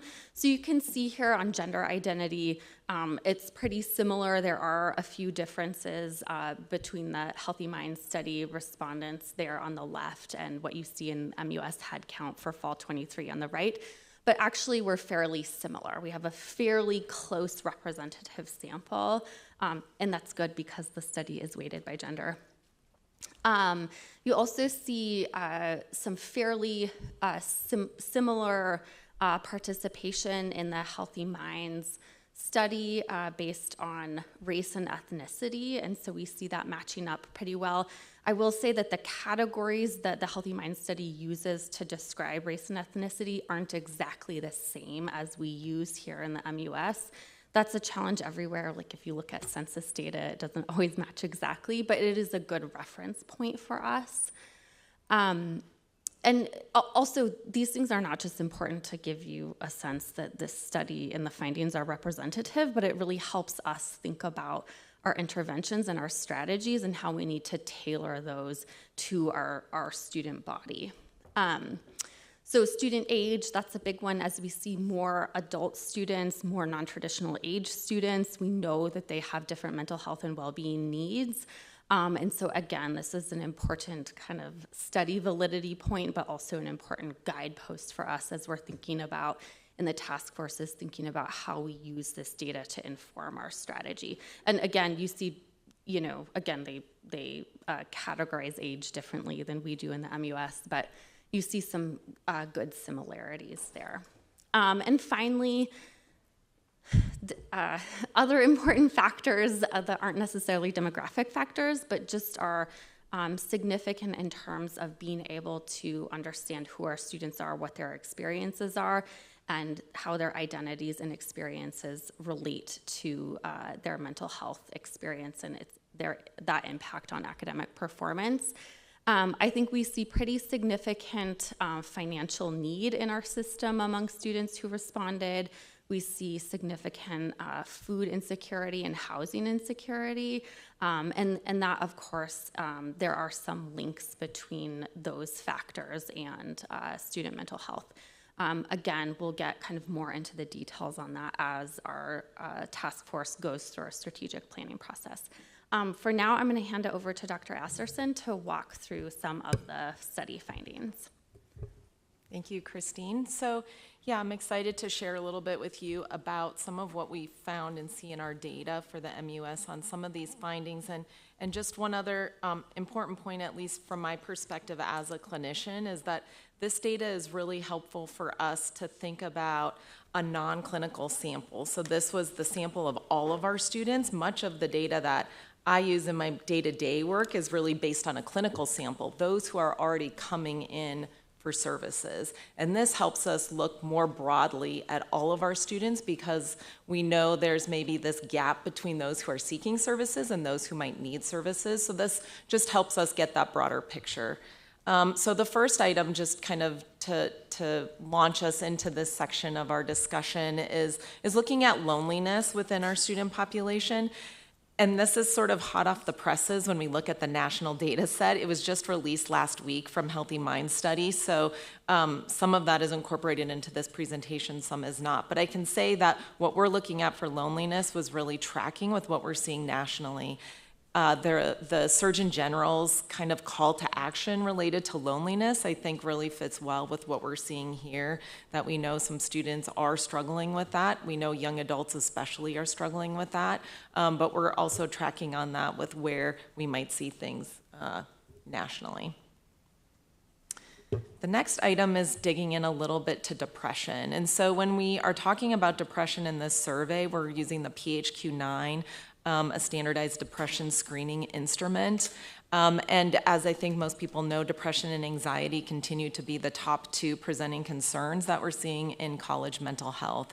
And so we saw that, again, we're pretty similar with what we're seeing nationally, that about 38% had moderate to severe screenings for depression, indicating some level of intervention might be needed based on that instrument. The next one is anxiety, which I found to be a little bit interesting. Again, one of our top two presenting concerns. This one is measured using the GAD-7, another standardized screening instrument. We were quite a bit higher than the national average when we look at this, or the national data set. 64% within the MUS had mild to severe anxiety. I would certainly say that's something that my peers across the state, we've had a lot of discussion about in terms of the presentation of anxiety. And again, this is self-report what our general student population is saying, but we had pretty high rates of anxiety, which again is really great for us to know, as Christine will share at the end, kind of our next steps. That really helps inform how that might impact how we're talking about anxiety, interventions we might use, taking a public health approach to managing that. Suicidality and self-harm. So this is something that as a task force we've been working on. Many of our campuses have been working on this, and then I would say our state too. It's not lost on any of us that this is a critical public health issue in our state. And so when we think about with this data, we're looking at how students were identifying their thoughts of suicide in the past year, if they had a plan for suicide, if they actually made a suicide attempt, and self-injurious behavior. The important thing to me that stands out here is, of course, recognizing that all of these things contribute to risk for suicide. So this really helps us know these are important places for us to continue the work we're doing on suicide prevention, although we are somewhat similar to the national rates on that self-injurious behavior, again, stands out to me as something that we'll continue to talk about. What are some of the interventions and ideas that we can generate as a system and as a task force to intervene here, and also maybe target some of our suicide prevention programming related to that behavior in particular. Healthy Minds also ask for students to self-identify any lifetime diagnosis of mental disorder. So a little bit different than the screenings I was talking about earlier. Now we're talking about students who actually said, yes, I've had one of these diagnoses made by a professional of some sort. And I didn't include the national rates of these, but I would say that we're really similar nationally here too. And as we've spoken about before, we know that the traditional college age is the time when a lot of mental health disorders might be diagnosed. So it's not surprising that we would see some of the emergence of these diagnoses in this population, or that people might endorse these diagnoses. Of course, you can see here that both depression, kind of encompassed in that mood disorder category, and anxiety disorders are the top two on this slide as well. Again, kind of linking back to what we were seeing on those screening instruments, certainly in line with what we're seeing with clinical data in our counseling centers as well. So Christine spoke to this, and I know we've talked about this as a task force, and our campuses are talking about this as well. What is the intersection with mental health and academic impacts? And we know that they're very closely connected. And so it's although stigma, I would say, has reduced in recent years significantly, we also know sometimes people aren't identifying that mental health is the reason they might be struggling in college. So this item really gets to that idea of, in the past 4 weeks, how many days have you felt that your emotional or mental difficulties have affected your academic performance? And it was 81% of our students. So that tells us a lot. Does that mean that all 81% of those students have a mental health disorder? Absolutely not. But what it tells us is that they're certainly identifying that those experiences and those things that are going on for them are impacting them from their perspective in terms of their academics, which again, I think for us really highlights the importance of the ways in which we train and connect with our whole campus on how we're supporting student mental health, how we're encouraging people to talk about those things, because of course, if we're struggling, that's going to impact our academics. And so I think that's an important piece for us to be thinking about. The next piece gets into how students talked about their attitudes and beliefs about seeking services. So this is students really talking about their perception of if they needed help in the past year, and if they currently needed help. And that one was pretty strong. That 78% indicated that they felt like they needed help for their mental or emotional concerns at that point in time, with 28% strongly agreeing to that. So again, just that isn't, it was not surprising to me. I wouldn't say that might be surprising to others, but I think that's part of what students have gotten much better at, identifying that they need help. And I admire them for that they've done that work to be able to say, I'm struggling and I know I need help, and I'm gonna put that out there. And so that, to me, really is important that students are letting us know that, and that helps us kind of inform next steps in terms of helping them get the help they might need. Also, that 80% of our students knew where to go to get that help. So that's, I think, really great that we have 80% that know. I also want to do better than that, and how do we also think about the 20% that don't know where to go if they're needing that type of support. Next, we kind of move into the therapy use. So students who have actually sought treatment and had that treatment throughout their lifetime. And so you can see the MUS data next to the national data there. The data points to me on this slide that I think are important are that second column. So current therapy use, where only 20% of our students are indicated that they're currently getting help, where we had about 80 saying 78% feeling like they needed help. So there's some kind of interesting data points there for us to think about. They might be getting help in other ways outside of therapy as well, so that's another important piece. And then that last column where we look at those who screened positive for depression or anxiety, only 29% of those were currently getting help. So ideally, we'd have much more of that group kind of accessing services and getting that help and early intervention to help hopefully kind of decrease those symptoms. Help seeking is an important part of this study as well, and understanding where do people go for help. And so it can be therapists and clinical intervention, but again, that's not the only place. We really view this as a public health approach, and how are we all kind of coming together as a community. You can see here that most students are going to roommates, friends, family, and significant others, which is great when we think about the ways in which those robust social support systems are critical for them. It also helps us understand the importance of training those folks to do that gatekeeper training, to know how to help someone in those situations, to get them to the professional help if that might be something that they need.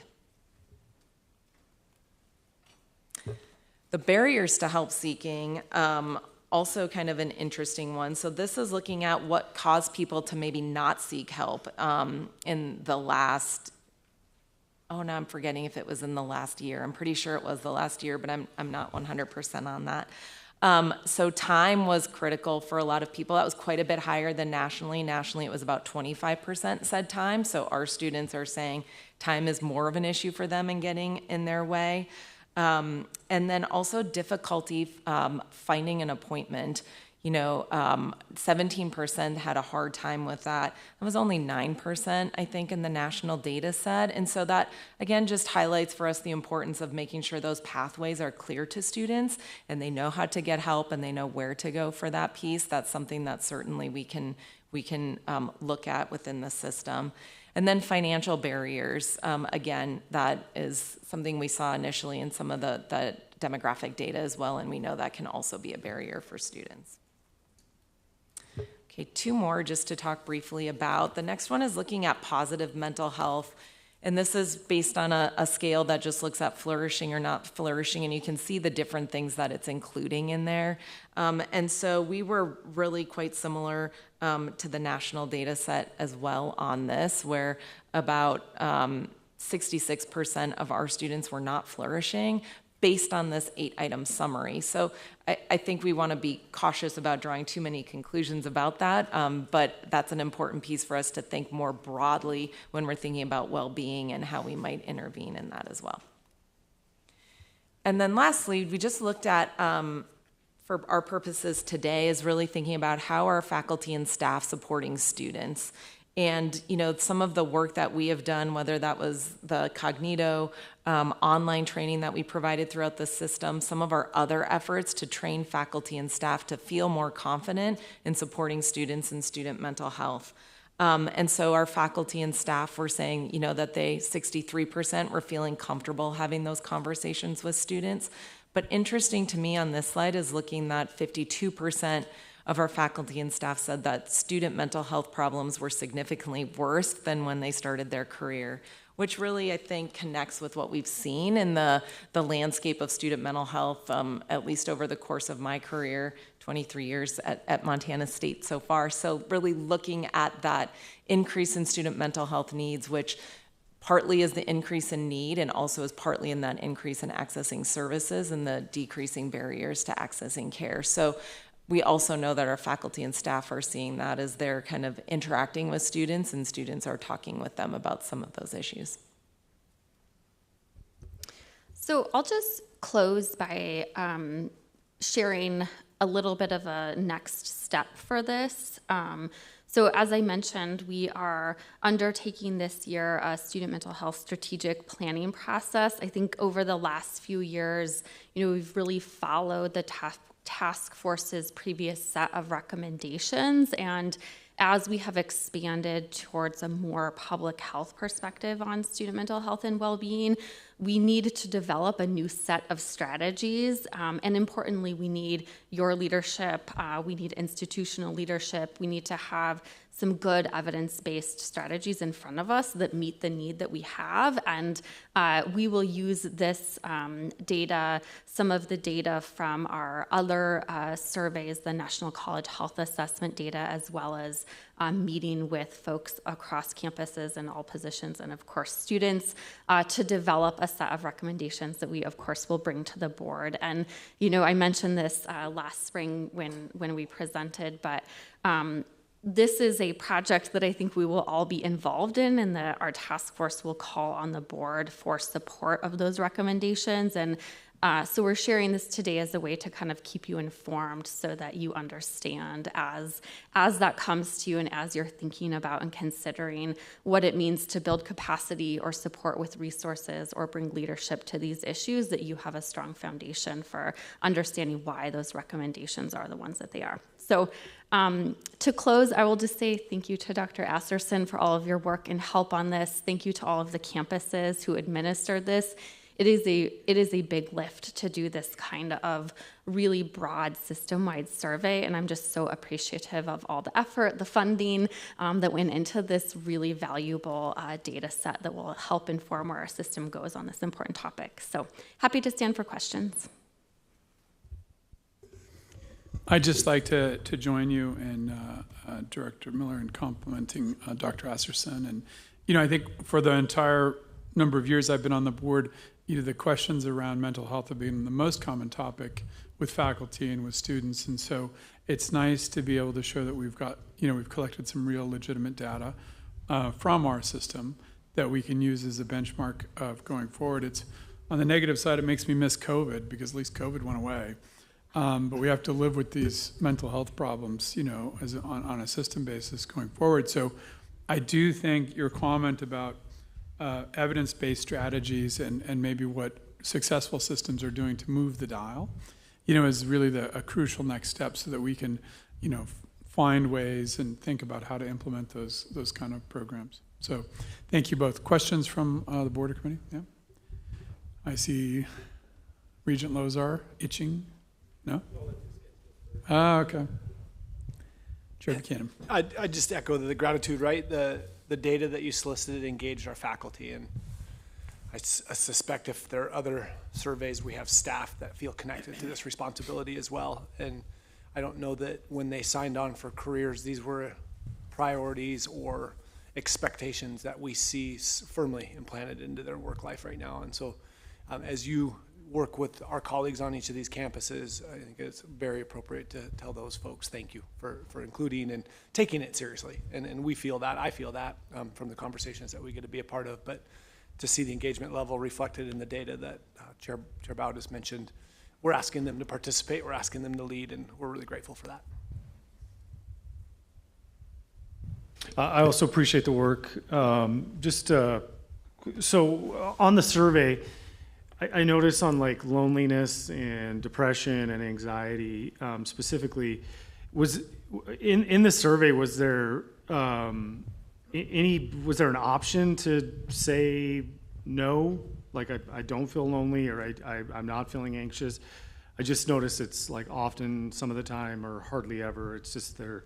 So does the never? I guess I was looking for a silver lining a little bit. Like maybe there are some kids that don't, that aren't impacted, but it's not represented on this. So I was just curious about that. And I'm in the most sensitive way. I know this is a real thing, so I'm not trying to poke holes. I just noticed that, like when I was in college, if you asked me specifically on the loneliness, I would have been no. I was in a really good place when it came to that, and I just don't see that. Yes, excuse me. Specifically on the loneliness scale, I think hardly ever is the lowest that someone would be able to choose on the lowest or the least frequent. And that, I would say probably that recognizing that that's a pretty common experience that we all have at some point is feeling lonely. So that would be the category that sort of looks at a minimal amount of that. On both depression and anxiety, the mild or the minimal, those kind of capture the folks that didn't endorse any of those items. So it's different for the depression scale versus the anxiety scale, but that would be captured in that lowest level on those as well. Could I just add to that, Betsy? And Betsy is our resident clinical expert. So, I don't want to speak for you, Betsy, but those depression and anxiety are also a set of questions that have a range of answers. And, however individuals answer those broader set of questions. So it's not like, the question isn't to students, do you have anxiety, right? The question is this validated set of questions, and then it's, mapped onto that scale based on how they answer.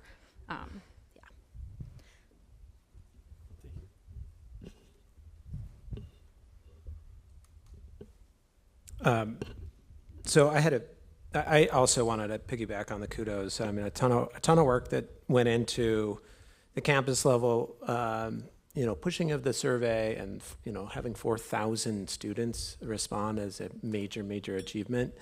And you may have covered this when I stepped out, but looking at sort of the analysis or the outcomes from the analysis, it looks like we're looking at the analysis from all students, and I think you made a point of delineating the demographic shifts or the demographic characteristics here with gender identity, race and ethnicity, and age. And I'm wondering if you've had the time to be able to look for observations or do analysis at the demographic level in a way that will be helpful in informing the new strategy or the new strategic plan, so that the interventions are nuanced based on the demographic outcomes of the survey.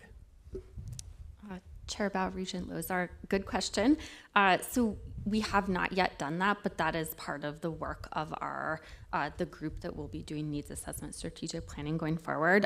We just got these data last week, so we're really happy to have gotten them in time to share with you today. But we will be kind of diving down more, not just into demographic outcomes for the different groups of students, but also kind of cross-tabbing things like food insecurity or housing insecurity or financial insecurity with different clinical outcomes. I'll also say that at the institutional level, campuses each have their own institution level summary report and data. And so campuses are independently working with that data to inform programming for specific groups of students. We are really looking kind of high level, system level, what are the interventions we can make given whatever our system kind of levers are. And of course, we'll take student demographics into account as we do that. But I would say probably at the institution level, that's happening to a greater degree.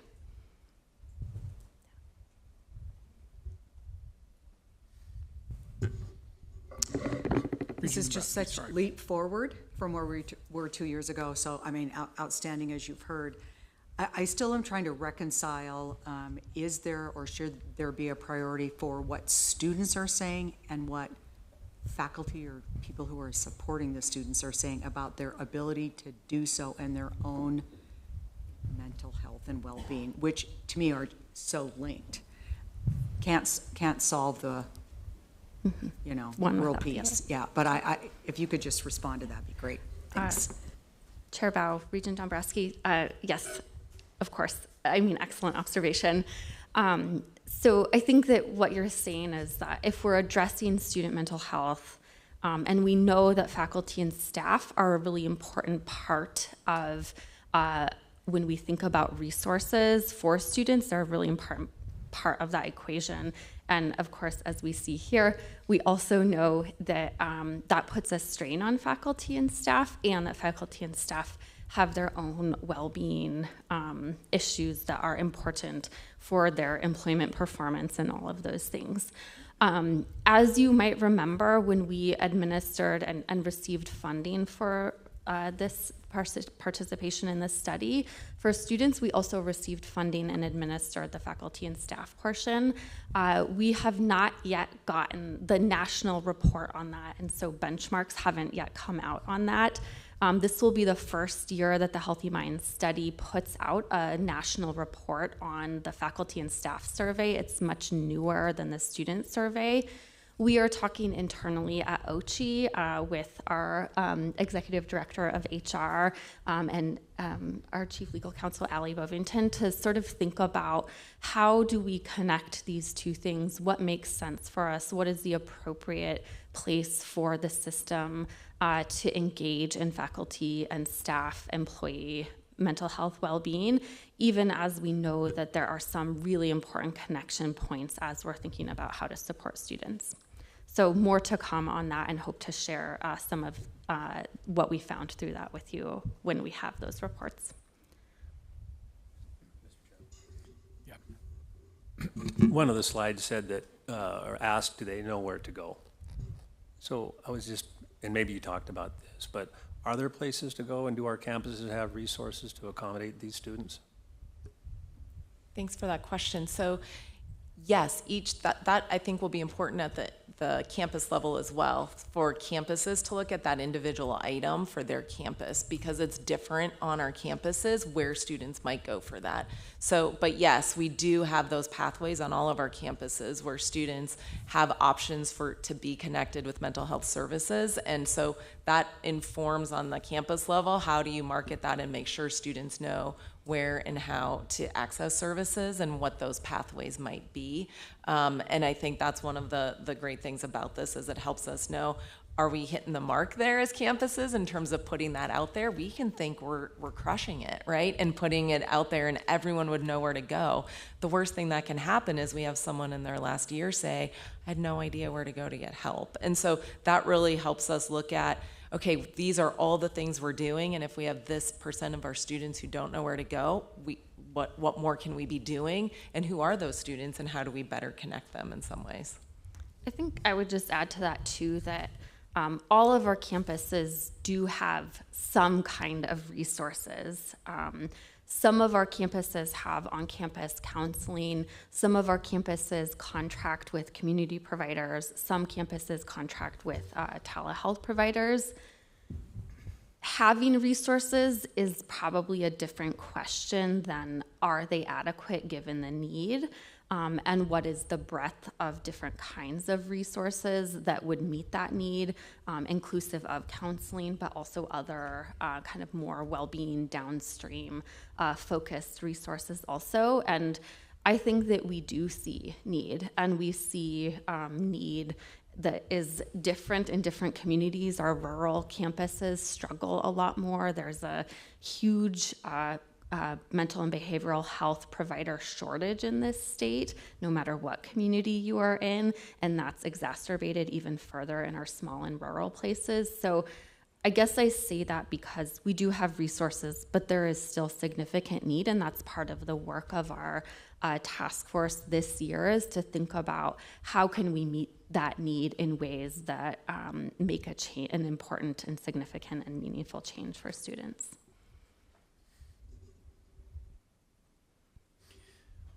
Super questions from everyone. Anything additional? Otherwise, I'll thank you both for a great ending to this committee meeting and on the most important subject, the mental health of our students. So thank you, Director Miller and Dr. Asserson. I'll turn it back over to you, Chair Buchanan. That'll conclude the ARSA committee report. Chairman Bao, thank you. Committee members, thanks for your work on the ARSA committee. Let's take a little break. We're scheduled to start again at 2:45. Regent Chair Southworth will head up the two-year community college committee. We'll reconvene here in 15 minutes. Thank you. All right, let's pull the board together to reconvene.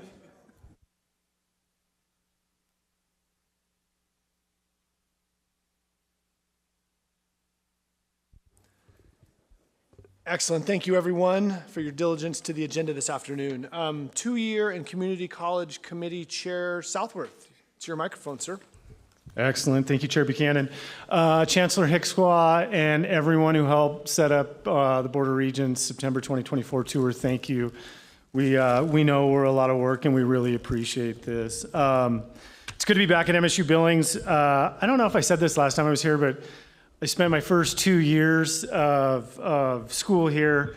I think if my dad was here, he would say my freshman year and my other freshman year. But great experience. Love this school, love this community, and I think it really did help shape me. So maybe while I didn't academically crush my way through this place, I do think that as a young man, there's lots that I gleaned from here. So it's good. No, I wasn't, but it's great to be back. Before I kick this off to Deputy Commissioner Teal, I just wanted to give a shout out. I do appreciate, Joe, the continuity on things that we were working on last year that were exciting to us, that, they're things that are moved forward carrying into this. So with that, let's go to information item A, the two-year committee 2024-25 work plan. Regent Southworth, thank you. And yes, there's a good amount of continuity, and I think this year is an exciting year for a lot of work that our two-year college deans and CEOs, our directors of dual enrollment, our directors in career and technical education across the state have been pulling together a complicated web that I think is starting to come clearer. And a lot of that focus is on our knowledge that there's big populations for whom the value proposition of higher education seems unattainable because of the time it might take, because of the cost, because of where they are at in their lives and the other responsibilities that they carry on a day-to-day basis. And much of our focus has been learning from the pandemic, lots of work that our two-year colleges really led around the state in terms of standing up short-term training, a part of their mission very, very quickly during a crisis, and now thinking, well, the population who can benefit from that model of training is increasing over time, and we're in a fairly unique position as two-year institutions of higher education to make that training dual purpose, to make it so it not only is meeting those students where they're at in terms of their lives, the time that they have to give to higher education, their need and desire to get into a career path or a job, but also to bank the currency of college credit in clear pathways for further study, for when they want to come back or need to come back. And that sounds logical. It's also very, very complex in practice because whether it's sprint degree programs, breaking some of our traditional thought around academic calendars and students taking summers off, using that to accelerate that trajectory, or leveraging very, very short-term non-credit training where we lack some of the data infrastructure to understand what's happening, lack some of the data infrastructure to demonstrate, is this leading to the outcome that we hope for? There's a lot of infrastructure that I think we are building now that's going to pay long dividends. And those really are the first two items on this work plan, is to continue some of the work around dual enrollment pathways, short-term training pathways, short-term and non-credit training data, and sprint degrees to develop in these three areas: dual enrollment, short-term training, accelerated degree pathways, opportunities that we think there's an important population that we could serve better if we had some clearer pathways.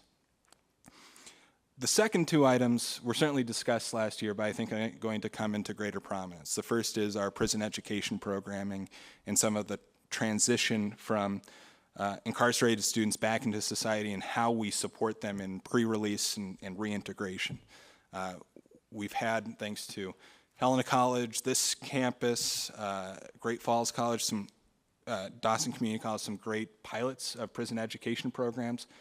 Lots of good work, discussion at the Education Interim Committee on Monday about collaborations with the Department of Labor, with the Department of Corrections to have a clear united chain and information sharing and planning between our agencies that ought to and have good opportunities to support training for the incarcerated and to maintain that support as they move out of prison into pre-release into the population. And many recognitions in particular to Angela Wolf-King, who leads that work on the part of the OG office and works with, I know, a lot of campus personnel who bravely took on the task of a new U.S. Department of Education endorsed program.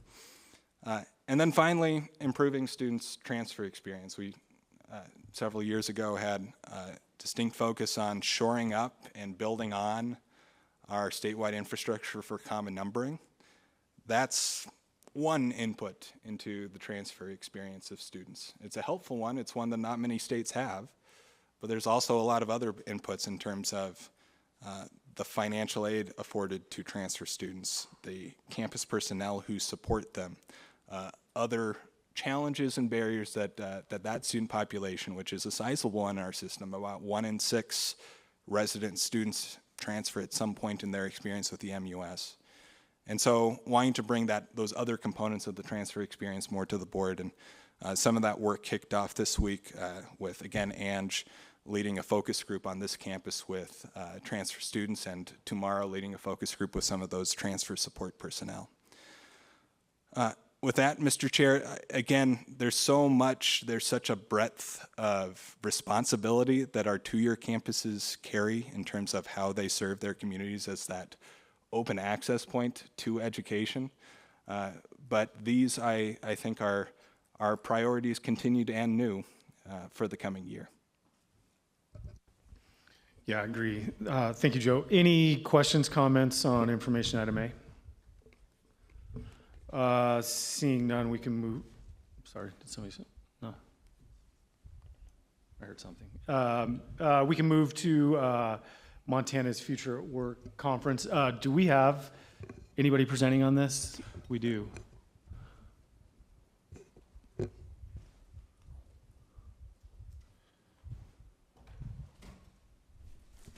Hi there, Mr. Chair, members of the board. Good afternoon, everyone. Thank you so much, Chancellor Hickswaw, to you and your team for having all of us. Your campus looks beautiful, and I loved the video from this morning. Great to see you all here. So first off, what I'd like to do is see if we could scroll down on this screen, and I would like to extend an invitation to everyone in the room to attend the third Montana's Future at Work Summit. This year it will be held at the Wilson Hotel in Big Sky on October 15th and 16th. And in addition to highlighting each of the Future at Work awardees this year, we will have an employer panel, and I would like to thank Stephanie Gray for her help in making sure that we had such extraordinary contacts for that.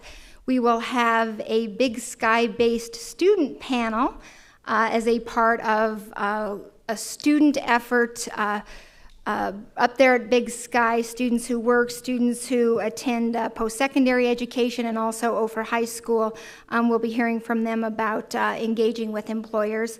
And then we'll also hear, we hope, from a couple of our regents, as well as Mr. Halligan from the foundation. And each of our campuses will leave the summit with an action plan around work-based learning on each of their campuses across the state. And there is no cost to attend, and you can just click on this link that is provided here and register to attend and let us know what your dietary needs or restrictions are, and then log on to the Wilson Hotel and find a room there if you need overnight lodging. So we hope that some of you can join us for what promises to be, we think, an extraordinary work-based learning conversation. And so with that, what I'd like to do is move quite seamlessly into my next presentation, and I'm not sure if I can click it from here. There we go. All right, so as part of this next presentation, what I will be doing is I will be walking you through three things. First of all, I will be walking you through some data that tells us just exactly what our fellow Montanans are telling us they value in higher education. In addition to this, I'll be sharing with you some data from Strata as well as data from the Department of Labor and Industry around the populations that we need to be serving with some of this work-based learning on our campuses. Second, I'd like to provide a brief overview of 3 Montana University system initiatives that are enhancing the value on our return on investment in higher education in the Montana University system. And then I'll speak more in depth specifically into the Year to Career effort, which is something that we launched around this time last year at the Montana Tech campus. And then I would finally just turn it over to Deputy Commissioner Teal once I'm done with that, and he can answer any questions that you might have.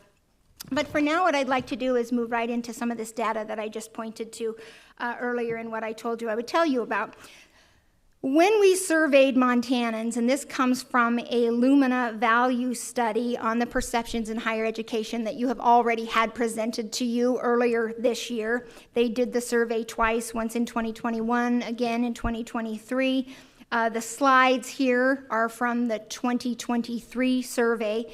Basically, when they spoke to Montanans in this survey, Montanans told us basically that they share a commitment to access, and that is grounded in the belief that a college degree is good for individuals and good for the state. And in fact, 84% of Montanans believe education beyond high school offers pathways for upward economic mobility. And we think that that's an important starter for this conversation that we're going to be having around the MUS workforce initiatives that you're going to be hearing more about in the next few minutes.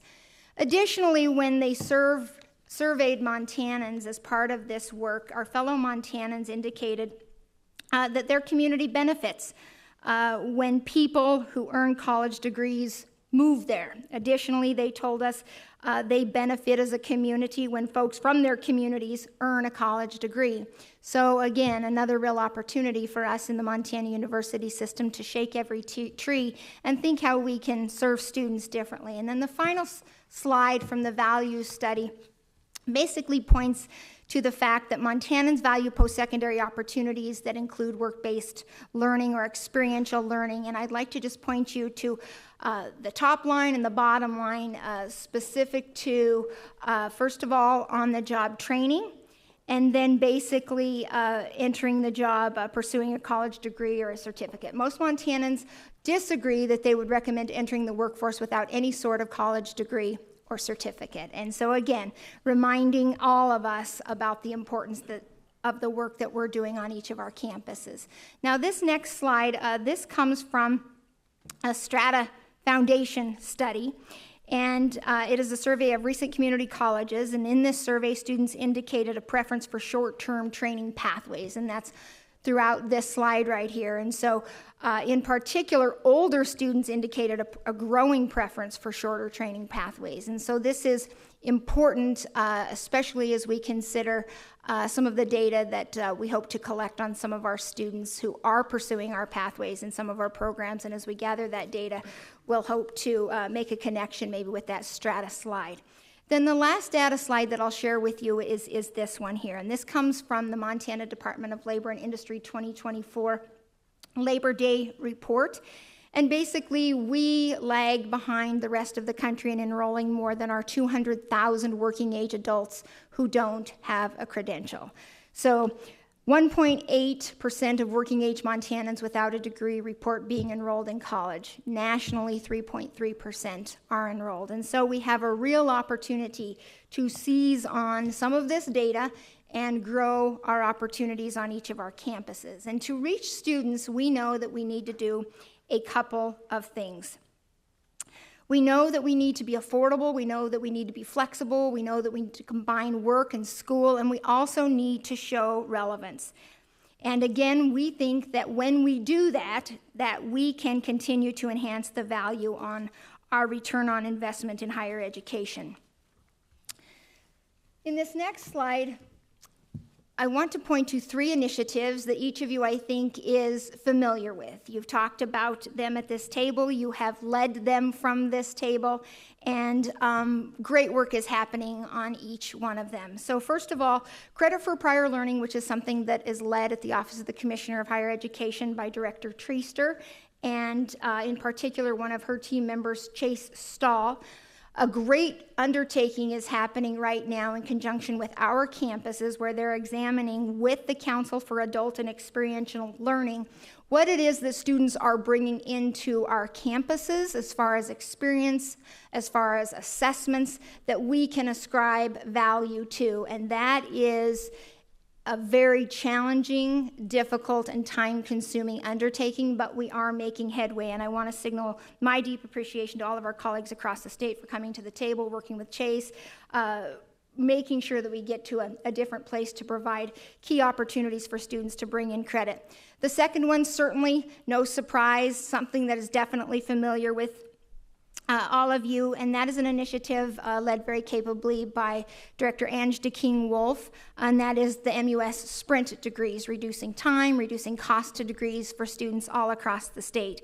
And then finally, the last one is the Montana Year to Career Initiative, and it was launched last year, just a few days past this meeting, so we're not even a year old, and we have seen extraordinary and remarkable outcomes in less than a year. And one of the things that I'd like to spend the next 2 slides doing is creating a picture for you as to how each of these initiatives are serving those student learners most effectively.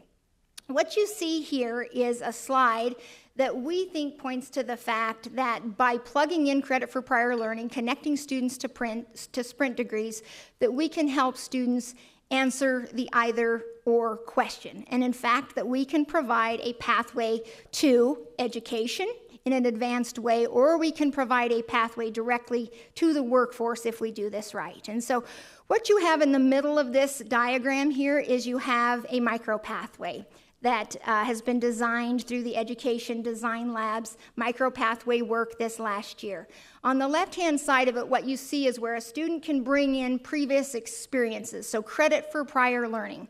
And when we get done with each and every micropathway, we are talking to our campuses and saying, if for no other reason than from this initiative, what can students bring in a strategic way so that we can market that and tell students that it's going to count for something. Then on the back end, after students earn the micro-credential, they can go straight to the workforce, as you clearly see here, or they can go on to continued education through a sprint degree. And in fact, we're talking right now with the folks at Montana State University Northern to see how we can design our micro pathway in welding and then point them into a sprint degree once a student would complete. And we can do this with the CALE work, and we can also, as you're going to see on the next slide, prepare students so that they can stack all of this work in a meaningful and in a strategic way. So what this is a diagram that we present to each of our campuses once they have completed a micro pathway. And this is a University of Montana College's micro pathway. And what you see here is the pathway items on the left, but what you see on the arrows on the right is where this pathway then can stack in an easy way through the Missoula colleges to an LPN, creating a clear image to all of the students who might pursue advanced credentialing in healthcare.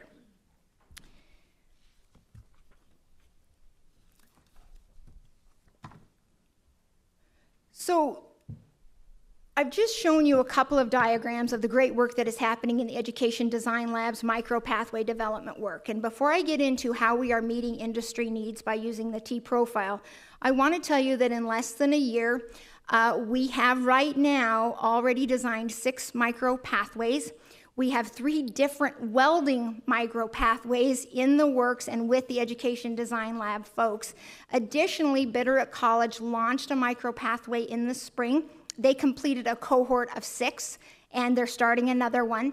Great Falls College for dental assisting launched a micro pathway and graduated a cohort of 4 already and are relaunching the pathway and filling up another cohort. And we're doing this very strategically with something that we hope has value to our employer partners, and that is the T-profile session. And basically what these T-profile sessions have done is they've allowed us to validate that the skills our campuses are providing are valuable and meaningful to employers. And so what we do is we take an hour, we meet with an employer, sometimes with their HR team, sometimes with somebody who might occupy the position at their place of employment. The EDL folks and we come on to a Zoom call, and during this hour we identify the durable or the 21st century skills that a student would need to be job ready. We identify the technical skills and we identify the credentials that any student going into this field might need. And this is right here, a completed T-profile session in welding. And basically you identify those durable skills, those technical skills, and within an hour of completing the T-profile, we are ready to send the report out to the employer telling them this is what you identified a student needed, and they can confirm it and go back and forth, and then the work begins on the micro pathway. And so it is a very thorough and deliberate process, I think, that has been very close to perfected by our partners at the Education Design Labs. And we hope that it is not only serving the needs of the employers, but we hope serving the needs of our students and of our campuses. Moving on now, with the micro pathway effort, we're going to be working on, and we already have undertaken some of this work, and that is the work of marketing and basically developing and distributing templates for marketing, and those templates that I just showed you a couple of earlier on in the slideshow, making sure that those are out on websites, students know what they can bring in, the pathway out, designing and launch a marketing email campaign. We worked with Edwina Morrison before she left our office. Once we get our new Jared Smith settled into his new role, we'll be working with him so that we can coordinate the connections on the websites, and then exploring system-level marketing strategies so that we can be communicating at the system level with all of our campuses in a more strategic way. And then the last piece that I think I've heard a lot about, a need for, and that is the data conversation. Through our partnership with the Education Design Lab, we sign on to, and it starts in January, also a partnership with the National Data Collab. And the Data Collab is the first in the country to lead a groundbreaking effort to collect data directly from education providers and connect their data with other sources to paint a picture of work outcomes for non-degree short-term programs. And we're going to be working with our campuses to collect program information, learner enrollment information, learner outcome data, and then match this, and this is the yellow block on the side, match it with external labor and wage data. And we hope that that has meaning to our students, to our campuses, and to our employer partners. And the work again with the Data Collab begins in January. The data collected will include the number and demographics of our learners, the learner outcomes, including pay and benefits. And through this, we really hope to better ensure our students understand the difference between jobs, or between a job and a career. And that's also a part of our work with the Education Design Lab's micro pathway. And then I would just close with this.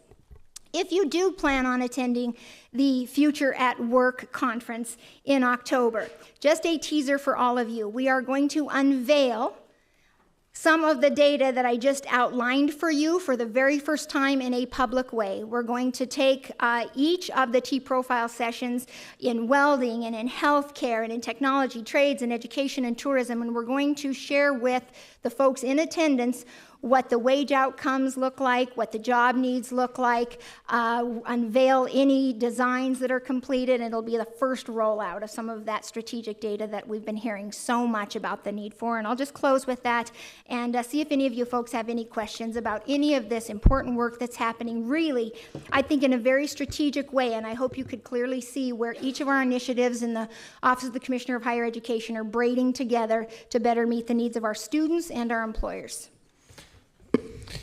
Thank you, Dr. McLean. This is exciting. I really enjoy talking about this and learning more about this. I think Regent Lozard brought up in our committee meeting, when the time's right, and it doesn't have to be, in chain, but, someone from the university who has taken on one of our sprint degrees that in collaboration with Education Design Labs, an employer and perhaps a student, and whether they're connected or disconnected, just to bring in and hear some testimonials to really shine a light on some of this really cool work, I think would be fantastic, and I think it's something that's worth celebrating.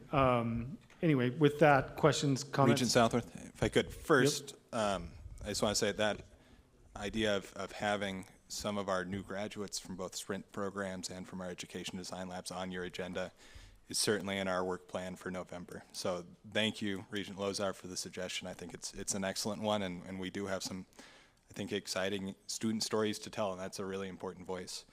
I just wanted to highlight, and first of all, thank Angela, who has led this initiative from ground zero very capably. I think it's been extraordinary. This involves all of our two-year offering campuses around the state, and currently one, but soon two, tribal colleges participating in this Year to Career effort. And 3 points I hope you take away. One is the scale of the opportunity. So 200,000 plus working age Montanans without a degree, and we are enrolling fewer of those in upskilling in our university system than our peers, according to the data that we have.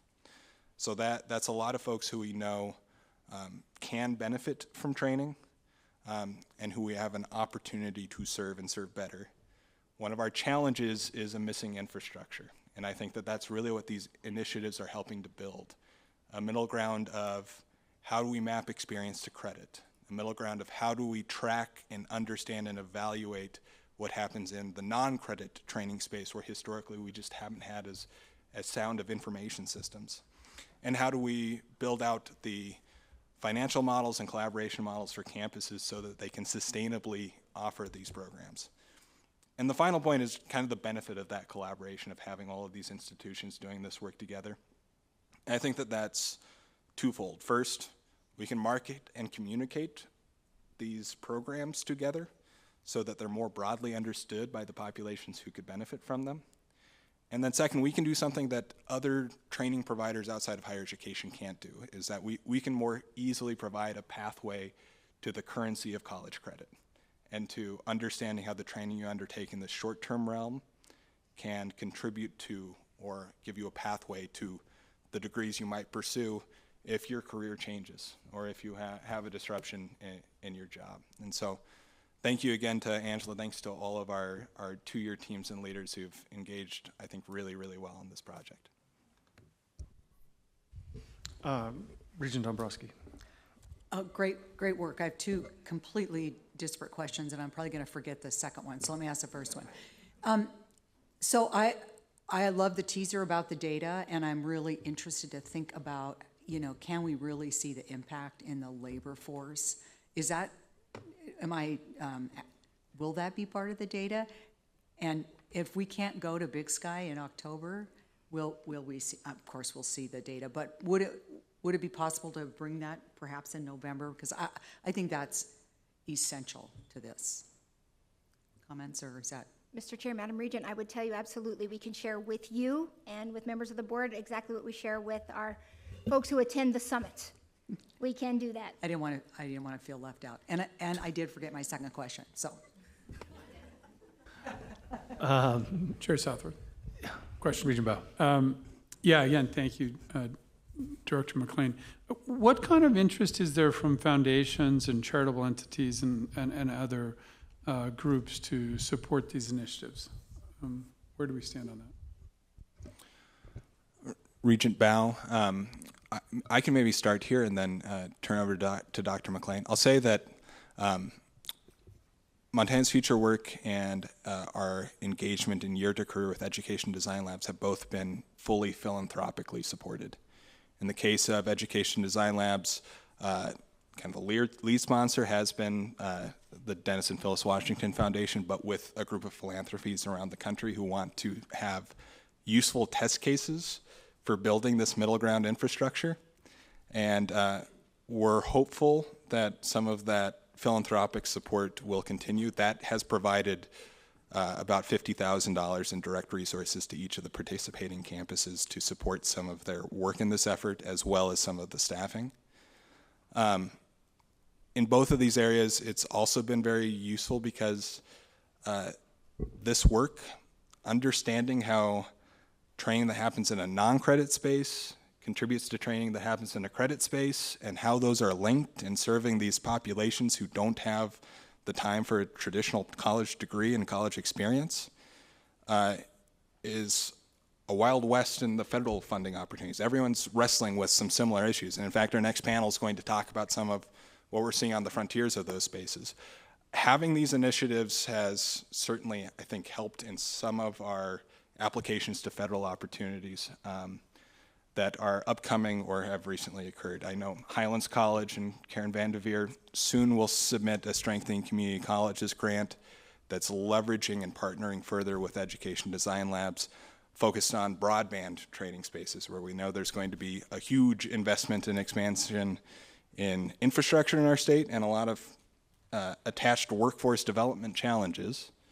And I think having some of the infrastructure that this is allowing us to test makes us more competitive for those opportunities as well. So I'd say, what's the interest? Thus far, our experience has been it's substantial, and it's helping us to make a firmer argument for why federal agencies should invest in Montana's workforce innovation arena. Thank you, Joe. Regent Lozar, did you have a question? Yep. Thank you, Chair. One detailed question. The stat about 200,000 Montanans without a credential, is that 200,000 Montanans with coursework but no degree? Regent Lozar, I can speak to that. That's coming from American Community Survey data. So it's not as fine-grained as we might desire. That's talking about folks who have a high school diploma, but less than an associate's degree. And that's typically our broadest survey and understanding of educational attainment in the state. Okay, thank you. And then maybe just a a broader question. I'm intrigued by the T profile sessions with individual employers. It's really cool. Of the mapping work that is truly anchored to the needs of the employer and the ways in which we can design learning for folks to get right back into the workforce. I just generally speaking, like, is there in higher education industry, are there tools or consultants that do this similar type of work, but at the industry level, not the employer level? Regent Lozar, yes, there are. And in fact, a lot of new data that's leveraging either job postings or resumes and trying to aggregate across an industry what either job postings they're newly asking for or successful candidates show in their resumes to try and understand and forecast more quickly than typical labor data would let us do what evolving skills are needed at an industry level. And many of our campuses subscribe to some of these services. They can be pretty costly consulting services, but we've also had some instances where for particular industries, we've partnered with industry associations to do deeper dives. And a recent one that we can certainly talk about because it's relevant is the Montana Photonics and Quantum Alliance has done a study in partnership with Montana State University on quantum information sciences supply chains and some of the skills and needs in those areas that draw on some of those resume and job posting data sources. And if I could add to that, I think one of the things that I found when we first launched this initiative was that so many of our campuses and our campus leaders had engaged with employers who had that experience, whether it was a T profile or in something like that. And what we have worked on doing with the Education Design Lab's Year to Career effort is really making that one point of contact, ease of access to that, so that then we can take the next step and create the micro pathway and then start on the marketing, start on the data collection, and all of that. And so I would offer that the T profile, the process of working with employers to identify the skills looks different from the EDL perspective, but I would tell you it's not brand new to our campuses at all, that kind of a conversation. But maybe what we've done through this effort is streamlined it, and then the outputs are streamlined, and we're able to roll those pathways out and those T profiles out almost immediately. It's quite extraordinary. Yeah, and I would echo that from my experience with it. We're piloting it as well in one of our companies, but the Education Design Lab being in the middle is it is very efficient, and I believe not just for my company, for many out there, it makes it realistic, because you can think about the big bold idea of like a grow your own, or how you want to sponsor and how you want to do this, and you understand your needs, but then being able to infiltrate one of the university partners is, that's an entirely different task. That's not well, there's really no playbook on that. So I know, speaking for me, I know that I was very impressed in the workshop we did. I can't remember what they call it, but it was just like fast, and they heard it, and we knew what we needed, and then they were able to take industry right to one or two of the universities here in the system that kind of just geographically and program-wise made sense. So I also think that with the testimonials, when this grows, and I'll just, with the, these sprint programs, with having Education Design Labs in the middle, the opportunity to, as we're turning more and more successes out, the testimonial from the business community on how they're interacting with young people to university to career is going to be powerful, and it is going to allow this to scale very uniquely and in a time frame that's probably unprecedented in education, and that's a credit to all of the 2-year and community colleges that are working with us, and not that all of them are just, the one that I'm partnering with actually is Northern, they're 4-year, but just being nimble enough, athletic enough, thoughtful enough to crank this out. You know, it just to echo the point I made this morning is that I feel like higher education is so much further ahead than the private sector right now. So tons of exciting things in the works right now, and just getting it all connected. I appreciate the ongoing effort, and really appreciate you, Dr. McLean. You're gaining a ton of celebrity status in the K-12 world. It's funny if I name drop you, you know, people light up, and so you're doing really good work with your hands on both ends of the educational spectrum, and really making it easy for people like me that are trying to, you know, connect the two uniquely. So thank you very much. Any other questions, comments? Thank you. That'll bring us to our fourth and final agenda item. We have Elizabeth Dove here representing Accelerate Montana, and Dean Vern Gagnon from City College right here in Billings. If you could come up, and Joe, if you want to take this one, please. Yeah, thank you, Regent Southworth. We wanted to bring a couple other voices up on this topic, and part of it is that short-term training, its connection to traditional higher ed degree pathways, is an incredibly active space around the country. Also understanding in a more fine-grained detail, hey, what are the skills we're imparting through education and training, and what are the skills needed in different jobs or occupations in a quickly changing workforce, and what's the infrastructure states put together to try and map those two and connect them more efficiently. There is a lot going on, and it can be immensely confusing. It has an area of immense opportunities.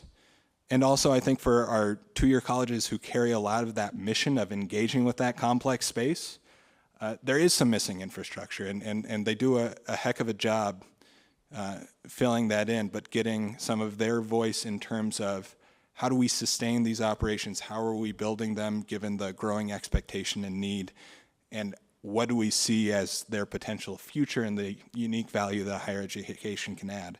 And I think that Vern and Elizabeth are two extraordinary voices that can help with that. Vern, the Dean CEO here at City College in Billings, and Elizabeth really growing into a regional leader and knowledge base for what's happening nationally in the conversation around skills and skills development at the state level. And I'll ask them both to introduce themselves, but also to dive into an initial question. We'll just have a brief conversation, which I invite the Regents to please join. But maybe Vern, as this is your home turf, we can start with you. And can you just give us a sense of how City College is approaching short-term flexible training and what you see as the challenges and opportunities? Yes, so welcome everyone. Thank you, Deputy Commissioner Teal and members of the board. Appreciate the opportunity to speak with you about our short-term and flexible training. I would say that our central mission is credit-bearing coursework and credit degrees, and although we do offer a number of one-semester Certificate of Technical Studies and two-semester Certificate of Applied Science degrees, we also have the opportunity to engage in non-credit coursework, which adds another dimension to those degree options. Some of those tease into the degree options. Some of those are add-on credentials that would go beyond whatever the degree option was. So I think there's some real opportunities for us at City College and in the two-year system, which that non-credit flexible training is also a piece of our mission in addition to the credit coursework that we do. So at City College, we really have kind of a three-tiered approach to what that workforce development and flexible training looks like. Some of those are community interest items. We also have what I would call a career focus, as well as a career enhancement. So community interest might be things like a summer camp. We had one this summer with some middle school individuals around cybersecurity. And interestingly enough, that's been ongoing at City College, and we actually have had a number of students that follow through and end up in our degree program and then circle back, and we actually have one of those as an employee of MSU Billings now. I won't point him out, but he's sitting in the room. So it kind of comes full circle, and community interest is a big component with that. It's engaging our community in meaningful activities. It also provides a service for our community. The career focus are some items that an individual could participate in that they would be able to take directly to the workforce. We offer a number of different welding coursework that is short-term, either a few days or a couple of weeks in nature, and they provide a skill set that is meaningful for an employer, and they can take those directly to the employment. Some of those are add-ons, so they have to come in with some skills, and they would get some specialized skill that they could take out. Some of those are very entry-level that also provides a teaser into our academic program. We have offered a certified nursing assistant, a CNA program, through our non-credit workforce training, which is typically a few weeks in nature. Does not hold the academic credential, but it does provide a meaningful skill for those individuals who can go into employment. In many cases, those skills translate into the academic program, and many of our academic programs in our LPN and RN program utilize those skills as part of their criteria in our competitive entry program. So it's really a step in the direction. Some of those individuals may decide that that CNA pathway is where they want to stay for a number of years. Many of those use that as credential building to bolster their portfolio when they apply for an academic program. In the career enhancement, we actually have partnered with another institution, and we offer a number of certificates that are fairly short-term in nature, such as paralegal and employment law, that can be an add-on for folks who are already in the field, and it allows them to move either to another step in the field, or really as a leg up in their employment and salary range. So we have, I think, a breadth of different opportunities that we're able to engage in, not only at City College, but at the two-year campuses that really provide a service to the community and also provide a step into our academic programs. Thank you, Vern. And Elizabeth, maybe we can turn to you. Elizabeth works at Accelerate Montana, and Accelerate's been participating in a new, pretty competitive grant program called Skills Forward that's looking at kind of a skills economy nationwide, and because of that, has explored and helped to benchmark a lot of what's happening at the national level. Can you speak a bit to Skills Forward and also what states you're looking to in terms of those who are furthest along in this space and what they're doing? Yeah, happy to do so. Thanks for the opportunity to come today. And I'll actually go back a little. I have two jobs. Half my job is I am a faculty member at the University of Montana. I have been since 2000, and I teach in the College of Arts and Media every semester, teaching a graphic design course right now. The other half of my job is at Accelerate, as you mentioned, and there I have a couple of hats. I develop curriculum for rapid training programs. I run the badging and credentialing, digital credentialing service that we have, and I am co-leading the Skills Forward project. So pulling back a little bit, Skills Forward is a national initiative. There were 7 grantees, so Accelerate Montana is one of those. It's funded by Walmart and the Koch Foundation, Ascendium Strata. The topic is, in the broadest sense, trying to enhance the opportunity to see skills as the common denominator of both education and employment. So sort of the bridge between those, being more explicit about articulating skills as that bridge. And narrowly, our job in this grant is to develop learning and employment records, so LERs, which is not a very elegant title, but an LER, to bring it down to the practical, is kind of a hybrid of both a resume and a transcript. It is meant to collect all of the experiences that an individual has, so both formal educational experiences like courses and degrees, but also informal experiences, so service opportunities, leadership in the community.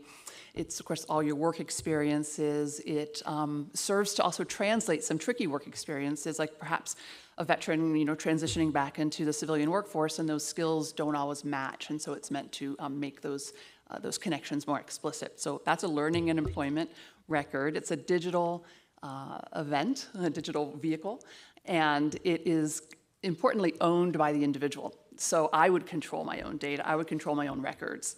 What that might mean in the practical would be I don't have to contact my school anymore for $15 to get a transcript faxed somewhere, because I would be able to share that. I would control when and how I decide to share my records. For an employer, it would have similar benefits in that they wouldn't have to be doing reference checks. They could just click on my learning and employment record because it's blockchain verified. And so they would not have to do a background check or verify that I did that employment. I mean, in addition to identifying my skill set very cleanly, it would also just save time in that regard. So those are some of the advantages. Some of the challenges, though, are that from the educational perspective, we don't really clearly articulate skills in these ways always. I mean, we have discipline-specific learning outcomes, but that isn't the same language. And I think employment also has work to do. You know, industry needs to be more explicit about job competencies rather than just saying what a job role is.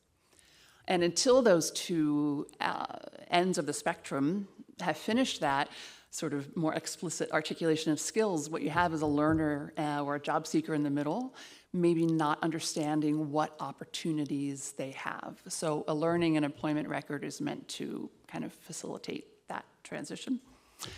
I mean, I could give a little example, like let's say I started a degree program years ago in psychology, and then I stopped. You know, I stopped out of that. I decided to, and during that time I was maybe involved in service. I was, you know, in hospitality because I was a young student.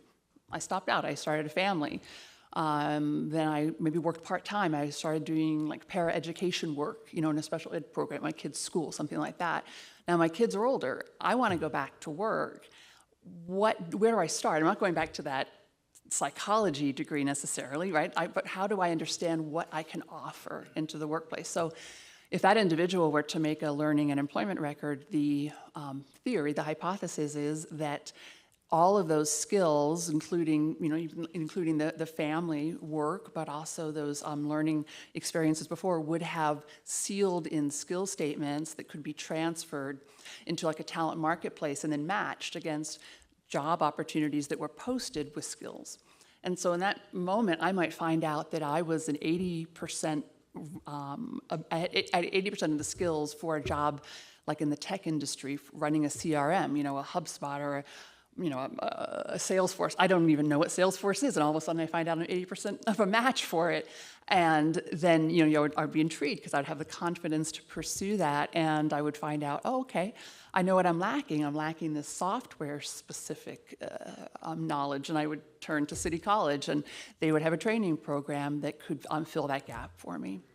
So it requires a lot of data behind the scenes, a lot of the skill articulation, but the benefits are pretty profound for, I think, both expanding the talent pool on, you know, for employers and also for identifying, you know, where programs could be built in institutions and also giving the learner more confidence to pursue avenues that, you know, to remain flexible. Yeah, and maybe to just make that a little bit more concrete for you all, part of this is pretty present.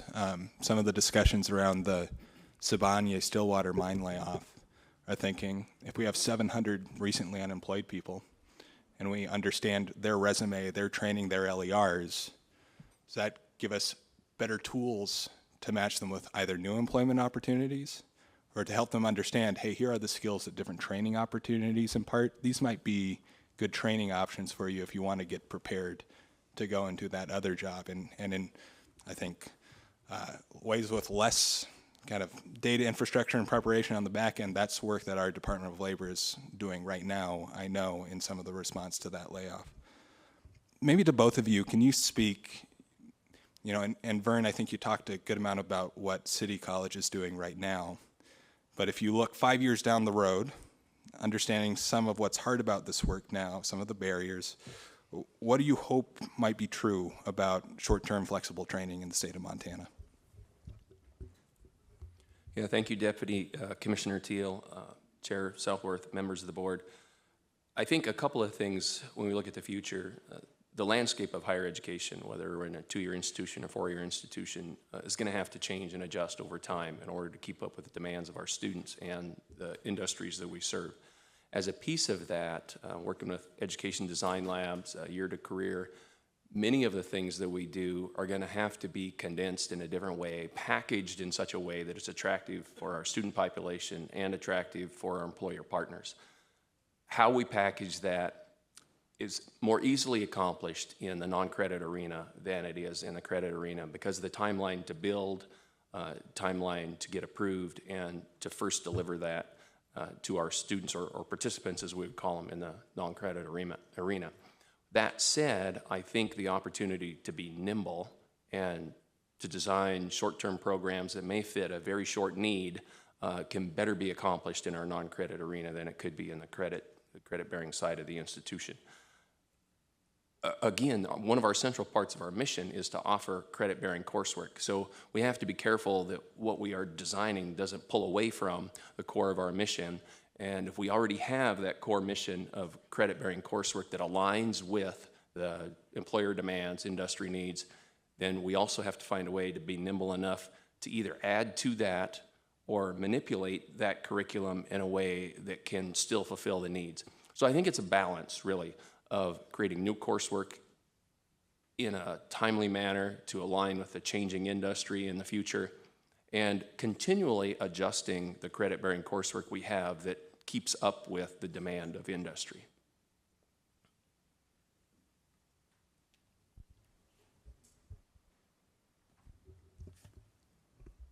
I'm sorry, Sorry, the question is 5 years' time, Okay. what do you hope would be different? Sure. Sorry, I thought you got on the mission one. The 5 years, I can say where we might be in 5 years because of this work I've been able to look at what states have been doing. And timelines are in the 5 to 7 year range. If anybody knows the work that's going on in Alabama, I would identify Indiana as both good examples. And they take a multi-stepped approach where first they look at what they have. You know, they first review their landscape of their non-credit offerings and their credit offerings, and they start to catalog those into a registry so that they can have minimum data understandings of each thing. So I would hope that, you know, in 5 years we might have something like that underway, and I think that's starting now.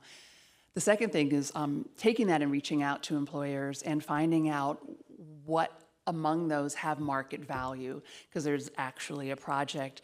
About 50% of the states right now are doing these registries. About 15 states right now are doing credential value recognition, and that value is the market value. And the criteria can vary from state to state, but it usually is a combination of identifying the skills and competencies, matching them to potentials for job growth, and sustainable wages. And then usually the fourth category is that stackability, is that ability to return for more learning and potentially stacking towards a degree.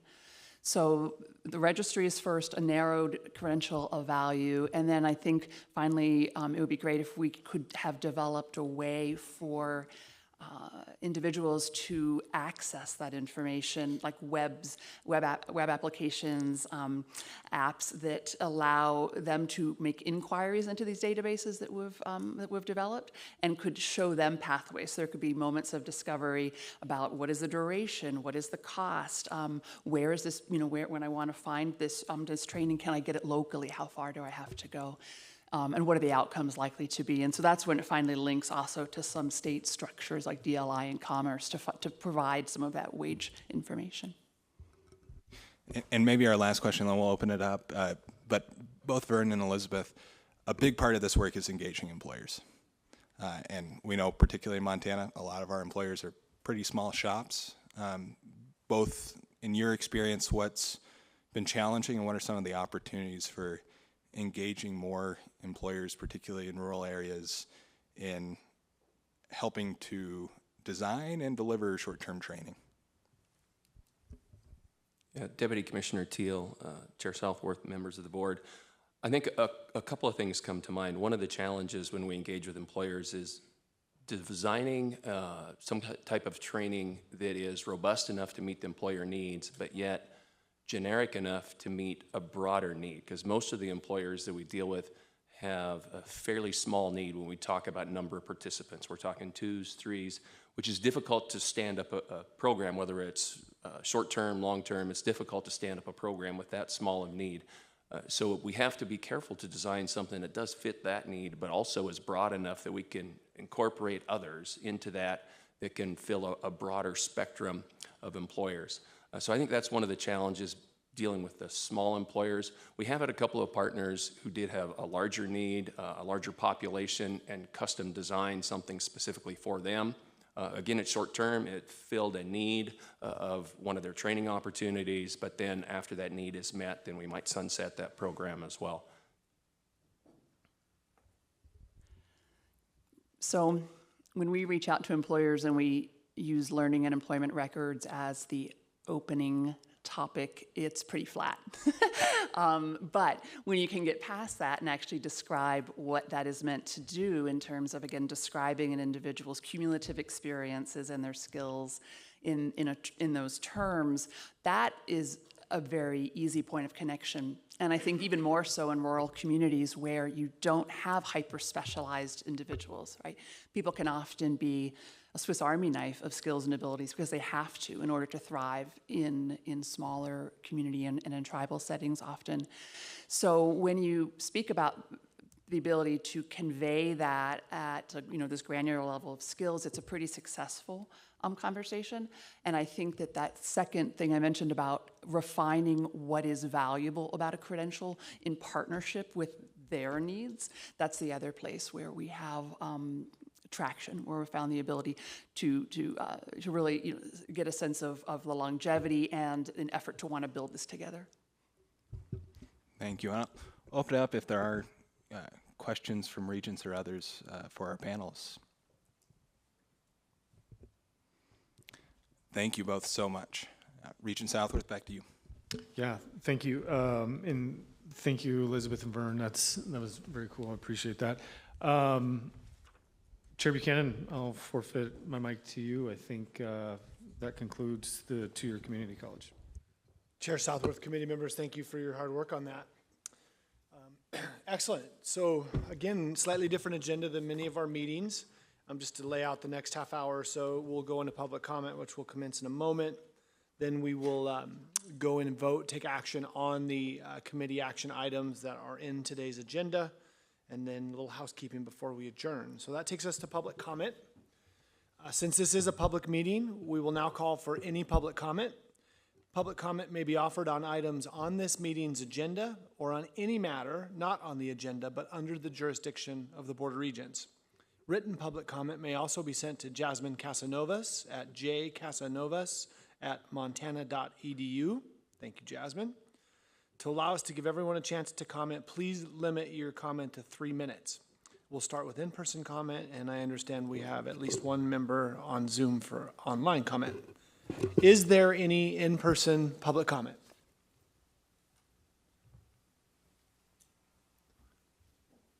Calling for any in-person public comment. Final call for any in-person public comment.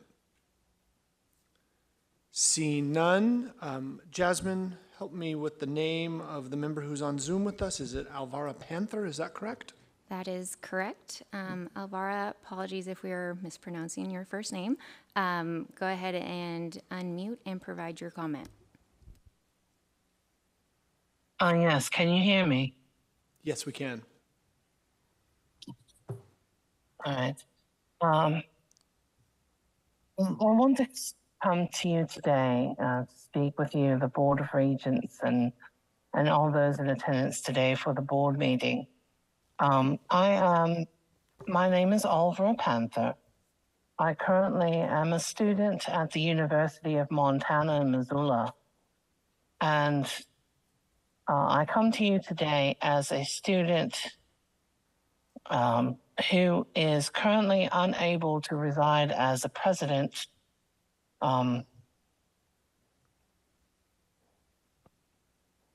so I am unable to reside as a president due to a bylaw from the 1970s. So I come to you in the interest of inclusivity and equity today, and respectfully request that this is a subject that is discussed further. It does, currently at the University of Montana, 1/3 of our student population is either distance learners or disabled. So a bylaw that prohibits us from being leaders in campus groups is is not inclusive. And sorry, I have difficulty speaking at times. It is, I'm trying to think of the word.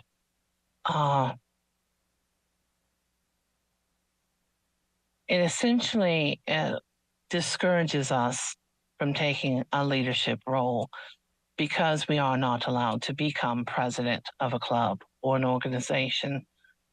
As you may know, those who are disabled already feel dismissed or unheard and oftentimes unseen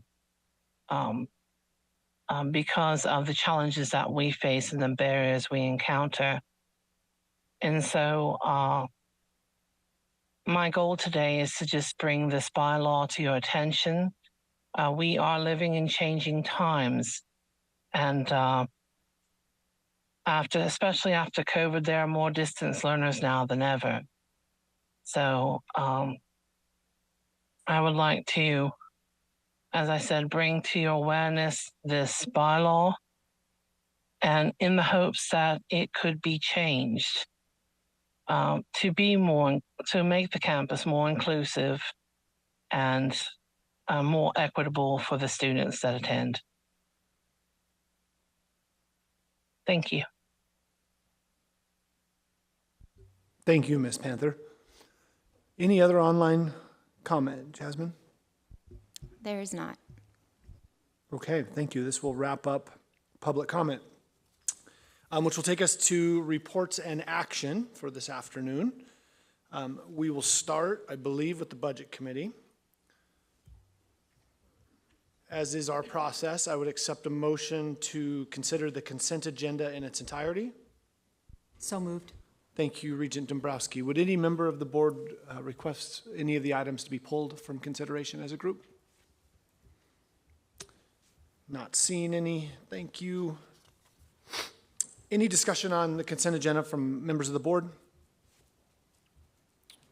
Any discussion from campuses? Any public comment on the consent agenda? Seeing no further comment, I will call for the vote. Those in favor signify by saying aye. Aye. Aye. Any opposed, same sign. Consent agenda passes. Thank you. Action item A, request for approval of Montana University System operating budgets. I would accept a motion. So moved. Thank you, Regent Southworth. Any discussion from members of the board? Any discussion from members of the campuses? Is there any public comment on action item A? Seeing none, we will call for the vote. Those in favor signify by saying aye. Aye. Aye. Those opposed, same sign. Action item passes. Action item B, request for authorization to name a new indoor athletics center. Is there a motion from a member of the board? So moved. Thank you, Regent Lozar. Any discussion from members of the board? Any discussion from campuses? Any public comment as it relates to action item B? Seeing no further comment, I will call for the vote. Those in favor signify by saying aye. Aye. Aye. Those opposed, same sign. Action item B passes. As it relates to action item C, after consulting my fellow board members, we've decided to delay action on item C. We have been notified that another unit within the MUS is currently in an outstanding contract dispute with a proposed vendor involved in this project, and we have agreed the Budget Committee should be briefed in more detail before we formalize future engagements with this vendor. It should be strongly noted that this delay is absolutely no indication of unwavering support for the hard work and efforts of MSU to move forward with this project. Once the Budget Committee has had time to learn more about this issue, we will work with the Commissioner's Office to bring this item back to a vote, potentially with the scheduling of a conference call in coming weeks. Thank you. That would close action on the Budget Committee. Moving to Academic and Student Affairs, I would accept a motion for consent items A through G. So moved. Thank you, Regent Folkford. Any members of the board wish to remove an item from consideration as a group? Great. Any discussion from members of the board?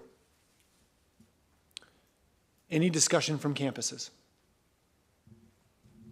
Is there any public comment on the consent agenda in the Academic Research and Student Affairs Committee?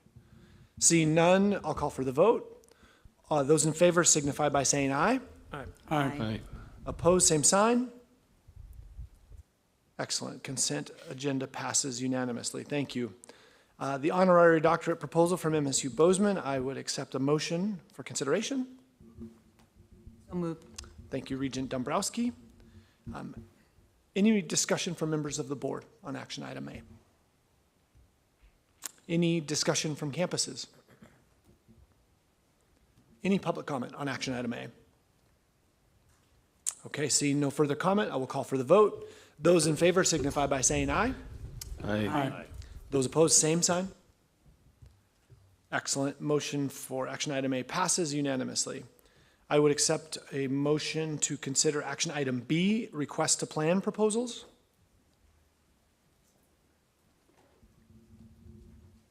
So moved. Regent Folkford, thank you. Is there any discussion from members of the board? Any discussion from campuses? Any public comment as we consider action item B? Seeing none, I will call for the vote. Those in favor, please signify by saying aye. Aye. Opposed, same sign. Excellent. Seeing none, the motion passes unanimously. We go through that so quickly, and it's worth commenting. Thank you to everyone across the system, both on campuses and in Oshie, for your work to get us to this point of the agenda. Thank you. Again, brings us to the end of the day. Before a couple closing remarks, Chancellor Hickswaw, any directions or comments related to the planned reception at your residence? Thank you, Mr. Chair. Thank you, everyone, for being here today. We will be having a reception immediately after the meeting. I just got a picture sent. Everything is set up. The beer is cold and the wine is being poured, and there is some, it looks like hors d'oeuvres set up, so it looks great. So what the directions are is just to go straight west past the science building, past the sculpture, past the education building. The street is Normal Street, and then there's a parking lot. You'll see a tan fence. The gate is open, and that takes you into the Chancellor's residence yard, and everything is set up and ready for you. So thank you, Mr. Chair. Thank you, Chancellor Hickswaw. I think this is an appropriate time on behalf of the board and everybody in attendance today, thanking you and your team for the incredible hospitality and great job today on the meeting. We appreciate it.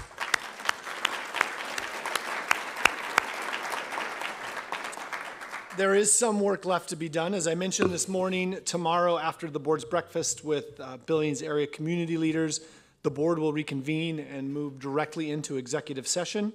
As the presiding officer of the Board of Regents, I have determined that the executive session discussion relates to matters of individual privacy and that the demands of individual privacy clearly exceed the merits of public disclosure. At this time, I will officially close the meeting upon completion of the executive session tomorrow, and the meeting will be adjourned. Thank you all for attending. Enjoy the evening and travel safely as you go back home.